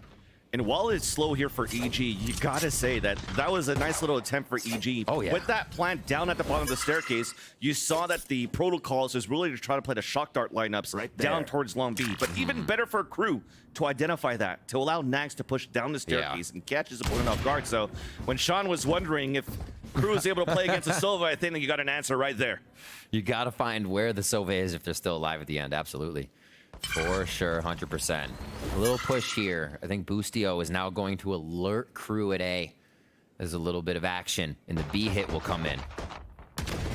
So he does get his smoke. It doesn't feel like they're buying it, though. Look at the rotation from Davies. He's like, I don't think so. Yeah, they kill Boostio, and they're over for the rotate. Trying to get a play. At least to catch some players off guard inside spawn. The KRU just too strong, play more passively, playing the off angle. At least we get a plant down. That's pretty good for EG moving into the next round. Some damage being done on top of that with some right clicks. Close range at the generator. Almost even a 3rd kill. But instantly, in a span of like what, 5 minutes? Yeah. We're already tied up 7-7. Cash monies. So pistol round again for KRU. They take the second one here. judge there for Melzer. Probably see him back in that tower area, if not playing towards A. And what are the buys? Demon 1 already on that ult. Focusing the orbs. Seems like the Orbital Strike is going to be a big player here for the side of Evil Geniuses in their rounds. Demon 1 getting plants and taking orbs. Taking names. Melzer's 1 away too. Split across with arcade focus here from KRU. They're just going to allow Nags to play Cypher in A. And look, I love the play of Melzer. You keep your Brim in mid, smoke either side. Easy peasy. Melzer starts to move now to one side. Maybe he was just chilling, actually. There. Here's this push. Spike is in a very scary spot, Vansili. Yeah. Well, Ethan hears all of that. Uh-oh. Still playing the off angle here. First kill onto Kesnet. Will get support from Jogamo right after from the satchel. Yeah.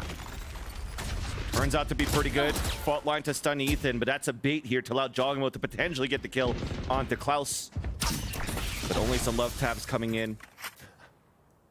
The idea there to get in a shock dart to push opponents back from the arcade. It still works. KRU still decided to fall back into the round. Which will now initiate a 3-2 split. A hit into the A site. Wow. It's all that util moving inside the A site. Deep smokes too. Into the spawn and also towards Sands. All right. Mostly a Sands retake here, Vansili. They're waiting for the smokes to come down and they go. The fall line is going to stun Boostio. Now the first contact hit by the judge, but Demon 1 is there right behind for the crossfire. The bonus round looks really good here for EG. Managing to survive the round with 4 players. Yep. Orbital Strike, Hunter's Fury up for the next round here as they take KRU on the bonus. We could see dueling Orbital Strikes and a really nice retake with Demon able to come around there from the back of, or I should say the start of A main, knowing that there would be an entry from that Sands area. It's the little things that the teams are setting up here to pull away. Credits definitely not in favor of KRU here, so this becomes a big round. Right here. Last one's Evil Geniuses, so on top of those credits you see for KRU, they get 2,400 if they lose this one. It could be tough. Little push up here. Kesnet's going to be forced back by the drone. Usually that's the fight. That's just guiding lights, fault lines, and pushing. But here you have the safety of a drone to keep everyone alive. And it's an Orbital Strike, a fault line, trying to potentially play a contact. It's just quiet. There's no aggression really coming out from KRU so far. It's a fault line and Orbital Strike. There it is. Combination, but it's not going to hit anybody. Wow. So they're really trying to predict what each other are doing. Yeah. Like there's so much escape room for an Orbital Strike there, but the teams are so sure of what they're about to run. I love it. You really like to see the confidence in these plays, even if they're not working. And EG still knows that there's a stack towards this A site because of that owl drone before. Saw that fade, heard the footsteps towards A long, and they also got hit by a fault line out from Davies. Yet they still want to go for this. They still. That's what I was thinking. They have not turned away from this battle. A rotation slowly coming in. Not a rotation, sorry, that lurk. Standing ahead. As we see Boostio move up. Hunter's Fury gets the ping, the kill onto Kesnet. And it's left and right, back and forth, a 3 versus 3. Davies inside the site, forcing out Boostio from the aftershock. Oh my god, what a spade transfer from Boostio. 30-second initiation on that. It's exactly what that round was. Not enough information was grabbed after the second re-hit. 30-second hit. 3K Boostio. Stops it. Look at that. Look what I did, Mom! Looks at a crowd. Did you see that? Did you see that? Oh, put that one on the fridge. There's a play. 9-7 now for EG. Locked down to a few more ultimates, so EG can force the fake here. But topside, KRU's looking to get antsy, trying to pepper with these sheriffs. Even if Mrs. Boostio's in the chat, she's probably loving that one too. Yep. Destroyed. Speaking of which, Boostio is waiting for just by the ropes, something very standard now as a Killjoy. Saying that there's a push and a pinch coming in from the north side, all of EG now running through for a plant for B main.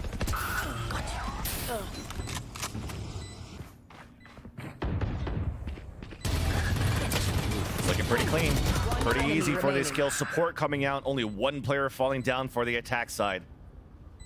Davies way behind on a rotate. But definitely doing the econ damage. Dying from Spike. Dying from a player. Yeah. Is what he wants. Allowing him to get the Rolling Thunder into the next round. Jogger move moving close. And a duel is won here for EG. All right, so we're at the point where one team lets the other get a few rounds before they come back. Overtime is still here, everyone. No, I'm just kidding. 10-7 here, crew calls the timeout. I'm kind of kidding, okay? Kind of. Only kind of. And yeah, they have to figure something out. 3 rounds down now. They're going to be at max loss, so 3,400 for some of them if they lose this round and don't have guns. This is imperative. EG can roll over the economy into a win pretty easily here if it comes through, especially with the ultimates they might be able to counter with. What are we thinking, Vans? We have had EG pushing some extremities towards satellite. Never really down towards B main, but the arcade hold has been there as well. I don't think Crew has really figured out what EG is doing each round enough to then proceed.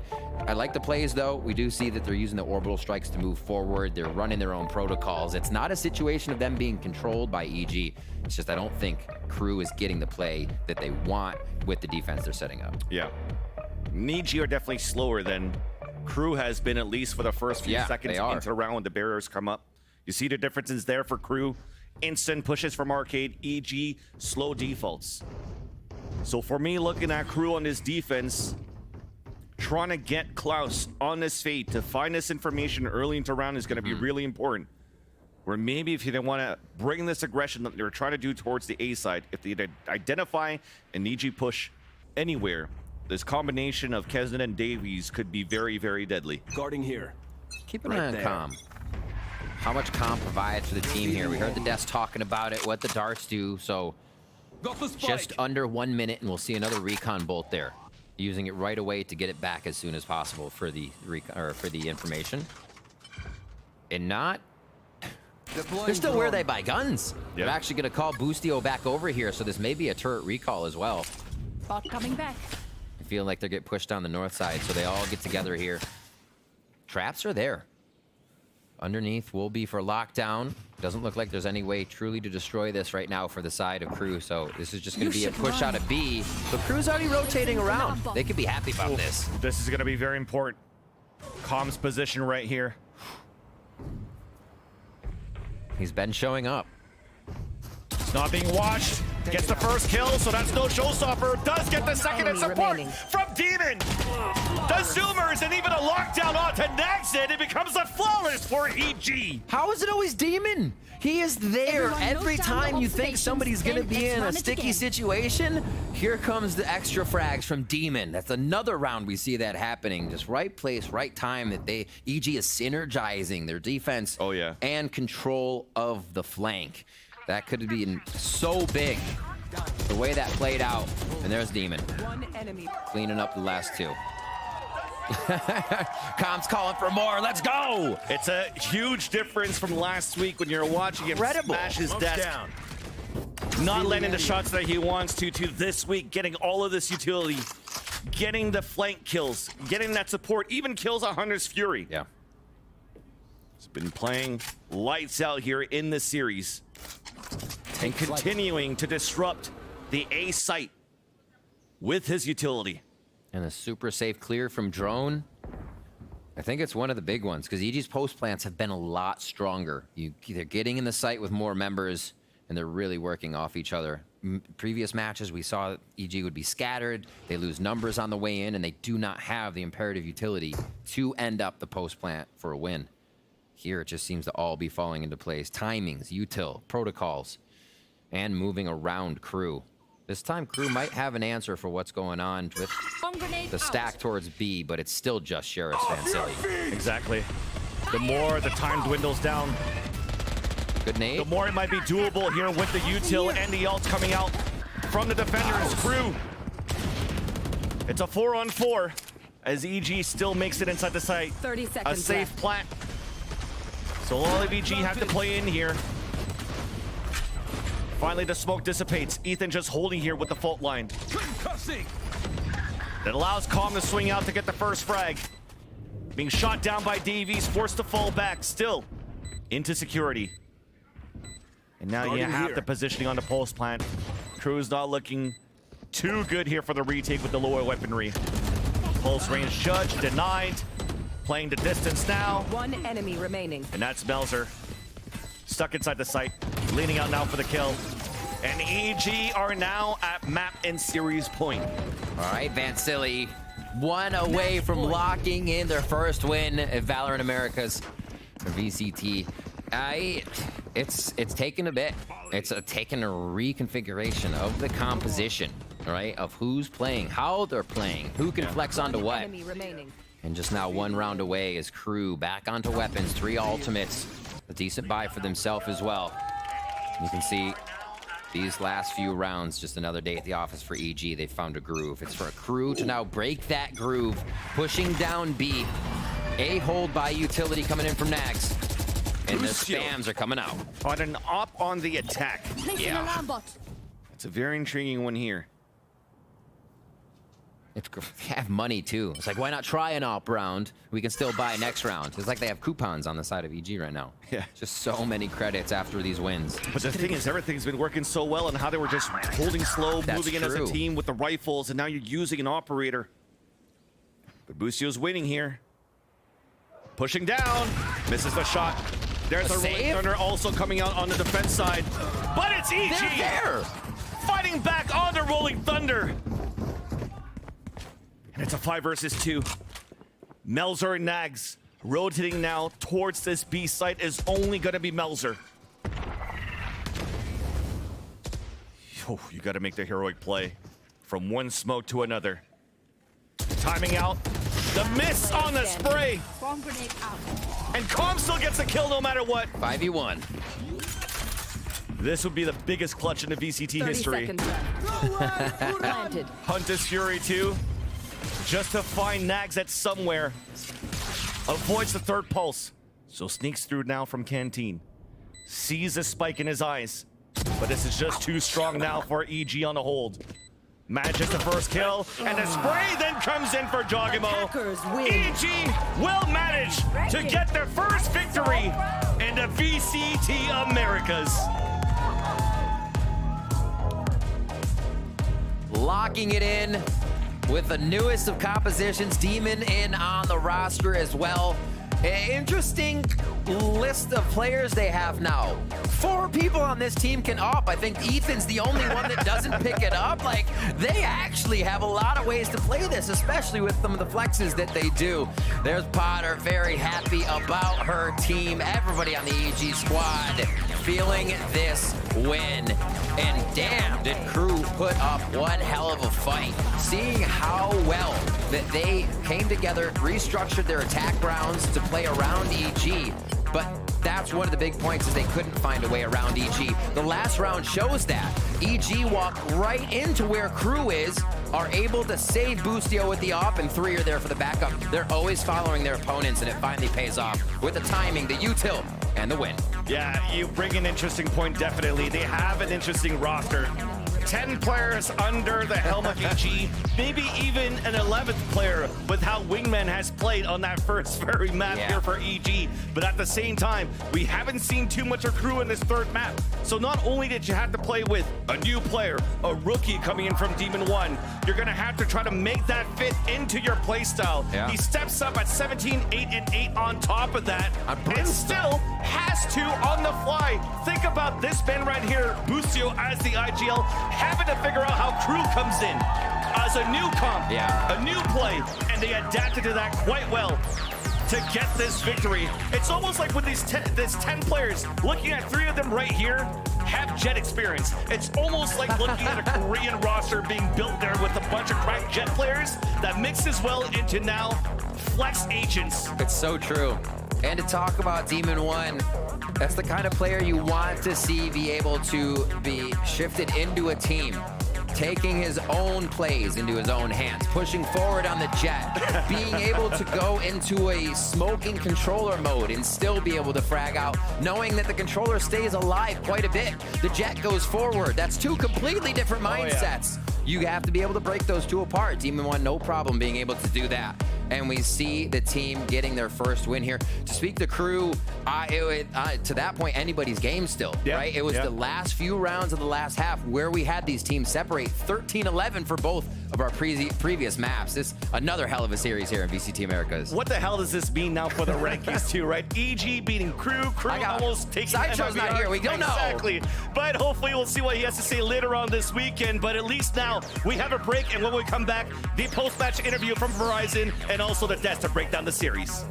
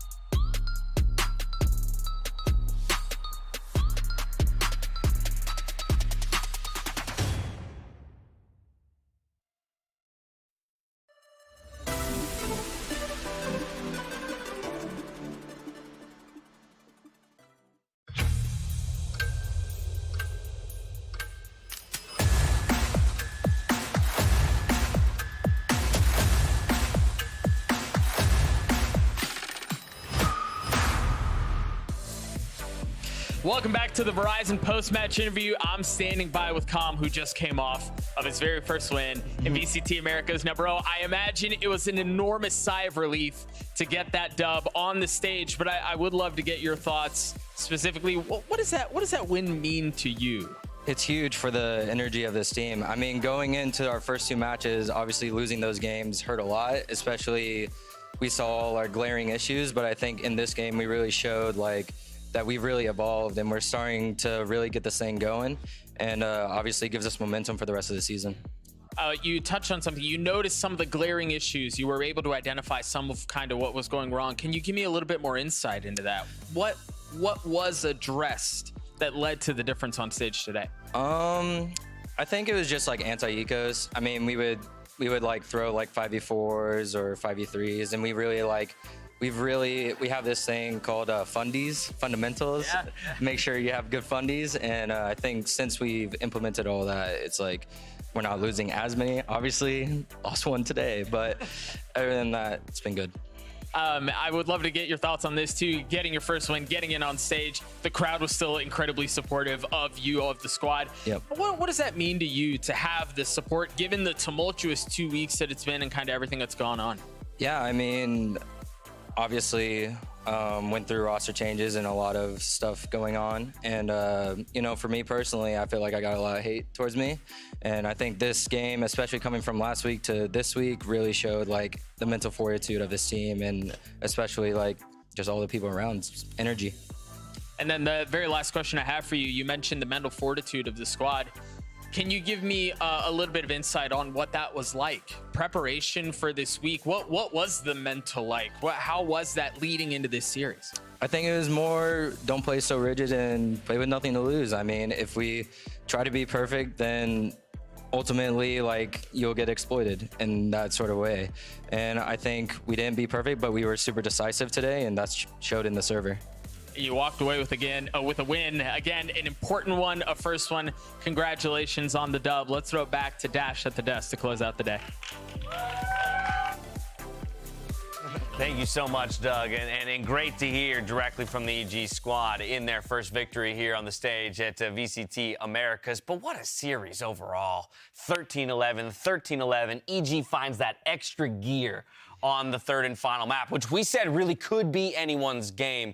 And it nets them their first victory, and boom, a little shot up the standings. Yeah, I mean, it must feel good. Definitely maybe the scrappiest series that we've seen so far, but it's super, super fun to watch. Super fun to see both these teams kind of try to find their footing, find their foundation, and kind of like come together as a team and have that firepower and pure brawliness that they just completely brought out in every single one of these maps.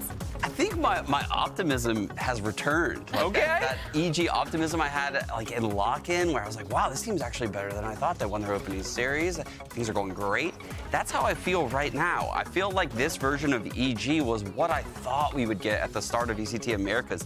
They looked so good today. And like you said, in those scrappy, chaotic moments, that Fracture map, I mentioned previous on Fracture, they lost both pistols. They did it again today, and they won 13-7. That was pretty impressive. That's improvement right there. And this victory in the face of doubt, in the face of criticism and questioning about this roster move right here. Demon 1 slotting in, plays 3 different agents. We heard about the Jet. We knew that he had that up his sleeve, and damn did he deliver on that pick. But the Killjoy as well? And a Brim? And a Brim? 3 classes. I mean, wow, what are we doing over here? Next week.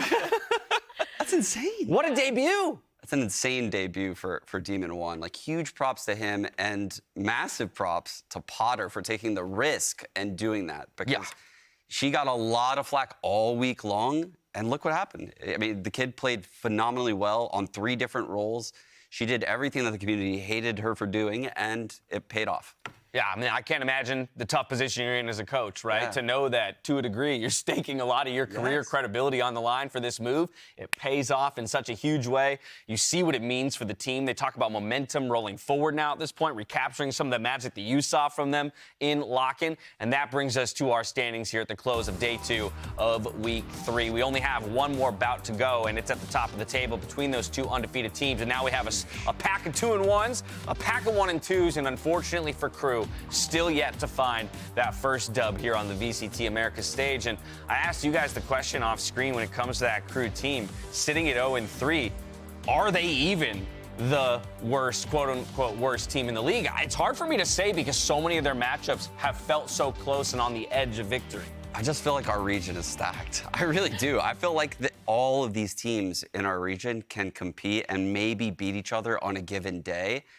But at the same time, KRU, I wouldn't favor them against any of these teams. Can they beat them? Sure they can. But I mean, this was one they probably should have walked away with today. And I think they're going to hang their heads pretty low. And now, everyone at home would be an absolute fool to miss tomorrow's matchup between Furia and Loud. It's 2-0 versus 2-0 Athena. I just want to hand it to you for some quick thoughts, a little appetizer for tomorrow on these two teams. I mean, tomorrow is going to be absolutely insane. It is going to be mind-blowing. I am so excited for tomorrow.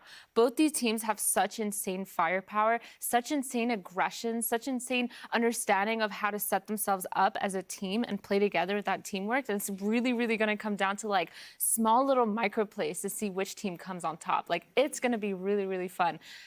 I'm not 100% sure about the map pool, but I know the maps are going to be insane. Sean, I don't know if you caught the power ranking segment that we did yesterday with Sideshow, in which we compared the week 1 power rankings that Bren and Mimi had put up to what he thought here in week 3/week 3.5.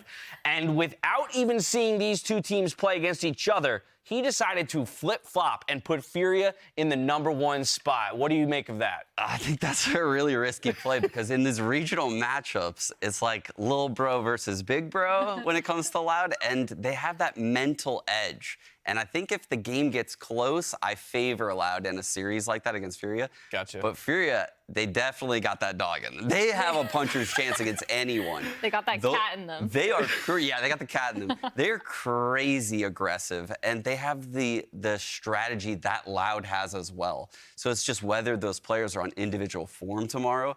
It is going to be it's going to be such a good match. Well, that's all the precursor we need. We're set for an absolute battle tomorrow on the stage between Loud and Furia. That's going to do it for us today. So go ahead and check out our Prime Gaming post-day highlights as we hit the lights on the studio. We'll catch you back here, same time, same place. Until then, stay healthy, stay safe, and be good to each other, all right? Good night.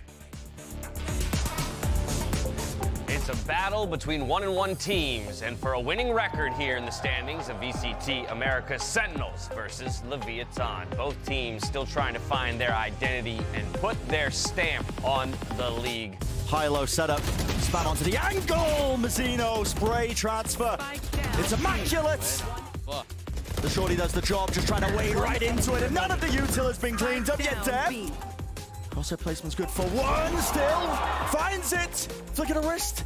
And it is good. Util in his hands. Finds it a target. And that's the ace. Bit of spam. Seeing if they can find a kill onto the Viper would be beautiful for them. Tens. It's cleaned up. That's Leviathan claiming map #1. What a great finish out. Looking very clean in overtime there for Leviathan.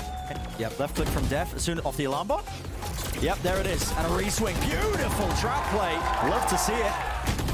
Paranoia in the face of Pancada. Run and gun does it. Spike Plant will get a bit of extra money. It needs to be favored. This is so aggressive. Wide out in the open. Short is straight in. No way! The map's secured, and second is the man to do it. Sticking it, spamming it down, needs to break it all the way through. No one's dealing with King, and he just sticks it through. Patience, patience, patience pays off. 2 kills, rifle gain, a bit of an upgrade, and what is that?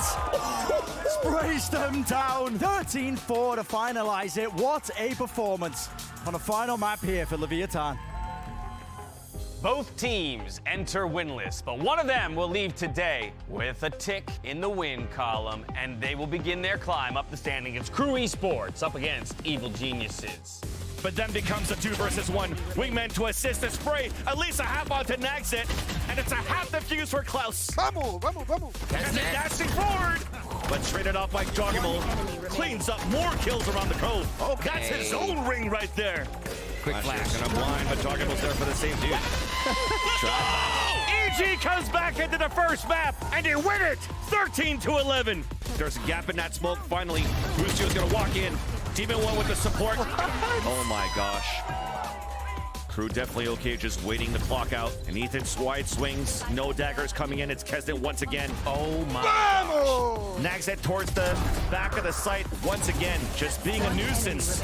And there's Nagzet to help KRU to push this into the third map here on Fracture. There's only 14 seconds left on the clock. The drop comes down, looking for the second. The spike falls. Let's go, baby. Davies inside the site, forcing out Lucio from the other shot. EG will manage to get their first victory in the VCT Americas.